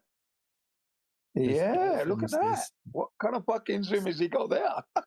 What's going on there? Is that not a horizon? What's going on forever? Look at the dolphins. It looks like there's dolphins. I'm looking at the dolphins now. Yeah, jumping out of the So obviously, what's happening there is once again. Obviously, what's happening here. Shut up. Obviously, what's happening here. I cannot wait. Beautiful. It's an inferior mirage taking. Is it? Is that an inferior mirage taking place? What's causing that? Place. Beautiful. That's that mirroring layer. Where's the mirroring layer at? Do you guys see a mirroring layer anywhere here? Or am I blind? I have no idea what the hell they're talking about. Adam, you still with us? Where's the mirroring layer? Evening, where he left. What do you mean he left? He's probably switching from his phone to something else. Or his phone died. Oh, okay.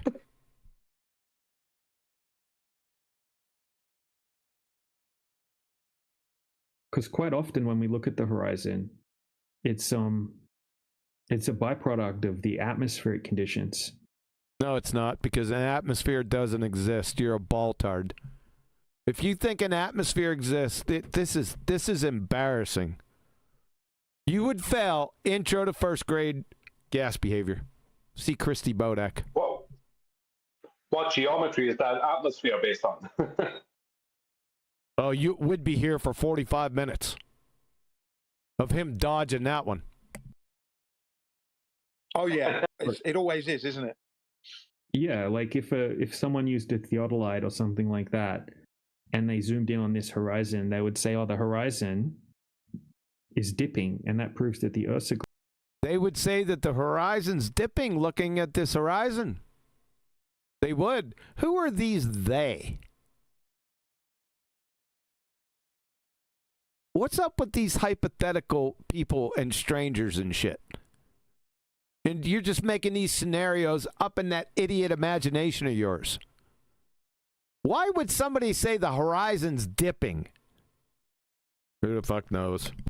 Globe. Because they're But that's they're increasing their elevation height. Yeah. DJ doesn't know that. Yeah, but again, you see, it's a term that's relevant to the position, but it's being used out of context. Mm-hmm. They would say it's dipping. Well, there is a point. If somebody already understands the subject, they may recognise that you don't know what you're fricking on about. Yep. But there's also other people that might think, "Oh, you must know. I've heard of the term dip. Yep. You must be referring to that." Knowing without knowing the detail, to know that he's just contradicting himself. He's showing himself to be an arse. Yep. This is what they prey on. Yeah. If your eyes. Yeah. Well, the horizon is at the horizon. If you're standing 6 feet above the horizon, it's probably going to be a little bit lower. Is that the dip you're talking about, DJ? You dumbass. My God, man. that horizon that you can see there. It's not dipping. You can see dolphin. Like it's prominent. It's right there. The horizon. Yeah, there's a mirror layer there. That's what he said before, Adam, when you left. Where do you see a mirror layer? I know it's hard to see. It's small, but never mind. It's further, like the water continues to go. Oh, yeah. Like where's it going? Pause a second. I started pointing this out before anyone else. Now, Bev was pointing it out too, but I didn't hear anything about Bev while I was doing it. He could have been pointing it out at the same time, I don't know. Right, so I'm not saying I was the first, but I didn't hear him do it. So just pointed it any sooner than me, so I don't know. Either way, we'll say both of us were pointing out at the same time. That once your eyes are above the waterline, the height of the water, right, at any amount, then at all points along that surface, I'd say geometrically, there will be a dip angle to that surface. Yeah. There can't not be. Right. It's so stupid. This is like 8-9 years ago I was. Yeah. Is that because you've raised your eye above the horizontal surface? So irrespective about how far away it is from you, it's still below where you've brought your eyes above or from. Sort of. That fundamental geometric principle that if you bring your head up above the surface, you're kind of going to be looking down on the surface. The further away, the differential, the angle. These are basics. Like I say, that they're using as if they can explain something. It doesn't. Yeah. Yep.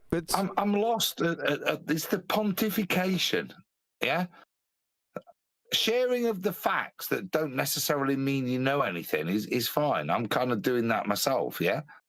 I'll share that knowledge. I don't invoke an all-encompassing response or claim I know everything. The only thing I know from all this is the fundamentals of what I've described is the prerequisite, the antecedent, you might say, for all this to work is that the surface is flat, that I raise my eyes above.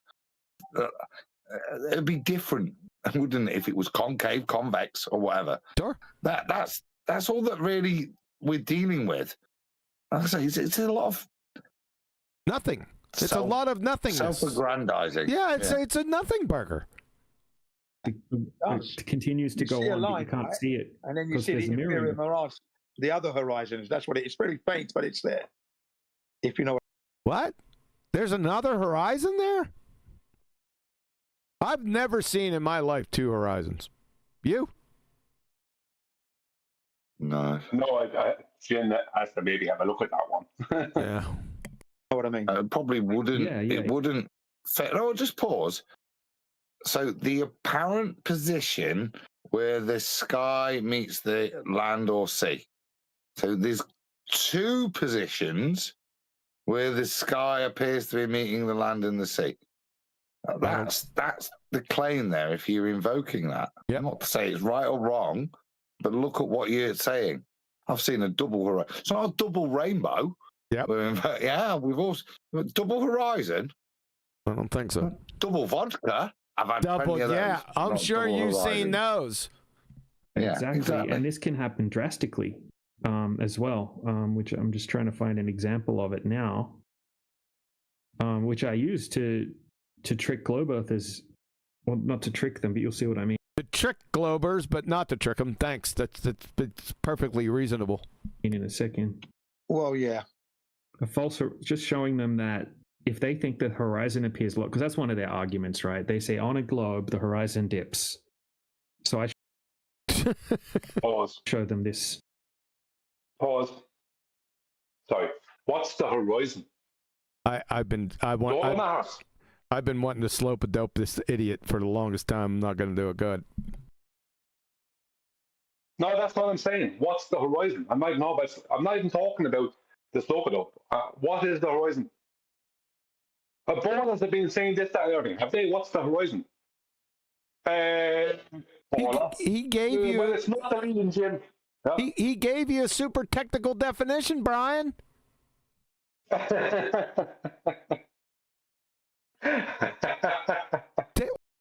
What more do you want? Why'd you stop me? Because one second. Whoa. Very good reason. Let's go. That's the whole point of this, right? What's the horizon? Everything that he's talking about in this whole thing, his whole portion here, it's all about different effects in relation to the horizon. What's the horizon? So I'll say this about the horizon. What's the horizon?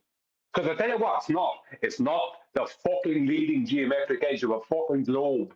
That's what fucking matters. Hey, that's 3 F-bombs. That's what it's not. Relax. Yeah. Fuck that. Yeah, no. 3. No, that's 2. 3 in that short succession only means 1. But he did a second, so that was 2, Brian. Sure. First, this one. All right. Okay, and if you went out on that day, you would think that that's where the horizon is. And globe earthers would think that that's the curvature of the Earth right there. But, okay, so they could take out their theodolite and they could take an angle, right? They could put the crosshair of the theodolite onto that horizon and be able to determine that that horizon is dipping. OMG, dude. What is going on here? Besides, when we say dipping, he's a dipshit. Are we talking fondue or just below horizontal?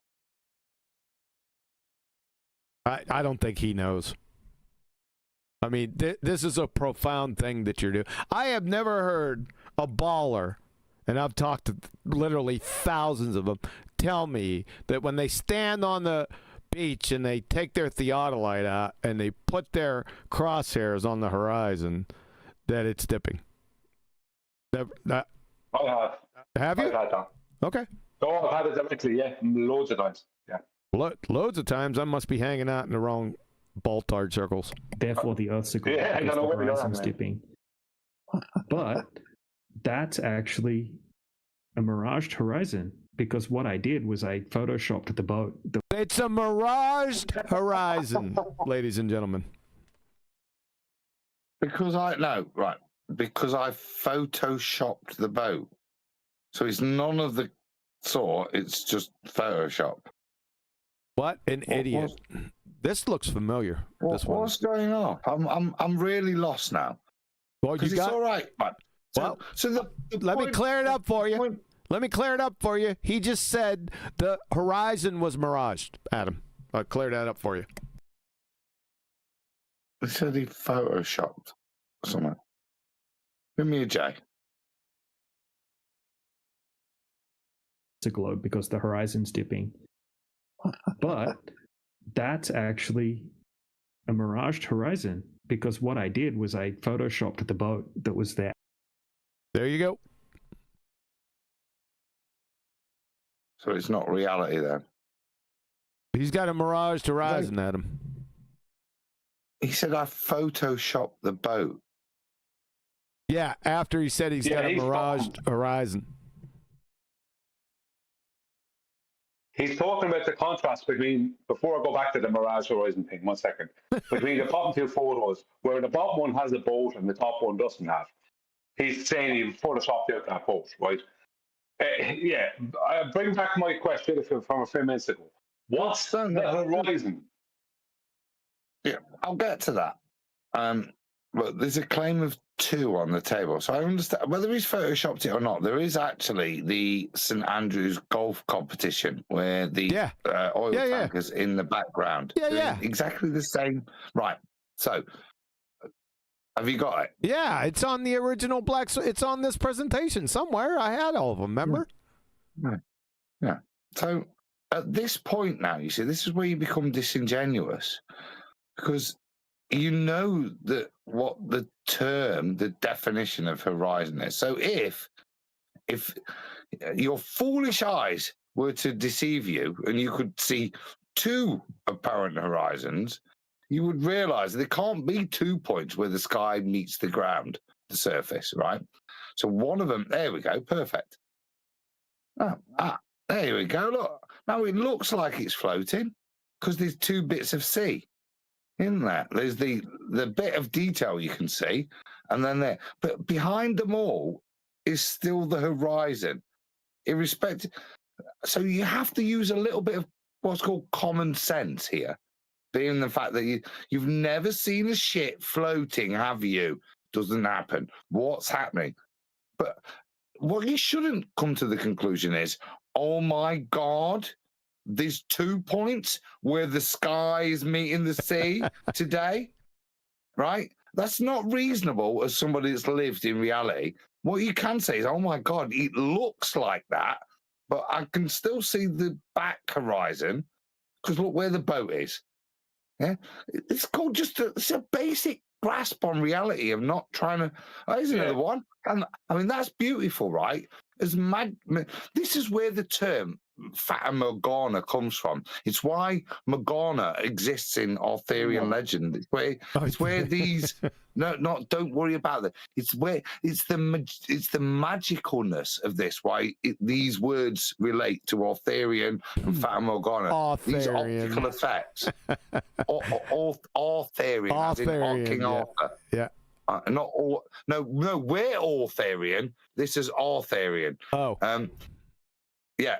Right, but this is where Fata Morgana, and this is why Morgana exists. It's this relation to the magical. It's where all these words we use derive from.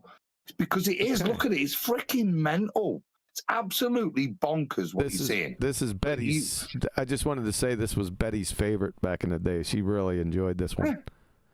So, all it is. What is it?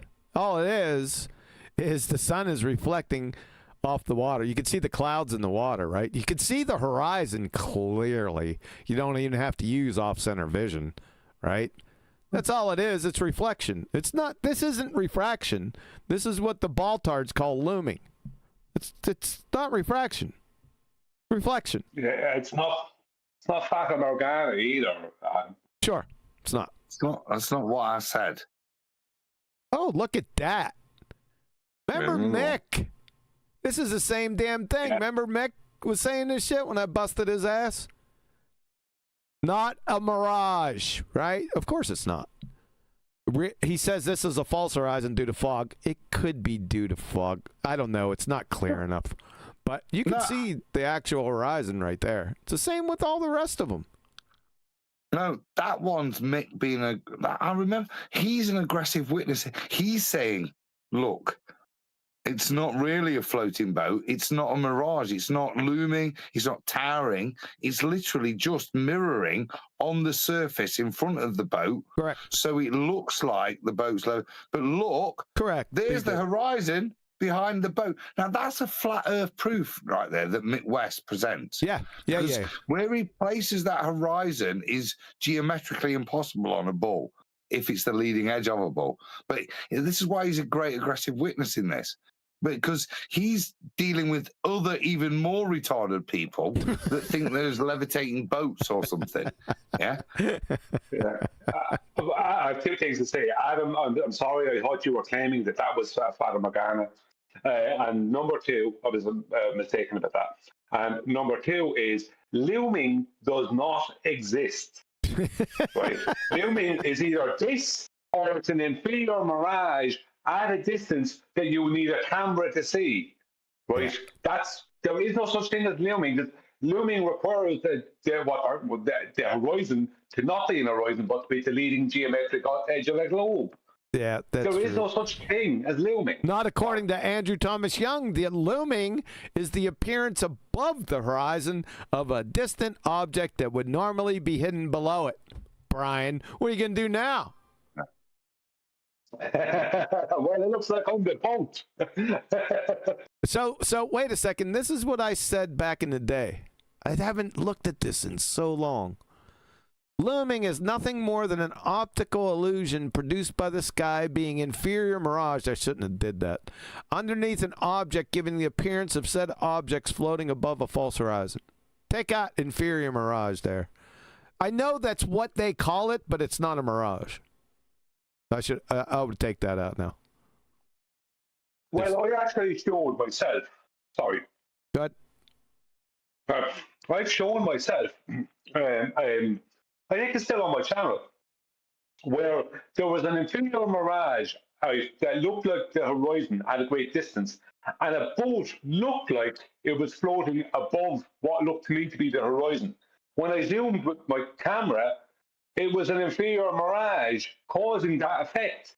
Yeah. So looming, right, can just be an inferior mirage at such a distance that its angular size is too small for you to see with your eyes. I don't like this word. I don't like it. It's not appropriate. But I understand what you're saying, Brian. I don't like it. It's not a mirage. There's not duplicate objects. A mirage. Let's go back up here. Looming, sinking. Mirage, according to Andrew Thomas Young, from up here. Up in here. Mirages show an extra image or images of the mirage object. So duplicate images, right? There's nothing. Where's the duplicate image in the inferior mirage? There isn't one. Well, it's down the way. It's a down the way. It's a downward. The image is downward. Superior, it's upward. It's downward. That's not what I'm saying. I'm saying, listen to the words that are coming out of my mouth. A mirage is duplicate images. We don't have duplicate. There are no duplicate images. Here. I'm not talking about that. That's what I'm saying, Brian. That's why I would take that. I don't like the word mirage because it's not. No, not there. There's no mirage there. We've been through this years ago. No, that's just a reflection onto the water. Yeah. There's no mirage there. No. I'm totally in agreement with that. I'm talking about what people were calling looming. The ballers were either pointing to this, and then this was debunked by Nick West originally. Well, not just by him, but he was in agreement with us. Yep. And then the other one was in an inferior mirage at such a distance that its angular size, you can't see it, the inferior mirage, because of the distance, which are eyes, let's just say. But the ballers were calling that looming because it looked like the boat was floating above the horizon. Yeah. But when you zoom, it's a mirage, an inferior mirage at the bottom of the boat. That's all it is. Well, you could change. You could change. You could change this too, Adam, before you go by your viewing angle. You know what I'm saying? If I'll object it, but just to refer to mirage. Mm-hmm. The reason the boat looks like it's floating is because on the surface, the sky is miraging to you. That's why it looks like there's a horizon. The sky is not miraging. It's being reflected. You're seeing, yeah. Well, that is the ultimate definition. When you think you've got water just over the hill there, like you're in the desert, it's because the sky is reflecting. That's what a mirage. What a mirage is, right? Now there's conflation in the words, but that's what you see when you think of mirage. It's that reflected. So I've got no problem with it, but my ultimate point is, but there isn't a floating boat, and that isn't the leading edge of a ball underneath it. Don't get lost in the bullshit. I got you. Yeah? I got you. I was just trying to be precise. So what you're saying is the duplicate image is the sky. But that's not, I understand it's duplicated, it's reflected. But I thought that Andrew Thomas Young said it was the object. Is the sky the object? Yeah, because at that point, when you look in the mirror, it's a mirage. In this case, Adam says yes. Save his But in ass. this case, the only thing, call it reflected, what you want. That's the thing that's tricking your eye is the fact of the reflection of the sky on the surface of the water. Yeah. That's what's tricking your eye. Well, just understand that, and if you zoom in close enough or put filters on it, you'll see the actual horizon behind it. Your eye will no longer be tricked. I can see it. I can see the horizon now. Yeah. Just use off-center vision, and I can see the horizon right across there. We've been through this years and years ago. All right, let's get off-center vision is how I'd follow my dog in the dark. Yeah, exactly. See, that's a wise choice right there. Off-center vision. Out of the image. Really, there's boats here. So that's not where the horizon is. That's not where the water ends. That's where the mirage makes it look like there's a horizon there. So really, the horizon is actually way up higher, right where the eye, this is what I call right where your eye height is. You see? Yeah. Pause. Because it. Please. Look, the problem here is the way this guy DJ is describing things. Yep. He called the horizon a mirage horizon. No, that's not. You could call it a false horizon, but it's not a mirage horizon. Exactly. Right. Now he's saying the horizon is way up higher. It's not up higher. It's further away, so it appears as if it's higher because the angle between it and your eye has decreased. But it's still the same, like the water out there is still the same height, the same differential in height as the water in front of you. Yep. You know what I mean? Yep. Differential between your eye and that water is the same. It's not like getting higher. Water doesn't go up in the air. But light does. I said, but light goes up in the air. Boats don't know, do they? And that's the one. Go back to the definition of horizon, the apparent position, right, where the sky meets the sea or the land, right? Now, if it appears to be this area, but there's a boat floating above it, irrespective of it meeting some of the criteria, because of your basic knowledge of reality, and you can see a boat, would you say that is, even in a ball, is that the leading edge of a ball? Is that the surface? Or have I got to draw the conclusion we've got hover boats now? You know, what? Yeah. It can't be the apparent position if there's a boat floating above it. It's apparently not at that point because there's a boat above it. So it's apparent to me that whatever I'm seeing, that can't be the horizon because there's a boat floating above it. Stop it. The ship is being illuminated, lifted above the actual horizon, but it's not. That's the real horizon there, where the ship real is. Horizon. If you look closely on the right-hand side, you can actually see the water beyond the ship. You can see the actual horizon there. Yeah. So the horizon's not dipping because the Earth's a globe. The horizon's actually where it should be, but we have this miraging effect that's taking place, making it look This is not a fucking mirage.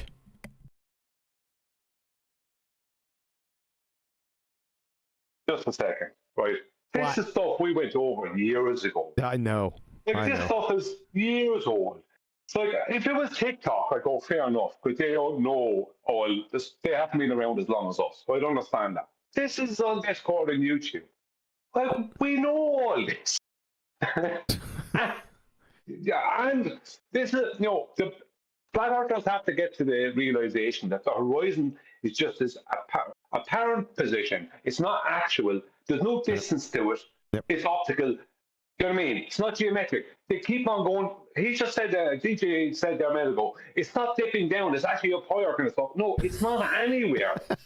Do you know what I mean? It's whatever. You know, it doesn't matter. You know what I mean? Yeah. It's giving us Yeah. a local horizon. That's what it's giving us, isn't it? That line, it's closer to us. No, I think you could call that like a false horizon, I guess. Okay, all right, a false horizon, yeah. If it was a local horizon, it would be if there was some big waves blocking it, or there was a mountain blocking it. Okay. But the local horizon is the geometric horizon. You're a friggin' moron, DJ.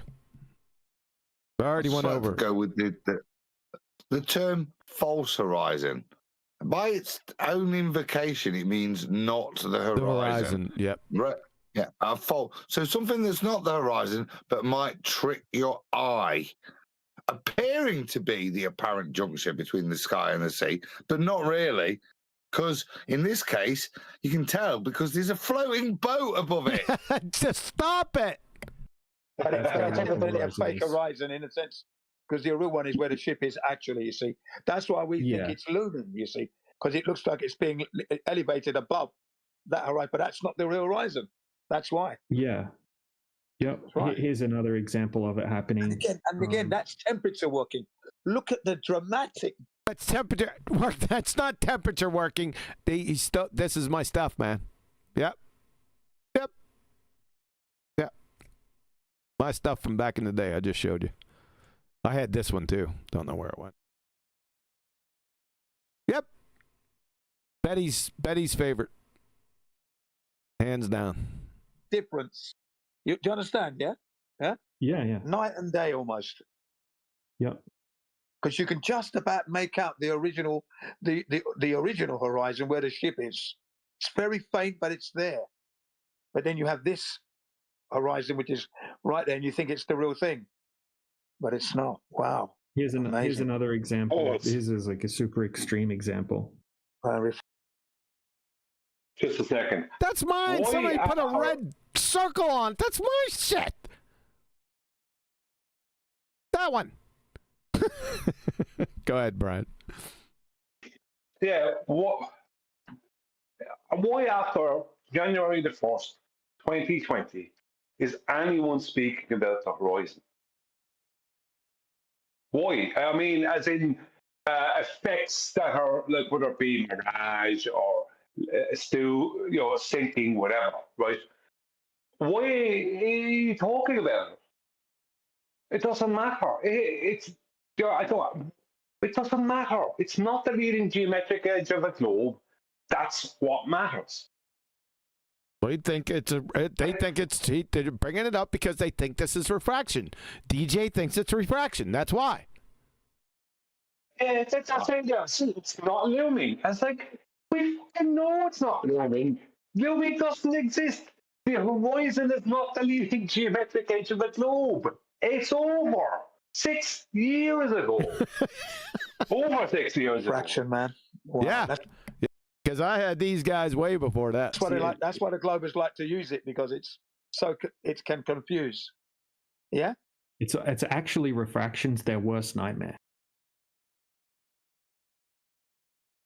I think you're muted, QE. It sounds like refraction is your worst nightmare, son. You don't know what it is. Yeah. Oh, I see what you mean. Yeah. Because it is because we understand it so well. That's the thing. Explains. Because we understand it so well, Jen. Really? It explains. Refraction explains. Does it? Does it have lips? This guy doesn't even know what an explanation is. Knowledge could be accumulated over, time if people weren't so, I don't know, I guess hardwired to be idiots. There you go. Blatzy, I heard he told you what it is. Johnson envy.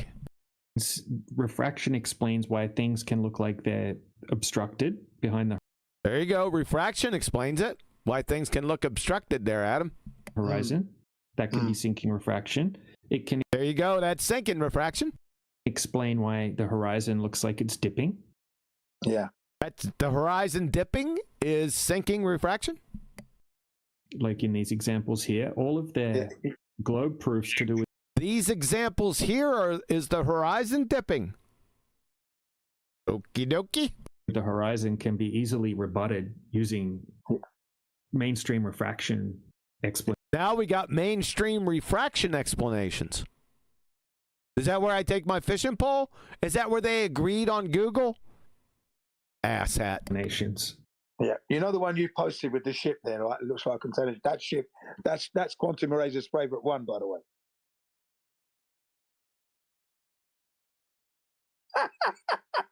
Okay. What's so funny about that? So when we were talking about looming and that back in the day on the 24/7 home base number of years ago now. Talked about it long before 24/7 was around. This was one of his favorite images. In fact, I bookmarked that one because it was his favorite one. Okay, I've got this one you posted. Yeah. I often post it myself. It's funny you did that. You posted. Yeah, it's real funny he did that. Did that one because he was talking about refraction and looming a few times. He doesn't think that can happen. He doesn't think that refraction can happen in the atmosphere. It's not that I don't think that refraction can't happen in the atmosphere. I fucking know it as an absolute fact. You don't, because you're a dumbass. You're a pretender clown fraud. I'm going to show you how I know it. Ass clown. Say goodnight. Refraction from Hyperphysics, Georgia State, is the bending of a wave when it enters a medium where its speed is different. The refraction of light when it passes from a fast medium to a slow medium bends the light ray toward the normal to the boundary between two media. The amount of bending depends on the indices of refraction of the two media and is described quantitatively by Snell's law. They even spell it correctly. From the physics classroom, refraction is the bending of a path of a light wave as it passes across the boundary in your country's colors, separating two media. Here's where you get a mud hole stomped dead in your ass, DJ. It's turn out the lights moment. No pun intended. From the physics classroom, Snell's law applies to the refraction of light in any situation. That is, DJ Dumbfuck. In any and every situation, when you talk about the refraction of light, it equals that. Game, set. Good. Fuck stick. Can I just... he said quantum eraser doesn't think that refraction can happen in the atmosphere. Right, before you go... Now, what you just go there, obviously, would solve the no problem for someone normally. But what's this atmosphere? Can you produce this atmosphere? What geometry is it based on? What's the radius that it's based upon? He's a baller. It'd fail first grade intro to gas behavior also. Atmosphere. Why would you even... Go on, Adam. What's that floating ship got to do with refraction? Nothing. I don't know. We went through a load of long-winded apologetics, even apologising for the term mirage. But there was no refraction in that description. That boat's not floating because of refraction. It's not being loomed above any real position. It holds that position in reality. There's no refraction. It's just there. And you can't tell the difference between the middle of the sea and the back of the sea. You're just stupid if you think the boat is moved. So why would you invoke refraction, even if you're going to allow it in the one single medium of the atmo, right? even then, why are you invoking it? I don't get it. Because the ship's where the ship is. And the sky's not refracting into the sea. So where's refraction? I'm lost. So is everyone else. He's toast. We're going to finish this up on another time. It's getting too late. We've been going too long. 5 hours. It is. I think we should end on just that last slide, which is, to me, invoked greater curiosity, which is the LGBTQ++ boundary layer. Oh, you want me to go back there? What the rainbow warrior is that? That is an overuse of colour to a point that I think you're trying to make a political statement. I was trying just what is it? A transgender boundary? I didn't say that. I just wanted it to stand out with his country's colors. It certainly did that. It did that. How you like this one, Adam? Isn't this beautiful right here, this last one? Listen up again, glue sniffers. From the physics classroom. Not the meteorological classroom, right? This is an optics topic. Yeah, you get me. That's why it's in the friggin' physics classroom. Listen up. Snell's law applies to the refraction of light in any situation. That means in every situation, when you're talking about the refraction of light, you're talking about Snell's law. Period. That's what that means. Yeah. Say good night. I like the last bit. Regardless of what the two media are. Not regardless of the temperature gradient in the single media. Yeah. Regardless of what the two media are. That's what refraction requires for you to be able to describe it through Snell's law. Yep. Two media. Yep. That's all she wrote for this evening, folks, because I'm getting a mite peckish. But we'll continue with this. We still got, just relax. We still got the rest of the video to go. There's not too much longer to go, and we'll finish it up next time. Brian, you wanted to say something before we hand it over to Flatsy? Yeah, this guy DJ. Now I know we've discussed what he was pushing terrestrial non-refraction the last when he came into QE Live some months ago. But earlier on in this discussion, he was talking about a change in the refractive index of air, and he was referring to a change in the density of air, right? That's what he was referring to from what he was saying. Now, that is invoking the very thing that ballers are talking about, which is terrestrial non-refraction. Right? They call it refraction, but it's non-refraction. It's not refraction. So when someone's talking about a change of the refractive index of any medium, especially air, or talking about density changes within that medium, right, allowing for a claimed refraction to happen, you know that either they don't realise that they're promoting globe, or they do realise and are intentionally promoting globe.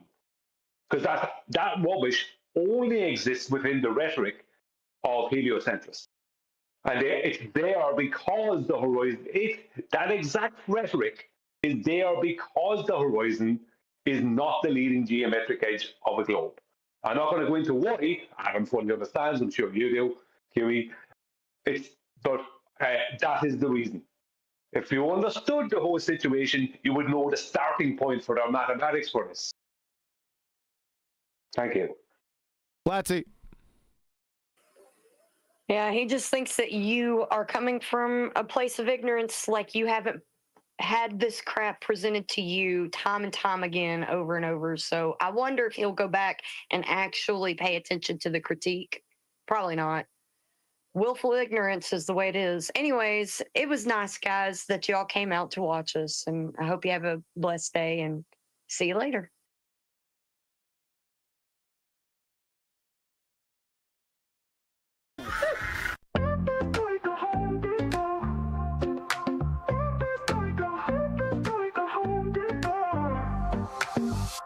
step up in this game like I'm hammering nails. Earth's a flat plane, listen up, I'll tell you tales. Home Depot vibes on my tools, no fails. Level up my vision while the world just derails. Sharon said it first, now I'm chasing the truth. First wanna know, is he shilling or aloof? Now I'm flexing with the facts while they playing the fool. Flat earth, no curve, I'm breaking all the rules. Release the tapes. Earth is like home Depot, got my crew on deck. Home Depot, we ballin'. All this knowledge better show respect. Home Depot, flat earth, they saying no way, but we out here grind. Home Depot, motivated, determined, leave the lies behind.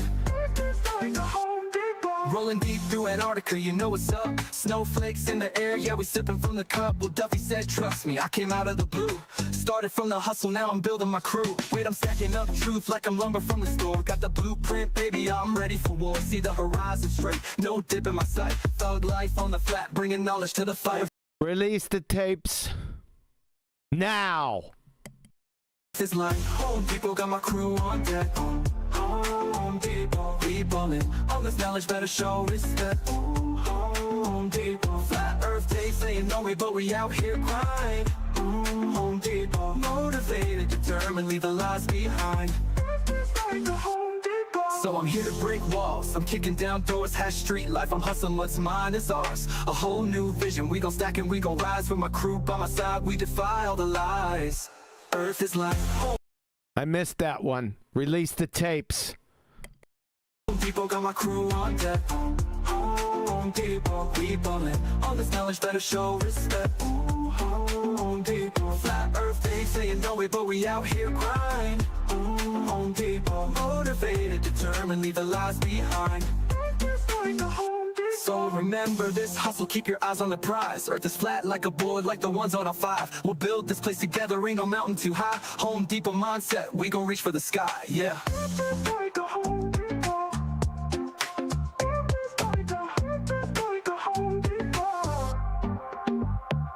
So remember this hustle, keep your eyes on the prize. Earth is flat like a board, like the ones on our 5. We'll build this place together, ain't no mountain too high. Home Depot mindset, we gon' reach for the sky, yeah.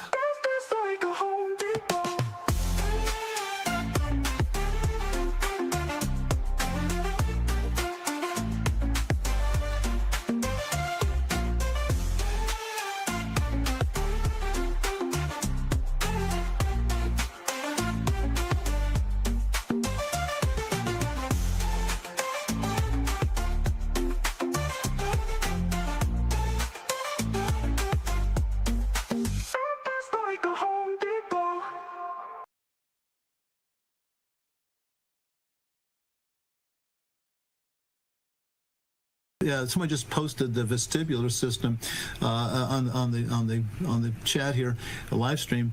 But the vestibular system doesn't detect motion. That was something I was taught growing up, that it detects motion. It doesn't. It detects acceleration. Big difference.